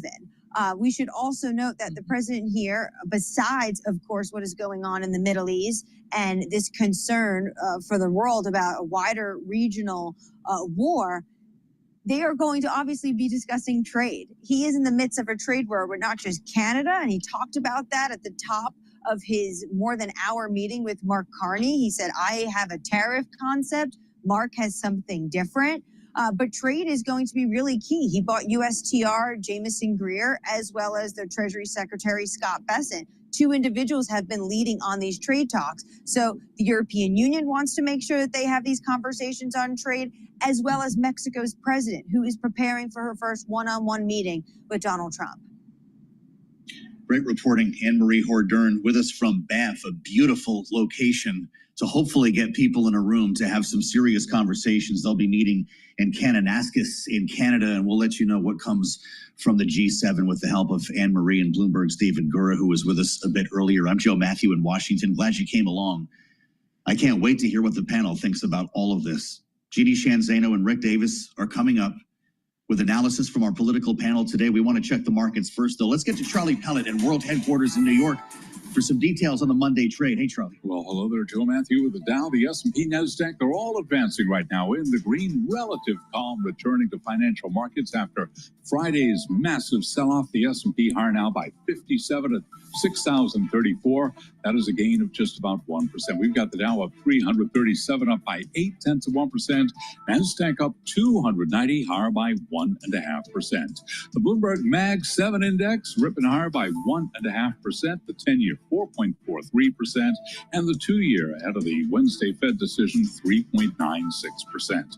Gold now lower by $34 the ounce. That represents a drop of 1%, 33.97. And West Texas Intermediate crude down 1.6%, 71.81 for a barrel of WTI. President Trump is launching a Trump-branded mobile phone service that will rely on wireless networks and hardware that is, quote, made. I don't think anyone's going to buy that. I wouldn't. Please go to my store, the-studio-reykjavik.com, and get this stack here. This is going to help with your pancreas. This stack is going to help with detoxifying your body and help with your youthful gene expression. So let's talk about the pancreas. Once you turn age 40, your pancreas doesn't perform as well. So you should be taking supplements that will help to digest foods. So I have a digestive enzyme complex that will help to digest carbohydrates, lipids, and proteins. Reduce the load on your pancreas so you can absorb those nutrients and lessen the load on your GI system. So get this digestive enzyme complex, take it every day. It also has bromelain in it, so it helps to break up clots because it's fibrinolytic. And the proteolytic enzymes that are in here break up glycoproteins, and that's the reason why it was so important to take during the 2020 era. Now, resveratrol. Resveratrol helps to soak up free radicals because it's an antioxidant. And by soaking up free radicals, you're helping the health of your mitochondria and boosting up those energy levels. In addition, resveratrol helps with youthful gene expression and it helps to get rid of cells that are in senescence. I've been taking resveratrol for decades. It stacks really well with C60, NAD+, ubiquinol. So take the resveratrol. And let's talk about detoxification. Detoxify your body with zeolite. Take 2 or 3 small drops underneath your tongue, swallow it with filtered water, and do that every day. What's going to happen is it's going to bind to heavy metals, toxins, and chemicals and allow you to urinate that out in about 6 to 8 hours. Taking it every day is a great way to maintain your body and detoxify it. Another great idea is to go around your house and clean out your closets and your basement and your garage and get those chemicals out of your home. Or if you absolutely have to have those cleaning supplies or paints, make sure that they're double or triple layered. So you're not slowly breathing that stuff in. Because when you breathe that in, even at low concentrations throughout the year, it does disrupt your endocrine system and your immune system. So you want to clean out your house from the cleaning supplies that you don't need. And if you do need them, then make sure they're in a double and a triple layered system. Now, zeolite can also be used with a little bit more intensity. Some people prefer to do a heavy detox once or twice a year. To do that, take about 5 to 10 small drops underneath your tongue, drink the filtered water, do that every day until the bottle's done, do that once or twice a year. But I prefer to take the 3 drops underneath the tongue, drink the filtered water, and do that every day. So please go to my store, get the zeolite. It's very high quality. And like I said, a great stack. Detoxify your body with zeolite, help with the youthful gene expression with the resveratrol, and reduce the load on your pancreas and help to break up carbohydrates, lipids, and proteins by taking the digestive enzyme complex. So this is a great stack here. So please go to my store, the-studio-reykjavik.com. Make sure you use discount 5 and you get $5 off any order. If you spend $150 or more, you get a free gift until supplies last. I love the fact that Ron Dermer, former ambassador to the U.S., has said that we also want to include ballistic missiles in that. No more ballistic missiles being manufactured by Iran. And I wouldn't be surprised that even before the end of this current attack is over, that they'll start talking about no more drone manufacturing. And of course, that would help our friends in Ukraine immensely, because they are exporting terror by, basically selling their drones around the world to groups that want to put Americans and other democratic nations in harm's way. All right, Jeannie, what do you think? Is it possible for the U.S. to walk this line, providing logistical support, essentially, and defensive support to the extent that we've seen American airmen in the air, men and women presumably in the air, knocking down ballistic missiles fired by Iran? There's reporting that the U.S. Nimitz is on its way now, another carrier group to the region. We've surged so much material. Is it possible that we could sleepwalk into something larger? That's absolutely the fear, is that this escalates. And as things go in a conflict like this, as violent and as long as this goes, that the U.S. is somehow dragged in. And of course, yesterday, the president said that it is possible we could be active in this conflict. So I think that is still a possibility. It was such a fascinating conversation, Joe, because you could just feel the passion in the minister's voice as he talked about this incredibly difficult issue.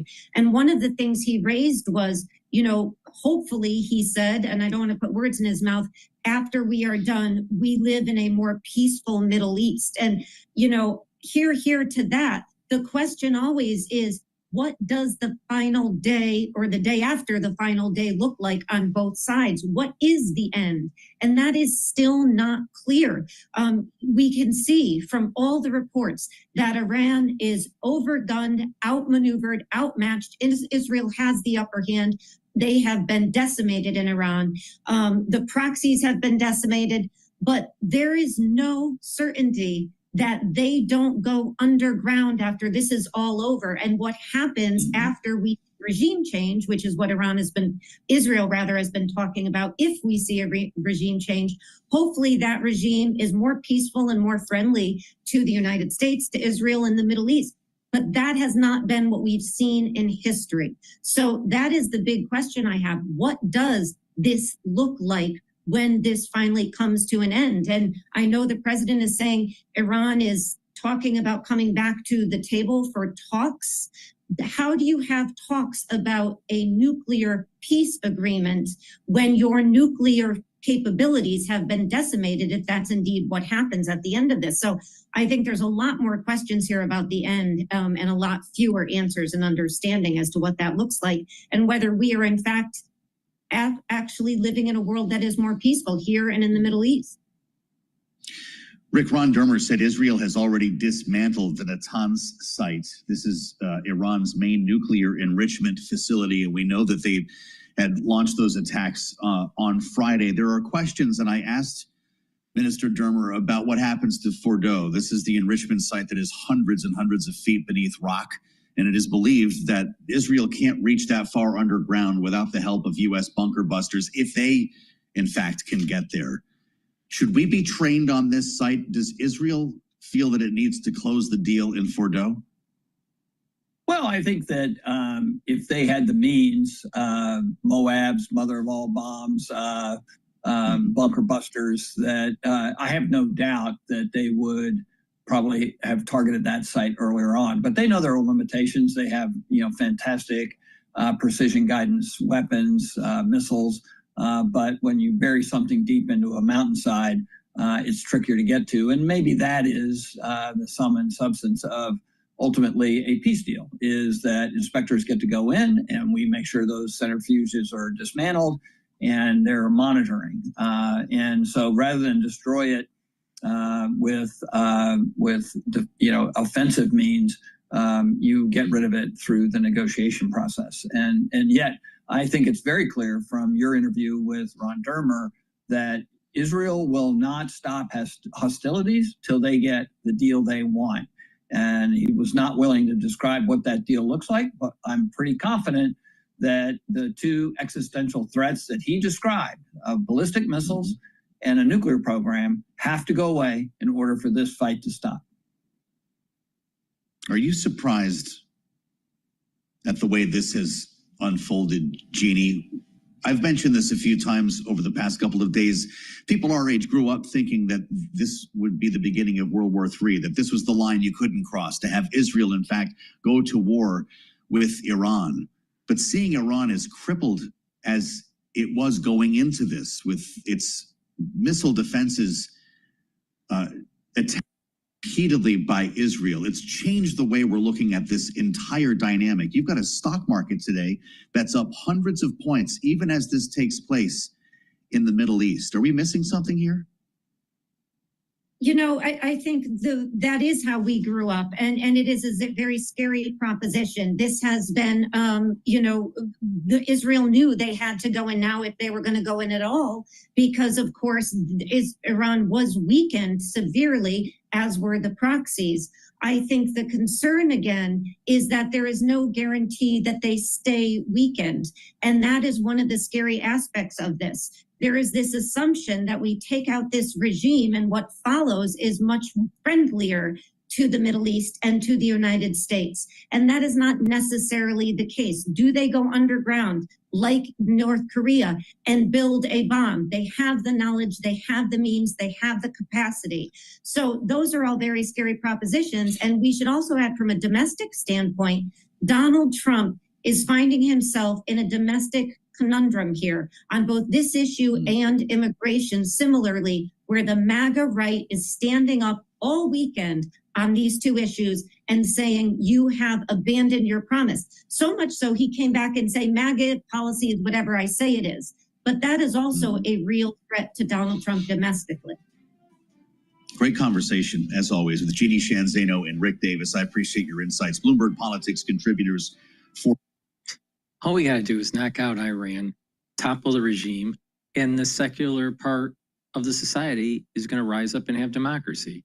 And then it's the end of the story. And then we actually have real peace in the region. Please go to my store, the-studio-reykjavik.com. Get the drops and the lozenges. Have them available in your house or at work. You never know when you need them. Use them during any season. The drops are smaller than the lozenges. You can get 100 in each bag for the drops. You can get it in cherry, in blueberry, and also in honey and lemon. Get a few bags for your household. And once you have that irritation, take it right away, all right, and mitigate that problem. I also have elderberry zinc in stock. The lozenges are a little bit larger than the drops. You get 21 lozenges in each bag. Get a few bags for your household.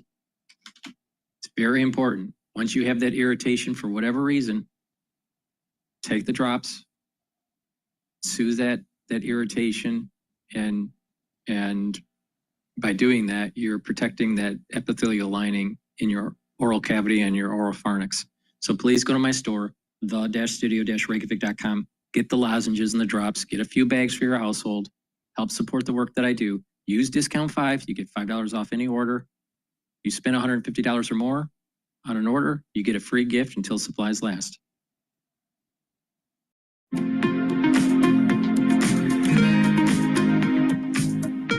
All right, while Bloomberg is cycling on their commercial break, let's talk about the market right now. The S&P 500 is trading at 6,039. VIX is trading at 19.04. Euro is trading at 1.157. Oil is trading at 71.84. BITO is trading at 21.64. Japanese yen is trading at 144.38. And natural gas is trading at 3.7. So my observation so far with Bitcoin, with the BITO as the ETF to long it, it broke the 2148 resistance level. And now that resistance level has turned into a support level. So we have 2148 as a support level, and 22.5 is the next resistance level for BITO. Now with Boyle is the ETF for natural gas. That's trading at 55.47. Again, natural gas is trading at 3.7 for the futures market. So 55.47. 55.47. So it has broken the 55.28 resistance level.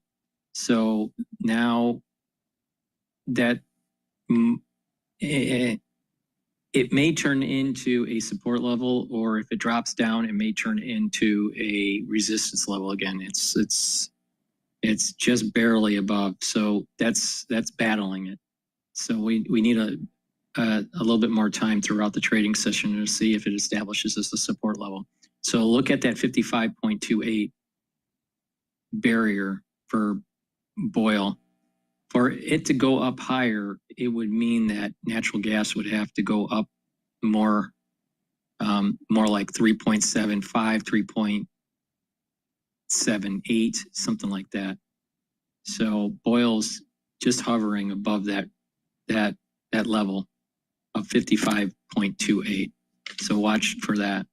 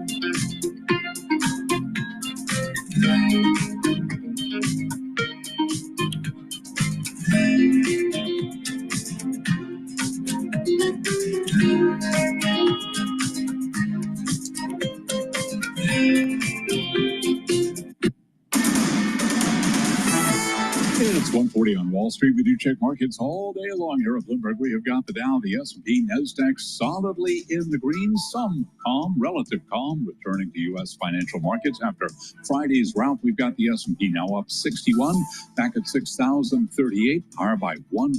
The Dow up 381. A lot of green today, up 0.9%. The NASDAQ Composite Index now higher by 302 points, up 1.6%. And a broad-based rally with the Russell 2000 Index of small-cap shares up 1.3%. The 10-year ahead of a Fed decision Wednesday at 4.44%. The 2-year 3.96%. Gold down $39 the ounce, lower by 1.1%, $33.93. And West Texas Intermediate crude down 1.5%, $71.89 a barrel on WTI. London-based Entain shares have jumped to the most in more than 3.5 years after the sports betting and gaming group upgraded its full-year revenue guidance for BetMGM. That is the U.S.-based joint venture. It shares with MGM Resorts International. Shares of Entain in London up by 15.2%. MGM now higher by 8.6%. Balance of Power continues right now. Back we go to Washington. Once again, your host, here he is, Joe Matthew. All right, Charlie Pellet. Many thanks, Charlie, for your read on the markets. We do it every day with Charlie Pellet here on the fastest show in politics. Thanks for joining us on Bloomberg TV, on Bloomberg Radio, Bloomberg Originals, and on YouTube, where you can always find us by searching Bloomberg Business News Live. It is pretty remarkable. Stocks up, VIX down, oil down. Doesn't sound like a world in which we're on the precipice of a global conflict breaking out in the Middle East. Unless Charlie Pellet is whistling past the graveyard here, we have a pretty decent market on our hands after 4 days of attacks between Israel and Iran. I want to spend some time with Christine Aquino, who covers the markets for us. Bloomberg's managing editor for Markets, live with us on Bloomberg. Christine, thanks so much for joining from New York. Why do investors seem so confident? Is it just a matter of one headline that Iran is looking for an off-ramp?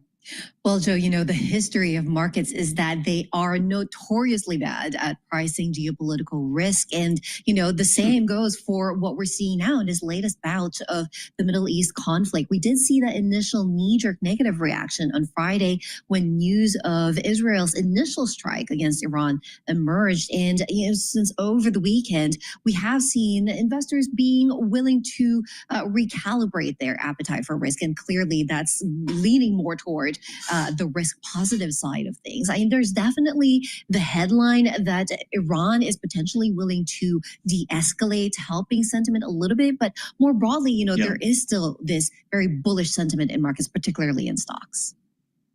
Well, I guess this can take on a life of its own, but what are you looking at? What sectors are powering this higher? Well, Joe, you know, we're seeing the traditional sectors, semiconductors, definitely one of the sectors that are powering this rally. You're talking about your Magnificent Seven stocks, your big tech, and that tends to be what we see, you know, in during the times of a rebound in markets, all these mega cap stocks that tend to get battered when risk sentiment pulls back. They're the ones that lead a rally right out of the gate when we're starting the week on a more positive note like this. The other thing I would think to keep watch on is the dollar, because, you know, its relationship with risk aversion really has been shifting a lot. You know, gone are the days when the dollar is an ultimate gain or an automatic gain because of risk aversion. It seems like it's more responding to developments domestically, particularly as we have the Federal Reserve decision later this week. Really interesting to see most of the big defense names coming back down to earth after the big rally we saw last week. Lockheed, Northrop, L3, all down 3% or more at this stage of the game, which we'll be following for you here. Christine, it's great to have you. We appreciate your read on the markets. Come see us again here on Balance of Power. Live from New York, Christina Aquino from our markets team. I'm Joe Matthew in Washington as we zero in a little bit more closely on energy and more specifically oil. We're, as I mentioned, looking at lower prices today. That goes for WTI and that goes for Brent. Down about 1.5% each, following a little bit of an uptick last week, a more severe uptick right at the outset of Israel's attack on Iran.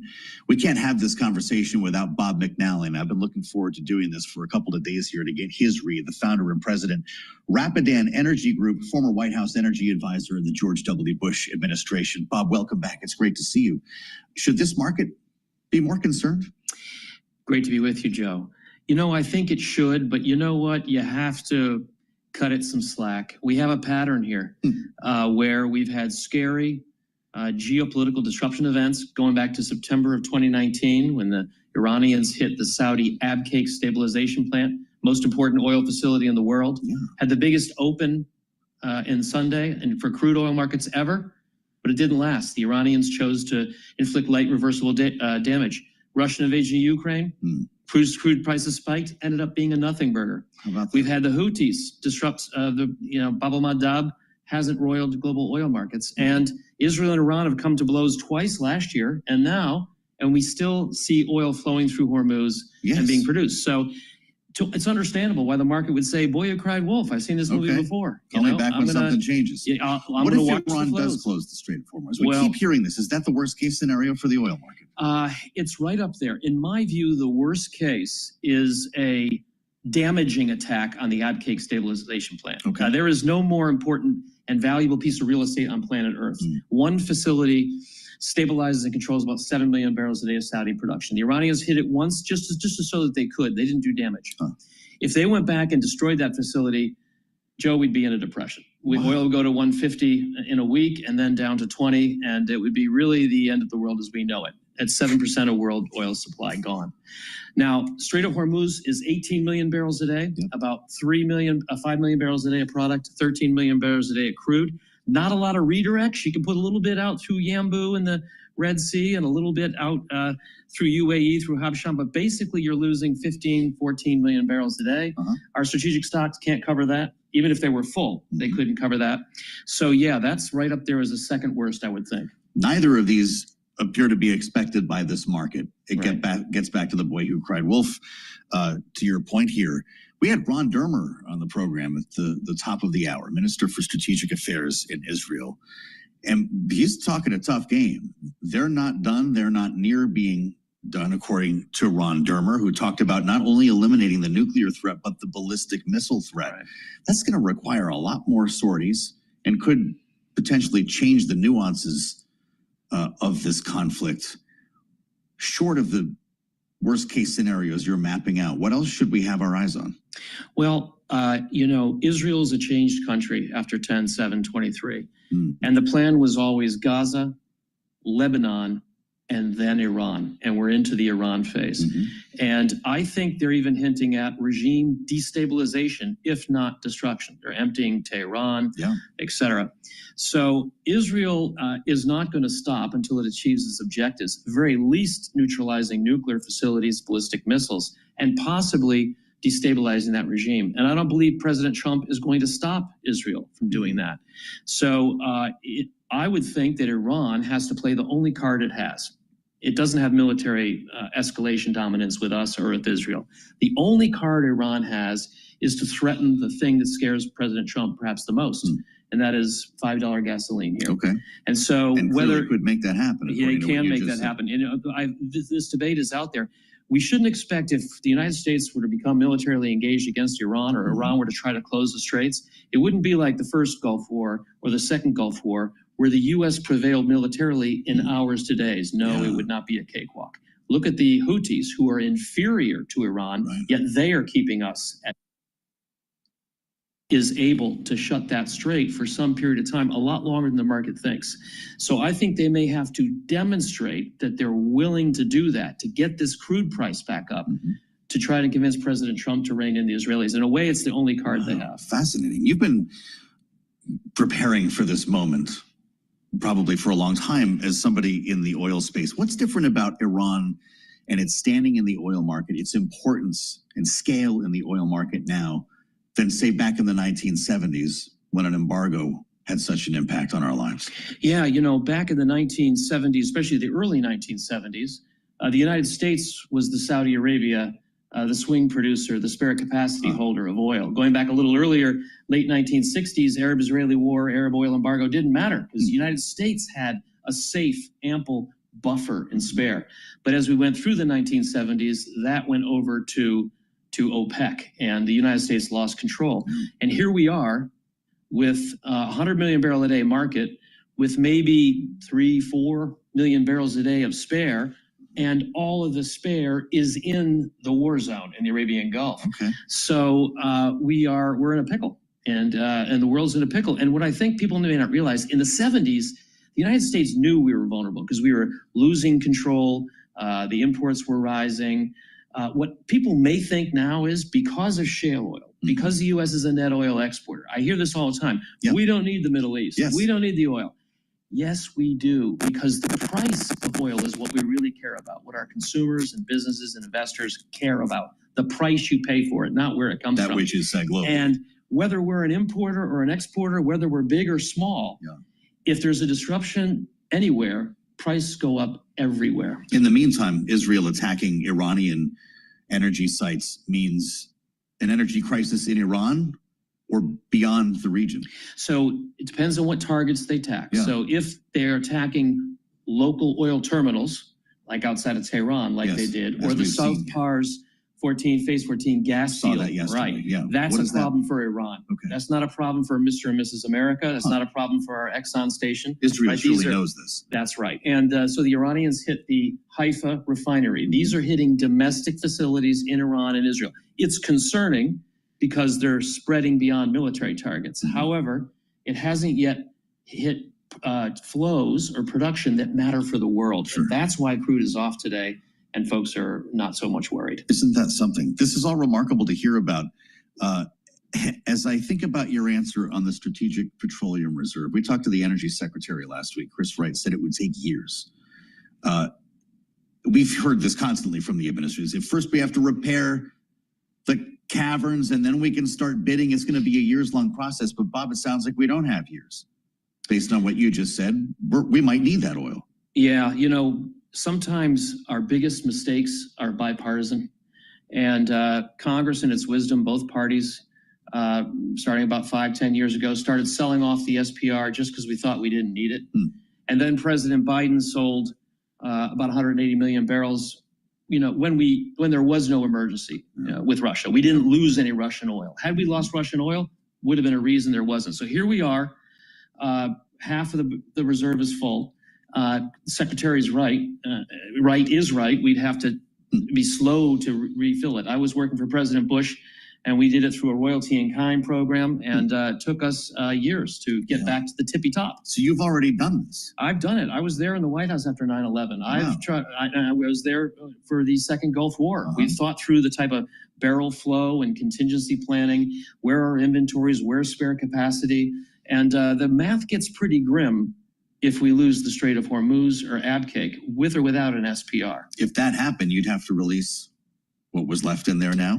They would. I think we'd organize a release between us, and then the Japanese and the Germans hold most of the other stocks. I see. But we're talking about maybe 2 to 3 million barrels a day of flow.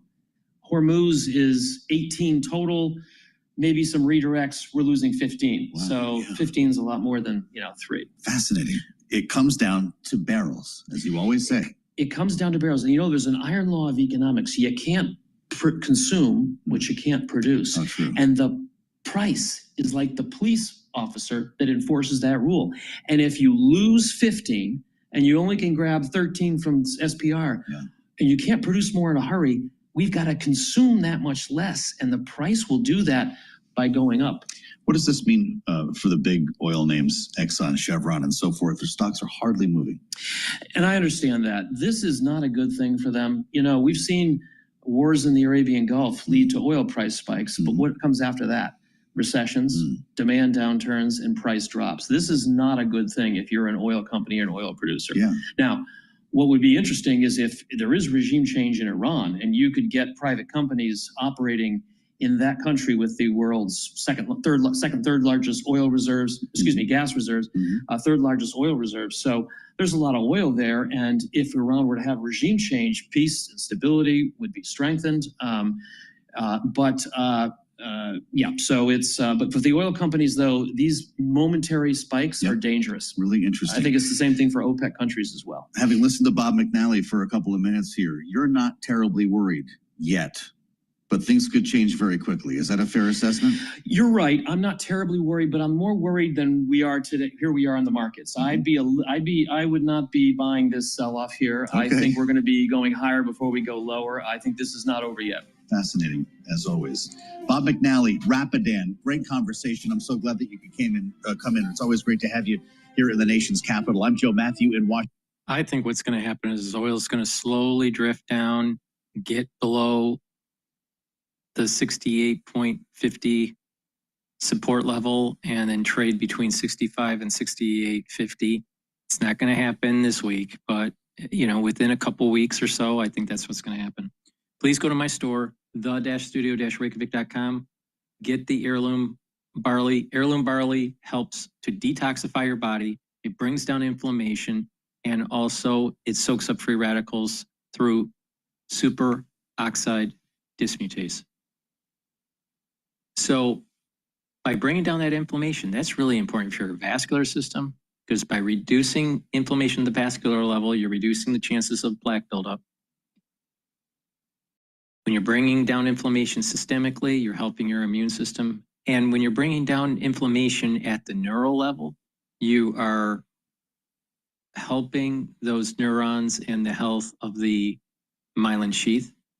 And when you're reducing inflammation in your joints, you're reducing problems like arthritis.